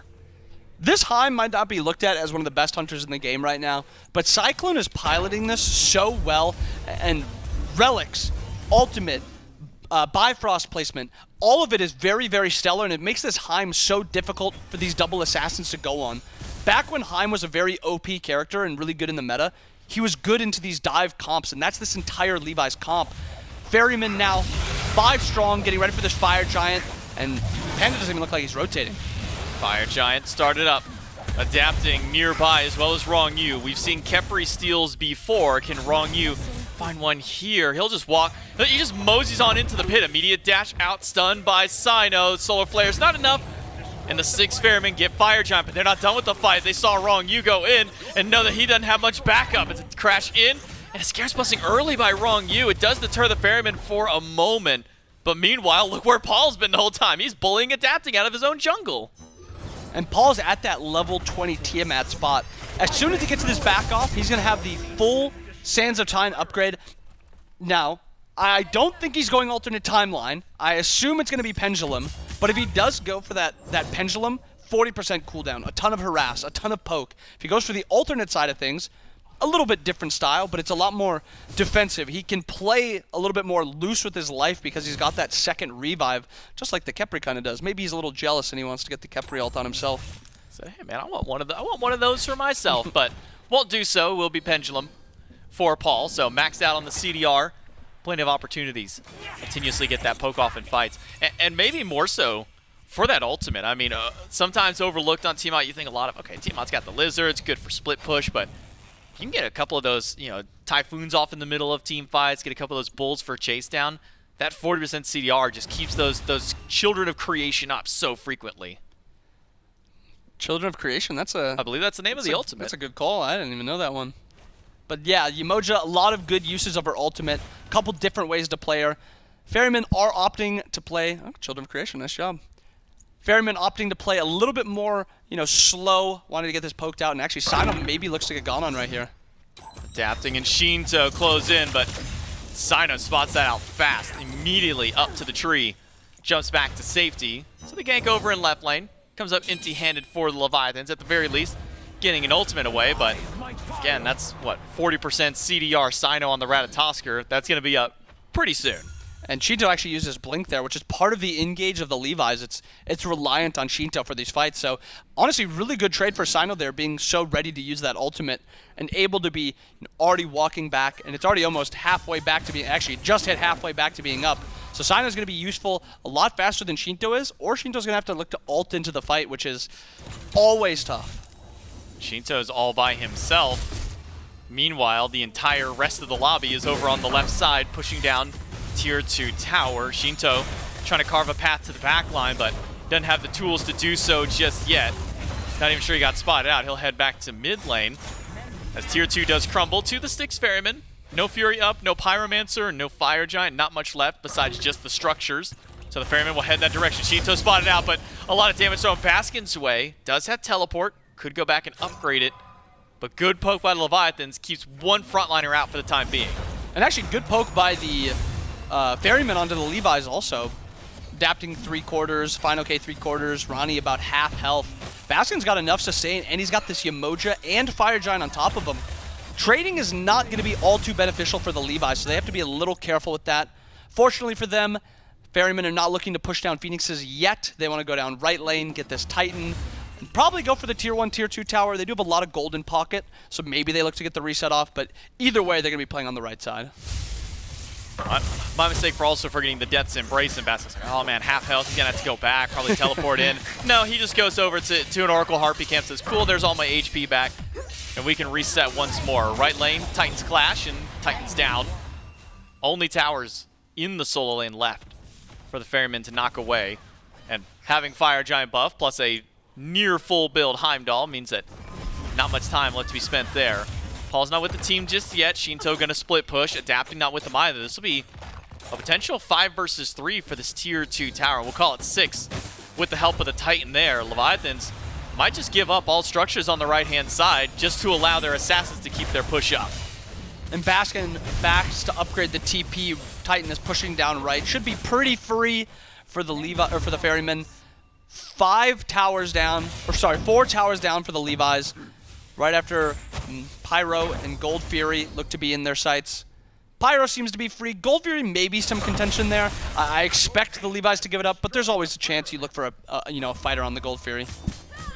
Well, with that Pyromancer though, Bobby, that's 3 Runic Bombs in pocket now for the Ferrymen. 3k true damage on these structures, as long as they don't get destroyed, or just some better secure around fire, because you look at these two comps, yeah, Paul's got some good burst damage, but he did build into some defense, so it hinders a bit. So having that extra bit of burst to try and secure around there could be an answer back. Leviathans don't really have that similar level of burst. Well, you got what, Camazotz, Pele, that can do something, but it's a lot of chip damage, at least from what I'm seeing on this board. Yeah, for sure. I think it's good to highlight the secure potential with, I mean, even if it is Paul and the bomb at the same time, that's something pretty easy to coordinate. You know, drop bomb at 3k, I'll hold 2-1 combo till 2k, and then we'll burst it at that point. It's a lot easier when you have the bomb on your side and you're not coordinating to try to out-secure. But we've also seen Cyno with this bomb look to split and opt to play in a different lane than his teammates do. And right now already, he's pushing down mid, and he's got the Children of Creation Tiamat minions pushing down middle. So there's always the threat that Cyno's going to be looking to split. Yeah, can keep those lizards going from Paul. Run alongside them, try and get a help out. Left side is pushed up decently far for the time being. Not anything major for the Ferrymen. Would think maybe Cyno could go over to that lane, try and keep things up, but wants to stay close to the team. Especially with Fire Giant started by Leviathans. It's already at half HP. It's melted to this Freya. It's an ultimate from Aror to at least force the Leviathans out of the pit, reset the Fire Giant, and give Paul and Cyno a chance to join back with the team. And really nothing used there other than Auror's ult. No Onk, no Shell was used. That's just the Aurora ult for free, and they're actually looking to op on again at already half. Pick back up. Paul figuring out which of his children to throw at it will be the Tornado. Fire Giant back to half. Baskin in the back line, and Ronngyu low. Ronngyu may just go down here. Gets the revive, but it's not towards him. It's towards a teammate, Cyclone. Able to bail himself out as Baskin takes down Sheento, adapting, falls back, but gets hit by a Riptide from Aror, and Paul gets the double. fineokay on the run, the last man standing for the Leviathans, but Cyno's Phantom Stun is there. Baskin's got the in-hands. Baskin's got the double. The Styx Ferrymen can now forget the Fire Giant, head straight up to the Titan, and we'll tie this set up 2-2 and take us to game 5. What a final fight by the Ferrymen. Absolutely beautiful. Middle Phoenix goes down, walking into the Titan room, 29 minutes, 30 seconds. Clean end by the Ferrymen. Ferrymen, one big team fight. I mean, and they did that, again, they did that without Auror's ultimate. He used that in the, I'm not even going to call it a fight. He used it in the Fire Giant startup before that. Walked up, threw it around, and everyone on the line said, okay, cool, that's an ultimate. We're good for that fight. Except they weren't. Man, Baskin to this backline has just been a major threat. And I think one thing we talked about in the waiting room coming into this set was there were 3 things that we need to see taken away. No Baba Yaga for Paul, no Chernobog in general, and then the third one was this Amaterasu from Baskin. He has just been so clean on this pick. Yeah, 100% it's correct to highlight this Ama. You compare the Ama pick this game to the Hades pick in game 2, game 3. It's night and day how much more Baskin actually does on this Amaterasu. And I raise you with Rat or Cyno on Rat. The night and day difference from the Olorun jungle game 2, the Osiris jungle game 3 to this Rat in game 4 and in game 1. Give me some more of that Rat.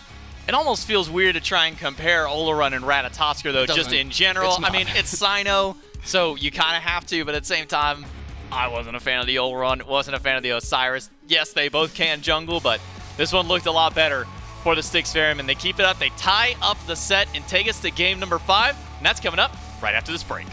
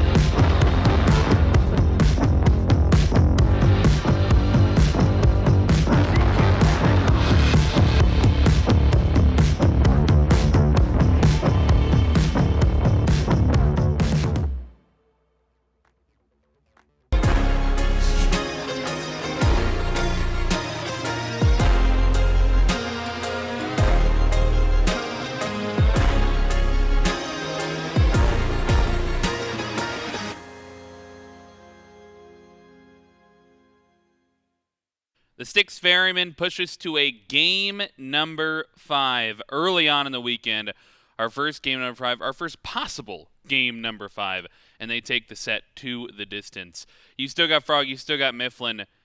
And Mifflin, break down that game for me. I mean, that looked like Styx Ferrymen sort of control from the beginning. Yeah, I'll be the first to admit that I think the Ferrymen lost the draft. I really did. I thought the Atlantis Leviathans had taken it just off pressure alone.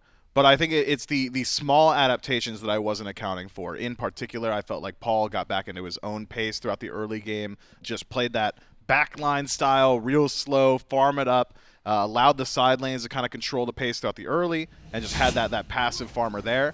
And then we hit an inflection point around that 10, 12-minute mark where Paul was just a little bit too tanky for the Leviathans to deal with. The first time I watched Paul dash in, or jump in, I should say, I thought, oh, he's no longer killable, and things started to look really good from there.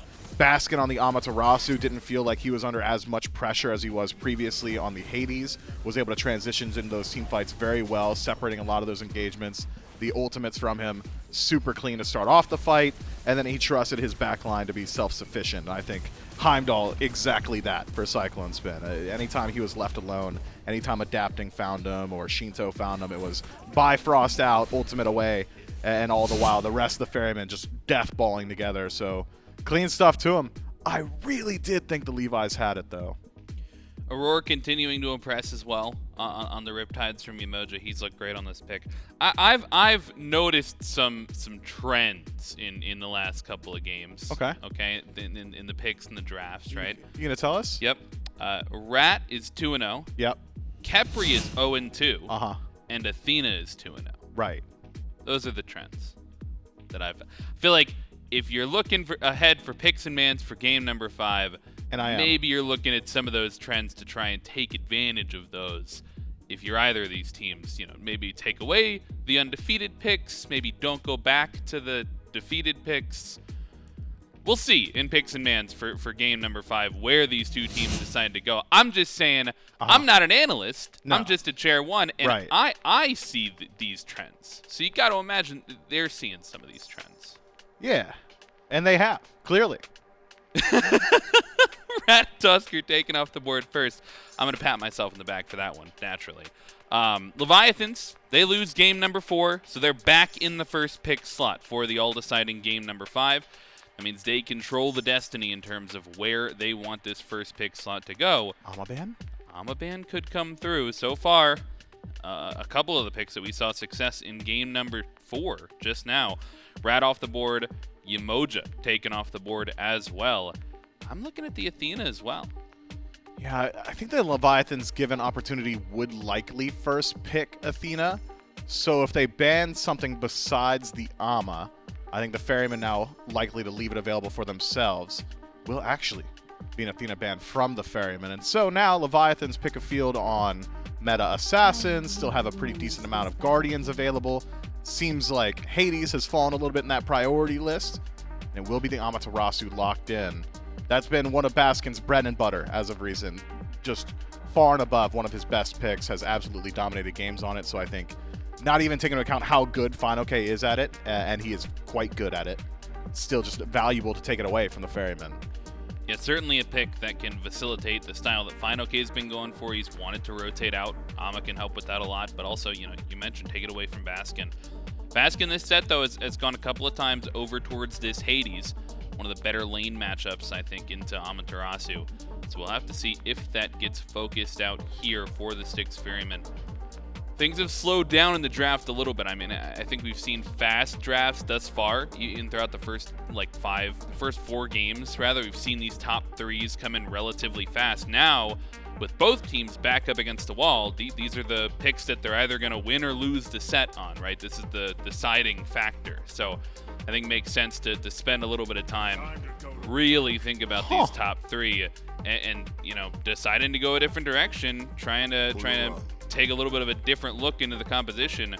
We've seen the Olorun before in jungle. Maybe goes somewhere else this time. We'll Gotta see. hope. But Hercules, new to the board. Yeah, I'm surprised to see Hercules drafted so high up.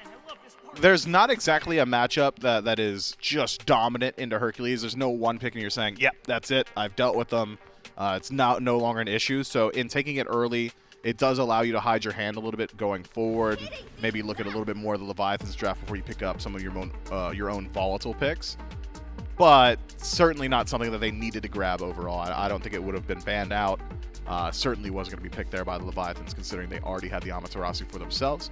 But what it does bring is incredible survivability. I think in a set now where the Hades has been proven easy to kill throughout the early to mid game, grabbing something that can hold its own into continued pressure, certainly going to be valuable here for the Styx Ferrymen. Hercules is exactly that, with mitigate wounds, his mobility, his survivability, CC immunity ultimate, still very strong. We've been talking about the Bologna jungle just about all day. Haven't gone a single death segment without mentioning the possibility of it, and finally is going to show itself here. And already into the Leviathans draft, I'd argue triple auto attacker composition. Disarm seems pretty good to me.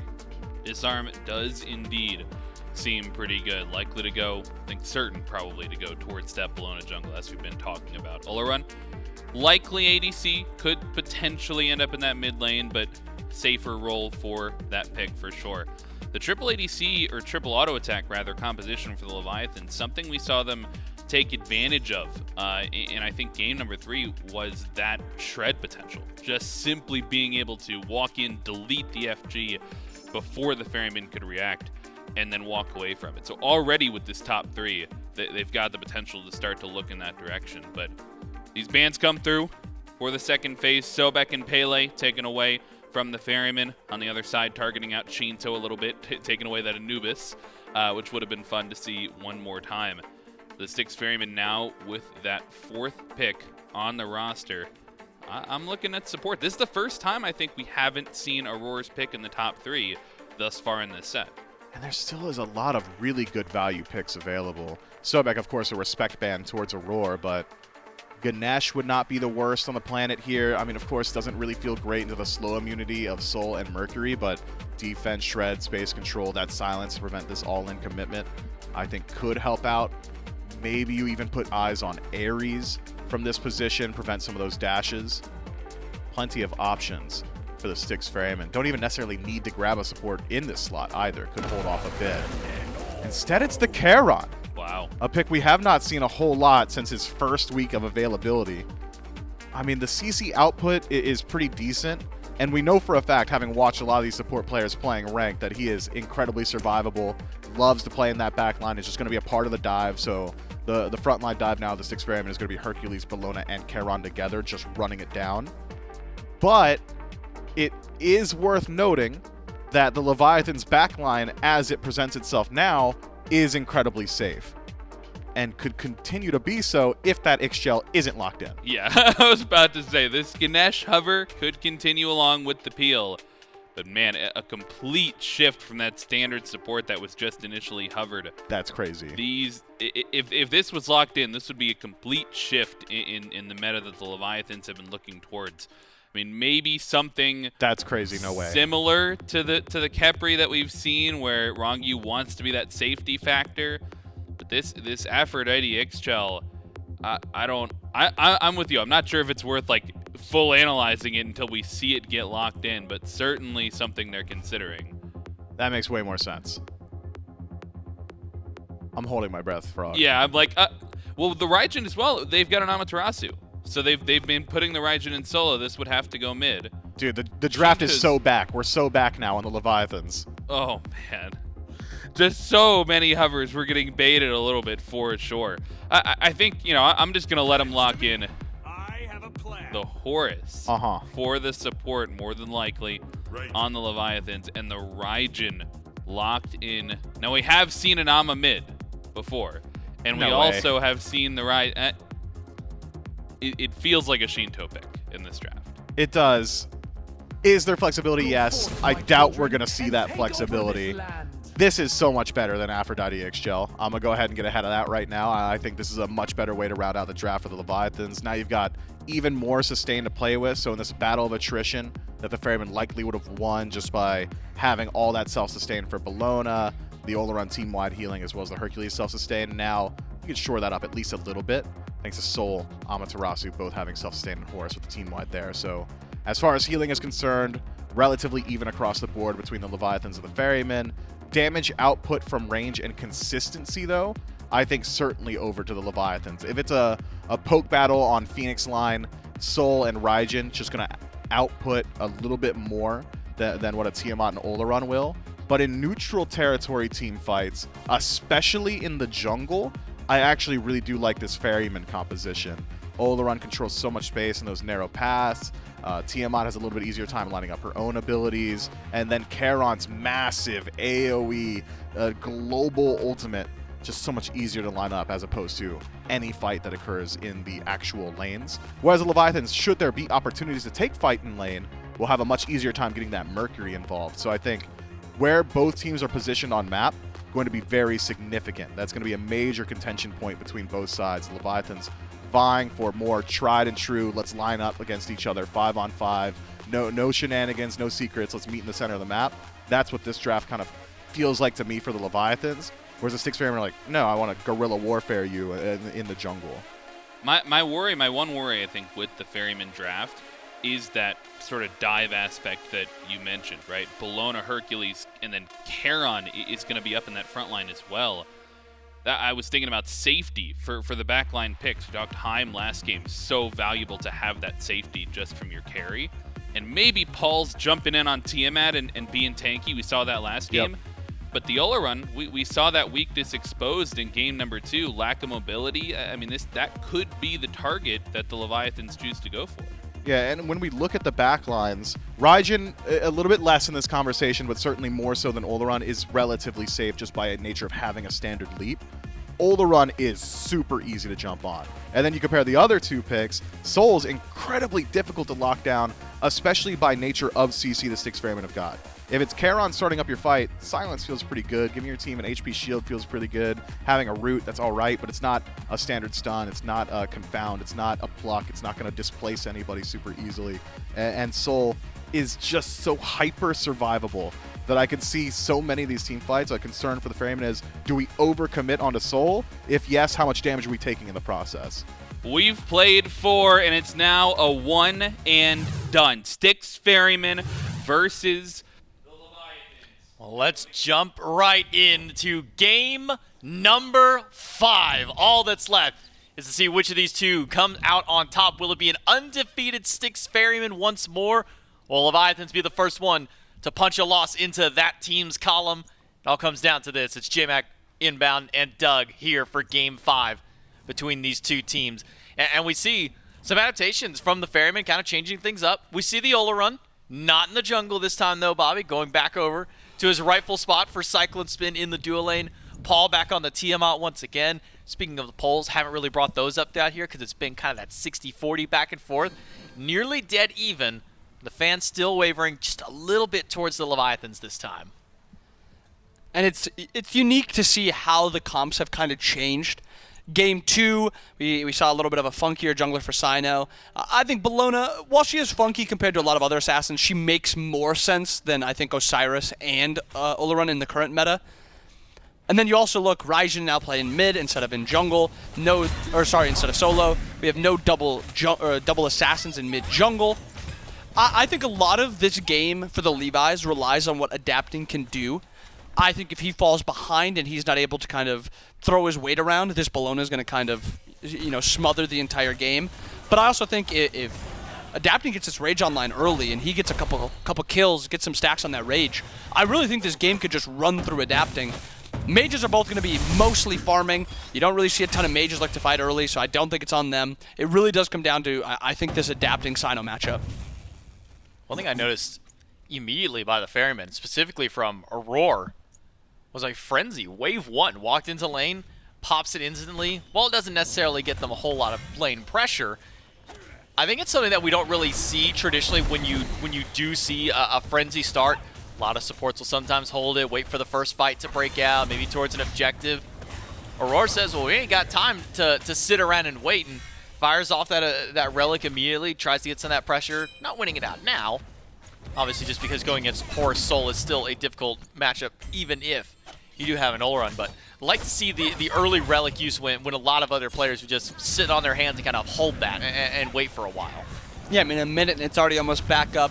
There's potential where maybe that Frenzy gives them slightly more you know, clear, and they actually are able to outclear. But I think Olo's nerf, the early game portion of his 2 is now a lot worse, and I think that Frenzy, if we're talking about pre-nerfed Olo, I think that Frenzy does help and they do outclear. But unfortunately, Olo's nerfed, not clearing as well. Soul, incredible early clearing god. And then Olo gives it a good amount of grouping so they can actually clear a little bit easier. So I don't mind it either. I mean, 40 seconds already, it's already almost back up. So always fine with that early relic usage. I think this dual lane is a good lane to highlight right now, pre-5. Horus is looking to get involved. He's always going to be dashing. I mean, you saw Cyclone take 80% of his health. He just has a good amount of healing, sustained from pots, sustained from his 3. So he doesn't look like he took that much damage, but this will be the lane that I think this game plays through early. Now, one thing I kind of want to get maybe your thoughts and your opinion on has been adapting on Mercury. He's gone to it a few times. This kind of new age Mercury build, you don't rush the Golden Blade any longer since you can kind of pick it up with the Gooseberries instead. Usually goes for a Rage immediately, first item. What's kind of your thoughts on this very early kind of crit power spike that adapting's been going for? I think the first item, it's actually slightly worse than Golden Blade, but I think the spike of the item in the build is just a lot better. And actually, adapting ends up sealing that away. And fineokay looking to play up on the blue. Unfortunately, realizes he's going to be getting walked at, so he has to, you know, kind of walk back to the solo lane. But I think the build is better as a curve through the entire game with Rage. I do think that Golden Blade is a lot more kill potential as soon as you hit 5 and as soon as you finish the item. But a lot of games aren't decided in that first item spike, so I do think 90% of the time the Rage is just going to feel better. Getting those early stacks is going to feel great. And then especially when you get that second and third item done, when you have like Deathbringer and maybe a sustained item or some pen, that 3-item curve is just so flawless. It makes the god just feel a lot better in mid. How much does items like Spectral Armor really hurt Mercury? Because we've been seeing it. Usually the games aren't going super late against these Mercs, so we don't really see the Soul Laners pick up the Spectral Armor until typically 5th, maybe 6th item. Does kind of going this early crit spike for adapting maybe kind of change up the build path of Baskin or Aror early to kind of maybe force a Spectral sooner than they would normally go for? We sometimes see supports go for that early Spectral, almost second item sometimes. I would be a little surprised if we see an early Spectral out of Baskin. Maybe third item, maybe. I think he wants a cooldown item after this Sekhmet Scepter, which is going to be giving him a little bit of cooldown also. If he goes for Spectral after Sekhmet, he's not going to have enough cooldown for the Herc to really be effective in that mid-game portion. So I'd prefer him to wait on that Spectral. You're not too worried about the Mercury gank, especially with just how survivable you are with that second item, you know, physical defense. But I do think supports usually are the ones that have to change up their build. I would not be surprised at all if Aror goes for that Spectral second, but I also wouldn't be too surprised if he goes for that cooldown build, cooldown second item. Speaking of it, on Aror, yeah, I think more than anything, the god that Aurora has gone to. Haven't really seen too much of Charon just yet. I think 6 or 7 games played, only has been able to find, I believe it's at 1 win so far on the god. Hasn't been really performing well at all ever since he was led into competitive. Not a lot of teams are finding success with the pick. What is it about Charon from what we consider, you know, maybe one of the ranked monsters where he's so good in a ranked kind of setting? What kind of maybe separates his ranked dominance from how he performs here in competitive? I think players in ranked are a lot worse at locking people down and committing to kills. fineokay actually getting committed to a little bit here. Dash in for the Raijin. Sheento's got a lot of damage already, but not enough to break through all the shielding. Cyno collapsed on and taken Baskin down. Baskin needs 1, but Sheento's able to escape out. Paul's not there in time, but maybe Paul can go for a cleanup kill after. Dash by Fino gets him to safety. It's just first blood for the Leviathans and nothing for the Ferrymen. And on top of the first blood, that is a stack for the Mercury. Mercury is the god that is the mid game, is going to be the late game monster that the Levi's want. Getting an early stack already. You're already seeing him critting a ton. Rage is giving you a ton of crit chance and a good amount of power, but every stack that you get, more crit chance, more power. And this jungler becomes even more scary. And especially when it's on a player like Adapting. There are some players, when they get a lead, they just feel so suffocating playing against. Like, you can't even walk into the jungle or walk up lane, especially into a Mercury. And when we get to those 4th, 5th stacks and second item, I wouldn't be surprised if the Levi's have the same sort of lead, that they just walk to the objectives. Adapting adapting on Mercury, fineokay on Alma, they have Panda on Sol. Those are 3 gods that have phenomenal objective damage, and then there's also a ton of safety from Ronnie with this ult. It really does kind of feel like the playstyle of Mercury's has changed a bit to maybe more so adapt to the geometry of the map itself, where it used to be you'd walk down, you kind of get play stuff right around tier 1, tier 2, and then Sonic Boom right up the middle of a lane, take somebody down on these side lanes. But now with the way that the lane kind of curves, makes it a little bit difficult to do so. So we've been seeing more of just kind of these sit in the jungle, wait for maybe those short-range Sonic Booms, or just see if you can get a dash to kind of catch somebody out of position. We'll see how Adapting's able to find his way into this team fight. PandaCat throws out the Stellar Burst, gets some good poke against Cyclone and Aror, but all it takes is that one random crit just like that. 500 damage. Nobody's doing 500 damage to the stage of the game. That is a lot of damage, and that is before he's even into this Deathbringer. This actually, he already ults on a Paul, gets Paul's beads, and just like that, that was just an ult into an auto, and Paul's already sitting at half health. Paul's definitely going to have to use relics quickly against this Mercury, and I think it made me a little bit more cautious to see this Tia in mid this game comparatively to last game. Last game, you have a ton of survivability into the Mercury, I mean into the Bat. Why did I want to say Bastet? The Camazotz and the... And the Bat. Well, so Pele, so Camazotz Pele. You're thinking Bat, but you went to Bastet. But then you still got to him, though. Camazotz Pele, yeah. Either way, a ton of survivability into those gods a lot more. You can't really opt into the breastplate into Mercury. Mercury is still going to almost one-shot you, and Paul actually going for the, I assume, Divine Rune or Deso. A ton of healing. I mean, yeah, I think he has to go Divine Rune. I mean, you have Ronnie's already got the upgraded meditation, and then you have Soul. Enough healing that he's going to want the Divine Rune. But Mercury's a god that can one-shot Tia despite the mitigations, despite the protections. So it's just a worse feeling pick for the Tia into this Mercury. We'll see how Paul kind of pilots around, because first few games he was very... Okay, I was gonna talk about, you know, Paul's relic usage, but you point out to me triple breastplate from the Ferryman. Good lord, already running off. We know that Cyno's gonna likely go in towards it. There's some potential with regrowth for Baskin, but we've just seen so much breastplate of Valor at this point that's probably the likely assumption for all of those guys. Man, we went from seeing maybe 1 a game to 3 second item instantly for the Ferryman. Rushing this item and then upgrading it immediately and getting that glyph to get that value also. And right now, you look at these spikes that the Ferrymen are going to be getting, and again, we go back to last game with the Ferrymen where they didn't have a ton of damage, but they were happy to kind of poke their head in, see how the fight's going, put a little bit of damage out, back up.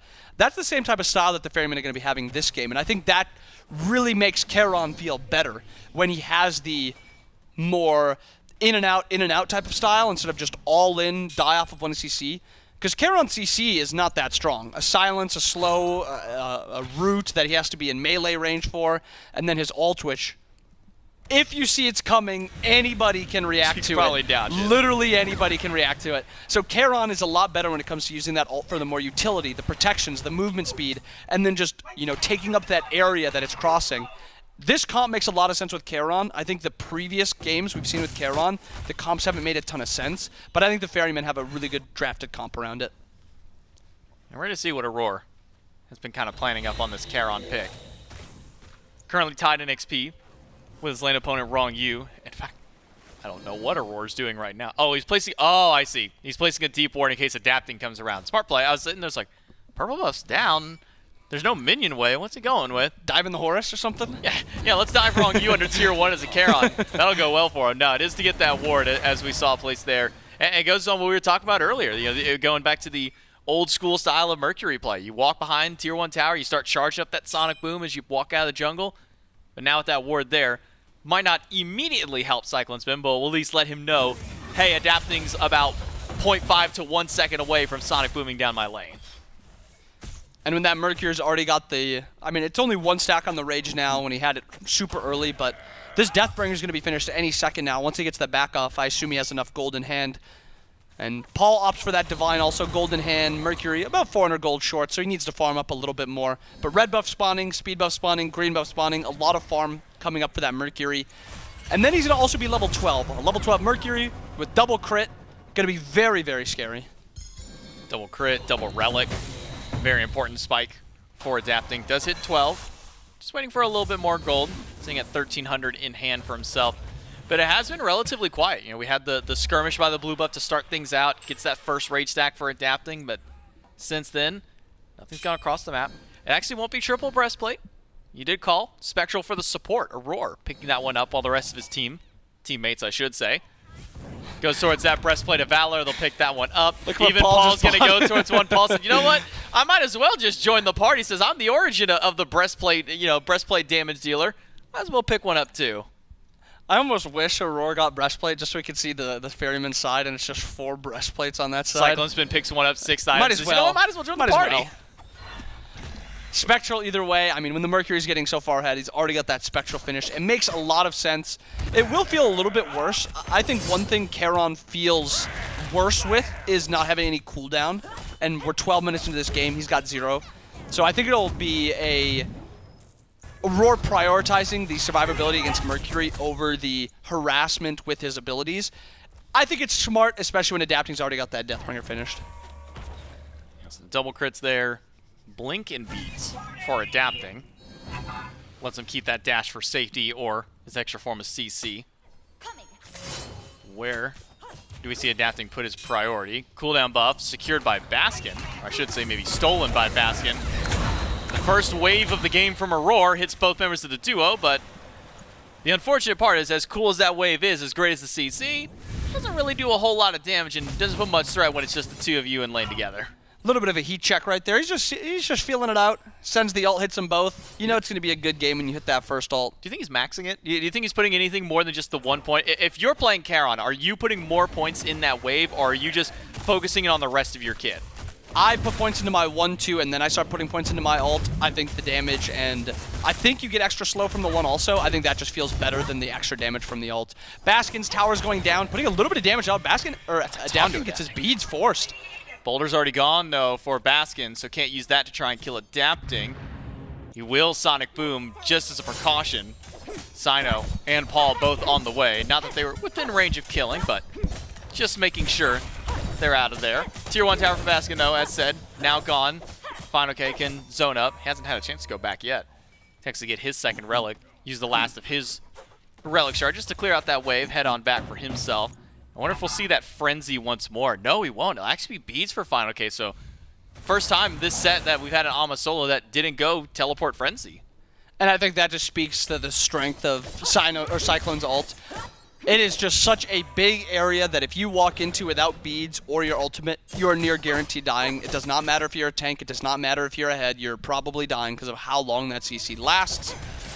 fineokay prefers to survive a little bit more than he wants the frenzies around objectives. And actually, Gold Fury's pulled by the Levi's, getting low. Auror's using the ultimate, putting a little bit of damage. He actually out-secures it. Oh my goodness, Auror feeling himself, gets the secure. It does not matter that they got ult off. 124 damage. Auror, woohoo! Not often do we see Charon to begin with, but now getting an objective steal at that first ability. Sheento uses the beads from Baskin. Wow. Couldn't outstep the maneuver of it. fineokay, though, right around the wall. This Pyromancer not as free. Paul going to try and poke fineokay out if possible, but not really doing a whole lot of damage to this Pyromancer. Instead, it might be a fight, especially if Adapting is just going to land these freehand crits every single time. We'll keep the Ferryman away from Pyro, so Fury, stolen away by Aror, does keep this game fairly even. As now we're going right back to the Pyromancer. Sheento does have ult, but no beats. Uses the ultimate right away. The Pyromancer goes to Leviathans, and the fight is going that way too.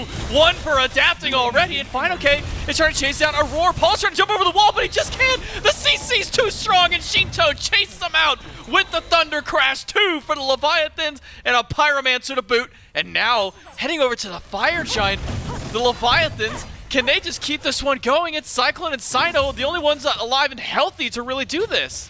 And it's actually already down to half health. You got Mercury, you got Ama on this, you got really good damage and solid secure, but they're looking to turn and take the fight. Cyno actually goes in, dashes in, shells off. fineokay looking for the stun on the Cyclone. Cyclone beads is secure by Sheento. Teleport is happening. Baskin is coming back. Baskin has blink up. Cyno jumps out, but it's not enough. Sheento double kill, but Baskin's healthy. Boulder's coming up soon, and there's some low health bars. Baskin doesn't get the knockup. He's got to get the push, but he's CC'd. He only pushes fineokay and has to walk back through the firewall. The Fire Giant's still alive. The Boulder a bit early. The Tidal Wave is only going to clip a couple. It's not enough. The Fire Giant goes to the Leviathans, and somehow, some way, not a single one of them dropped during all that fighting. And even beyond that now, we are looking at an 8,000 XP lead now for the Levi's. 2 levels in jungle, 2 levels in mid, a level in ADC, and these are... They still not even backed for their spikes yet. They're all still... They just got their spikes off. Soul Reaver in mid now. We have a 401 Raijin, and also Adapting is now finished stacking that Rage. He's got the Serrated. The Levi's are feeling good. And you compare it to the other side. Right now, you look at Cyno's build, just the Adas and the breastplate, no third item, and he's a Bellona who is behind. That doesn't feel good. Not one bit. Breastplate, sure, you got some defense, but when Adaptic's putting up 600, 700, 800 crits, the breastplate doesn't feel maybe as potent at this point. Leviathans take down tier 1 tower in left, a few grouped up in mid. Can drop that one if they decide to group. For now, it'll be a beacon cap for a few of them, but PandaCat has more than enough structure damage. I mean, we're 17 minutes in the game, and he's hitting for over 170 at this point. 176 a shot will knock away another tower. Leviathans, it was a nearly even game. We're sitting 1,000, maybe 2,000 at best. But in one fell swoop, a few towers go down, and we're pushing nearly 7,000 gold up. So Leviathans now push in towards tower. Styx Ferrymen trying to hold the defense. Do so. Baskin's Boulder doesn't keep the minion wave out, but Leviathans group up once more. Still keeping the 5 stack. But the Ferrymen inbound, they're willing to hold their ground. All I hear is Adapting just keeps clapping and saying, ludicrous speed. Yeah. It's the mind game. It's the ultimate mind game on the Mercury. And he's going to keep that one going until he can find an opening in. Ronngyu starts the fight off, gets knocked up on Baskin, but Baskin already down to half. Aror starts out the wave and it hits 3 people in a sanctified field, catches out Ronngyu. PandaCat's low and Paul's got him down. That's 3 off the board for the Leviathans. fineokay all by himself is going to bail out and allow Adapting to escape, and he may just be able to make out of this one himself. fineokay goes back in and keeps Baskin from going back to base. And that was the perfect fight for the Levi's, or for the Ferrymen so far. The massive Charon ult when the Levi's overcommitted, and then Olo ult on top. So much threat and so much damage that they have, where if the Levi's don't play these fights well, they will lose them. They are not far enough ahead where this game is over. They have to still play smart. Cyno is now finishing his Toxic Blade. He's starting his kin size. We have a bunch of items coming through. Paul's almost done with that Reaver now. I'm not going to say it was a throw, like the game's even now, but this definitely slows down the game a lot for the Ferrymen to actually catch back up a little bit. Yeah, knocks the gold from that nearly 7K. They were up back down to around the 5,000 mark. Leviathans can spike that one back up a little bit more. Oni Fury up, and not much the Ferrymen are going to want to do. Just try and step in there. Not much they could do either. Nobody in range to defend this one. Well, glad you point that one out. I noticed it earlier. I didn't say too much about it just yet, but Gooseberry's not stacked up for Cyno. Now, I guess to Cyno's credit, hasn't really gotten a chance to box with his in-hands much. It's been, I Eagles rally in, I hit Scourge, and then I hope that I'm still alive by the time that ends. Yeah, still a little wild that he's not actually got that fully stacked yet. That's 75 gold that he's missing out on. Not min-maxing, not getting that gold. Not getting that splash damage either. Yeah. That makes it clear so much easier. That's the whole point. You don't go Golden Blade because you get Golden Blade with that, but now I don't got the benefit of either of them. This has the flat pen from the Adas now. No splash damage. We see Panda has the splash damage right there. Makes the clearing the jungle a lot easier. 6K gold lead for the Levi's after a couple other objectives, even after the mishap at that tier 2 tower in mid. Fire's about to be spawning up again. Cyno's pushing down left, but there's 3 people over here. PandaCat rotating in from top side. Sheento from another end. It's going to be a full collapse of everybody except for Adapting. Sheento can go over the wall too, Cyno. That's not a safe place for you. Sheento, credit for that kill. With a full collapsing of the Leviathans just to make sure that Cyno's punished for being pushed. I can't even say so far up. He was just clearing a wave over on the left side. It met at the halfway mark, and he was just clearing, just trying to get some farm, hit level 18. I mean, he's down 3 levels. He needs to get some farm. And I think that is an underrated thing that happens a lot of the time when you're behind this much. I mean, you're behind 7,000 gold. Cyno needs farm, and he needs it badly. That's not a bad death. That's a death that sometime is going to happen when you just need to go push up those wave and get farm. But, I mean, Cyno, even if he's alive contesting this fight is still not going to be very easy.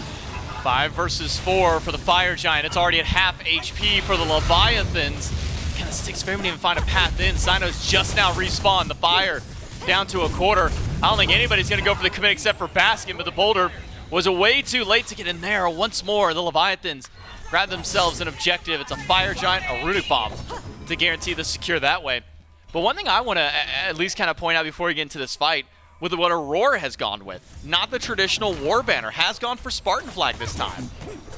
And a strange pickup. Instead of opting for the attack speed and the movement speed from clearing minions, he gets the power and the attack speed from hitting enemies. It's, in my opinion, statted a lot worse of an item. It gives only power, it does not give any protections. And he's not really got a ton of protections in his build already. He actually opts for that Prophetic also, which is going to be giving some aura protections to his allies. But he needs to hit enemies, and he needs to hit them a lot to be able to get stacks. Right now, he's not sitting at any stacks. So this Charon build is in a, I'm hoping this game goes longer so I can get stacks to make my not going a protection-based starter not feel as bad. If it does get to that point, this could be like the difference between winning and losing. That's a lot of extra power and a lot of extra attack speed if you can play around it. Now, kind of speaking to that, you know, this is a game that Aror wants to drag out. If it wants the Ferrymen kind of push a little bit further on, is this a composition that the Ferrymen have, given what they've drafted, to be able to drag a game out longer, or is this one that is not really in their control, maybe more so on the Leviathans to keep it going? I think I agree with that second point, where it's they're needing the Levi's to either play this game so slow that they can farm up, which, I mean, you have 4 level 20s, all of them are starters, even your support has starters. The Levi's have no reason to play this slow, but as a Ferryman, with how far behind you are, you're relying on the enemy team to play so slow that you're able to farm up or to make a big misplay. But I mean, last fight under that tier 2 tower, the Levi's kind of disrespected what the Ferrymen could do, and they did kind of make a throw there. So it's not out of the question, but I think the Levi's understand that, okay, we can't just walk down and just win the game like that. We're going to need to play a little bit smarter. Ronngyu, ultimate. Where is he going to taxi service the rest of his team? It's right to the Phoenix line. They don't even realize this is happening. Frenzy popped instantly, but now it's Baskin on the scene. He's found Sheento. Phoenix is still alive for the time, and it's not going to go down until the very bitter end. PandaCat able to get out with it to separate, and the Styx Ferrymen trying to chase out, but the damage has already been done. The tidal wave is too late. The Leviathans, Ronngyu, makes a great play, and it pays off well for the team. That is one of the best looking things, is just when a Horror Assault works out, and it works out well. Not in anyone's vision, so you can't see where the Horus is bringing you. You bring him to the left Phoenix, and nobody can get there quick enough. Not enough globals. I mean, Charon ult is a global, but it's something that needs a lot of time to get to where it needs to be. So I can't fault Aror for not ulting it right away. You don't have that Athena, the Thor, Rat, something like that to get over there instantly. And the Levi's pop the Frenzy, and they actually do a lot of damage really quickly. Oh, by the way, Cyclone did pick up Breastplate. So 4 players with Breastplate of Valor on the Ferryman team, 1 with a Spectral Armor. Aurora might as well just go back and pick up an extra one so he can have it too. Just get the full team Breastplate. 4 of them picking up that same glyph, that Breastplate of Determination. A very physically tanky team for the Styx Ferrymen. And that's great to fight against Adapting, but Adapting's not the only damage dealer on that team. There's still Sheento and PandaCat, and that Breastplate don't really do a whole lot against them. Yeah, I think that's a good point to bring up, where that Breastplate is both physical and magical, to be fair, but it is a lot more physical than it is magical. It's like 20 magical, 28 magical, and it's 83 physical or something like that, some absurd number. What is it, 55 plus 28? Good call. 83? Good call. Nice. Better math than me. You were more willing to do the math than I was. I was just going to leave it at a lot. I was ready. Last time I did math, I said 2,000 when it was a 4 and then a 5 above that. It was only a 1,000 difference. I said 2,000. That's the last time I try and do math on a cast again. Well, I got you. I'll do the math for you then. That's good math from you, Bobby. That's why we brought you on the team. That way you can be the math guy. Speaking of math, 7,000 gold was a while back for Leviathans in the lead. Now it's 14,000, doubled that. There's my quick math for Leviathans in this lead. 26 minutes in to have this strong of a lead. And with Fire Giant showing up here on the map in about 15, 20 seconds, Styx Ferrymen aren't in position to defend this. They lost their Phoenix. Maybe CycloneSpin steps up. We've seen that the Ferrymen are a team willing to forego damage on the opposite side of the map just to stand here and try and delay these Fire Giants. I think their biggest downside is they don't have a great out-secure tool. I think Tia is a fine attempt at it, but she needs to get a little too close where she's going to be getting threatened by either Raijin's damage or just a crit from Mercury. Also, something I just noticed, we were clowning Cyno a little bit for not having his relic stack or his recipe stacked, but Ronnie doesn't have his stacked either. I mean, he's not really hitting the enemy that much. Surely Ronnie's got a lot of healing for his team. I mean, he's been keeping the team alive and healthy for anything. Yeah, see, look, I like to equate healing to damage. So he's essentially done an extra 50. He's negated 5,500 damage from the enemy team. Imagine the cooldowns he'd have if he had that stacked, though. Man, those extra 1 seconds every single time. But now with the Leviathans pushing up, left side Phoenix still down. And so it'll be a 2-3 split for the Leviathans to push into the Ferryman's base once more. It'll be a moment before we see the minions on the left start to put a threat in towards the Titan and really call for the Ferrymen to take action against it. Paul good to try and keep the defense up, but with adapting and fineokay together and a runic bomb in PandaCat's pocket, feels like either Phoenix is an easy threat for the Leviathans to take down. And Levi's able to play this a little bit slower than maybe expected. There's not a ton of rush. They have this Fire Giant for a while. Left is still dead. They have 2 more Fire Waves coming down left. I think this is something where it should play a little bit slower. Actually, right looks like it'll be commit. We will see. Runic Bomb still hold up by PandaCat. Not going to use it just yet. fineokay dashing away. Adapting's fighting against Cyno. But the Phoenix is back up. Eagles Rally used. That's not going to get anything. Instead, Adapting tries to turn and burn, but Cyno's tanky enough to stand his ground and fight right back. Only the left side Phoenix goes down, but that was the weakened one from earlier. As Aror stands with the rest of his team, Ronngyu goes up to the sky, but who will he taxi over towards mid? It's just him by himself, and immediately it's a response by CycloneSpin. Ronngyu is out of the fight for the time being, but fineokay is the one in danger. The tidal wave goes through. It's only going to hit 2 this time, keeps PandaCat off to the side, and fineokay able to get back out. Left Phoenix gets taken down, left or middle and right get poked down a little bit. Levi's have enough sustain here where Fire Giant on top of Ronnie's sustain should top them off eventually. 29 minutes into the game, they have another 2 minutes on this Fire Giant. Actually walking up now, it's already half. fineokay dashes in. Sheento used the ult, but the runic bomb has been destroyed. It didn't take down the Phoenix. Adapting with a sonic boom from the side. Baskin is out of the fight. Paul goes in, and he gets 1. Adapting is out now, and it's CycloneSpin teaming up with Cyno. Cyno's fighting 3 by himself, but he needs backup, and he needed it faster than that. fineokay takes him away, and Sheento removes CycloneSpin. It's only 2 Ferrymen left, but low health bars on Leviathans. fineokay can teleport back in, and Ronngyu can resustain the team. And that was so close to being a different story. Right's looking to be going down, and this is a 4v2. The end potential is there. fineokay dashes in, and ultimate from Ronngyu. The Styx Ferrymen have been undefeated up until this point. The Leviathans are batting their way right in. You may have been undefeated, but now it's the Leviathans seated atop the division. And what a final game by the Levi's. Completely different from that game 4 where they had that early lead in game 4, but this time they just didn't let up. They kept pushing it. They did not allow the Ferrymen to kind of, slow the game down and kind of come back a little bit. It was almost all Levi's this entire game.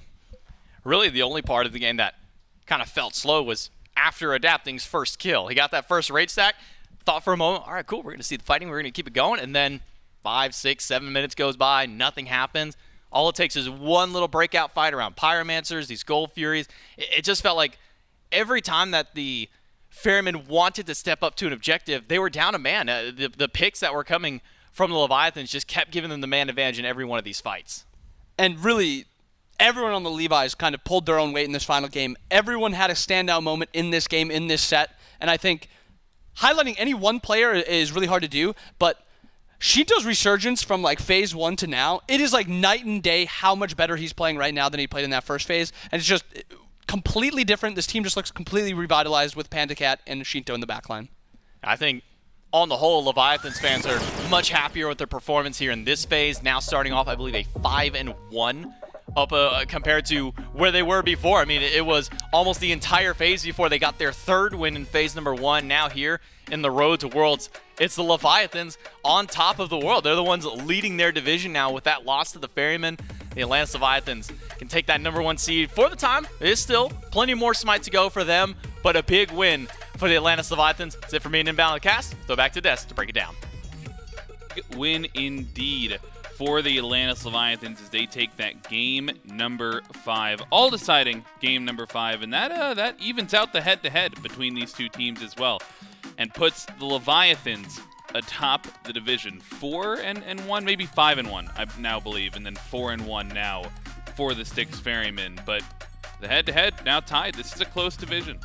It is. I mean, what did PBM say? I'll create a death division, I think was his idea. Wanted to get as many stackers on one side as he could back during that snake draft, and so I think he's done a pretty good job of it. Love watching every single one of those in-division matchups.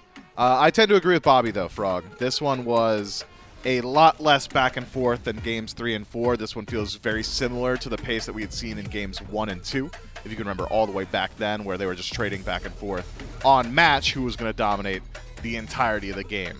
Unfortunately for the Ferrymen, the Leviathans decided game 5 they were going to do that exact same thing, and they do so incredibly well.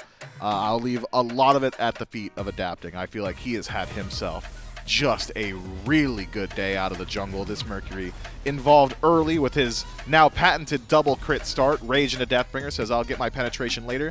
Doesn't matter how much damage you have, it's not going to make up for how hard I'm critting you. And turns out he's just correct, and especially when he's stacking up his rage as quickly as he was. Sheento says, hey, we could put Raijin in solo, but it looks really good out of mid. At one point, I looked at a 1v1 between Sheento and Paul, where they were just trading damage back and forth. Paul lands his entire kit. Sheento walks out at 70%. Sheento lands 2-1. Paul walked out at about 40%. That's the difference between Ob Shard and Breastplate of Valor. Sheento clearly more eyes for the damage. Yeah, up there at the top of the damage charts for his team. A little bit lacking over on the other side, but I mean, I think the damage numbers there are actually closer than I initially thought. Maybe it just came through in the fights, right? They didn't take every fight that they could have. They didn't chase down individual picks in the jungle. It was just the Fire Giant opportunity came up. They were dominant. They decided all in one go. They got it. The Phoenix opportunities came up. They decided all in one go. The macro play, like you said, adapting the Horus ultimates as well, were very well used, it felt like, from the Leviathans. Just felt like they were clicking on all cylinders. You know, all the gears were oiled up. Like they were moving like a well-oiled machine. Yeah, the Leviathans look really good here. I think it is also worth noting how narrow maybe some of those team fight win conditions were for the Ferrymen. Best engagement we saw from them, I believe, was a 4-man ultimate from Aror, and they still could only kill 3 off the back of that. Worth noting again, at that point, Paul hadn't quite built up all of his damage just yet, but if you're relying on that level of CC to win out on a team fight and still only trade, I believe, 3-1, things aren't going to look so good. Whereas win conditions for the Leviathans was, hey, did Sheento hit anybody? If yes, they're probably going to die. Well, Levi is looking fantastic. We can hear a little bit more about it. J-Mac is standing by with fineokay. That's right. I got fineokay, soul laner for Leviathans here. First off, big congratulations on the win. And I kind of want to start with it there. You know, last phase was a bit of a struggle for Leviathans, bringing a new addition with PandaCat to the team. And you guys have looked better than ever. How's it feel to now be on the top of the division for your team? That feels good. I mean, we're obviously pretty happy with how we're playing. Still a lot to improve on. Things we gotta like fix, like apart from like is our weaknesses and stuff, especially just like around fire and being on the same page. Maybe try not to be too loud as well. But yeah, we're feeling good. Month of October is going well. I mean, we just got past No Sleep September, and that went fine. So we'll see how we do. I mean, it's been great for y'all. It was an early tumble against the Ferrymen before. I think it was a 3-0 in your first matchup. Now getting a win here. How does it feel to stop the undefeated Ferrymen? This is a team that everybody's heralding, you know, potentially the #1 team in the league. How does it feel getting a big win against them? Oh, it feels really good. I think even though we got 3-0 by them, a lot of the second game we were up like 15K and we threw. The first game we came back. We had a really good comeback in that game, but then we also messed that up. We let them backdoor when we didn't send enough people to back. So even in that, we felt like we should have won that, or at least could have if we had played better. Yeah. So we knew going back after that set, we just need to practice, work on stuff, so that next time we play them like this, that we could take the dub. And it was a good set.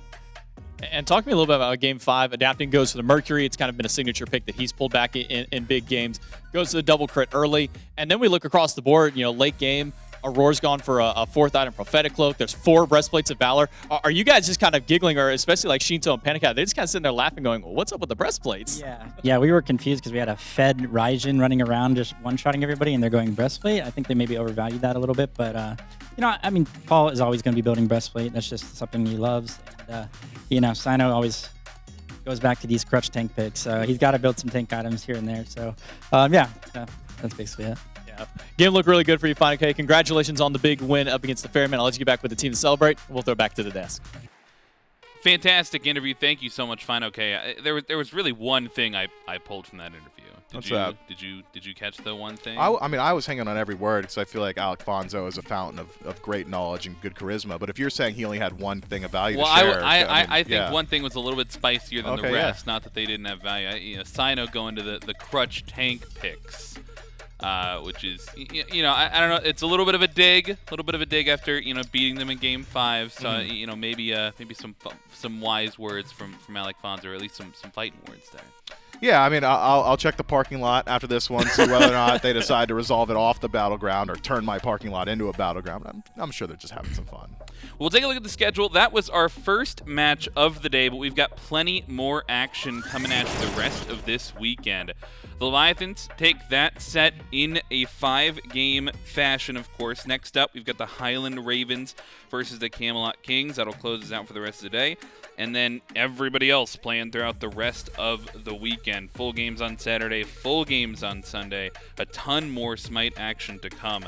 Highland Ravens versus the Kings, though, this is sort of sliding up to be one of our more interesting sets. Both teams are sort of around the middling point of our, not necessarily a top 3, not necessarily a bottom 3, so definitely still opportunities for these teams to prove themselves in this matchup. Yeah, we're looking to see improvement from the Camelot Kings, whether or not the Highland Ravens have got the consistency they've been looking for. I think a great key check for both of these teams. I've been saying for a long time that I see the Highland Ravens as like the swing votes for seeding.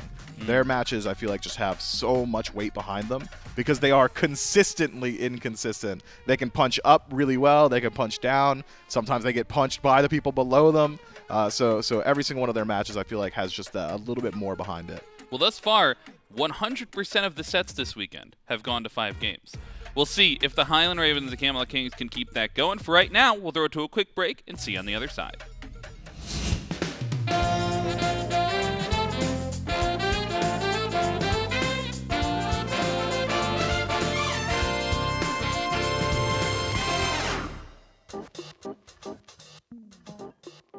So I'm here with the support for the Highland Ravens. And Hurry, ever the veteran, you've been around the scene for a while. You've gotten a lot of interviews, I think. Maybe time to get something a little bit away from Smite. I'm going to run a quick hypothetical by you. You're standing on a cliff, and there are 3 people dangling on the edge of the cliff. Ariana Grande, Emma Stone, and Emma Watson. You can only save one. Who is it? I think I'm going to have to go with Emma Watson. Emma Watson I'm going to go with. Yeah. And what? Why is that? I'm on camera. I can't say. Who knows who's going to see this? Everybody. I got one more question for you, and this one's a deep dive on your social media, actually. Sure. You have recently taken it upon yourself to laud awards upon the community. Yeah. Your most recent award, can you walk me through exactly what that is, why whoever won, and maybe what the criteria were for it? So basically, the competition is the weekly Hog Rider award. So the Hog Rider of the week. So it's basically just whoever is just riding hogs the most. So like as you could see in my tweet, like Jeremy, he was like on that hog, he was riding it. And I think he just showcased really what a hog ride is all about more than everyone else that week. Thank you very much, Hurrywin, for your contributions, your ever-consistent contributions to the scene. Twig, glossed over once more for Hog Rider of the Week. How does that make you feel? But there's no surprise for me. That's not my playstyle, that's not my thing. I try not to ride hogs. So maybe that's a Scream thing today, but we'll see. Twig's not a hog rider. It's been mid-play interviews. We'll get them next time. Just not my thing.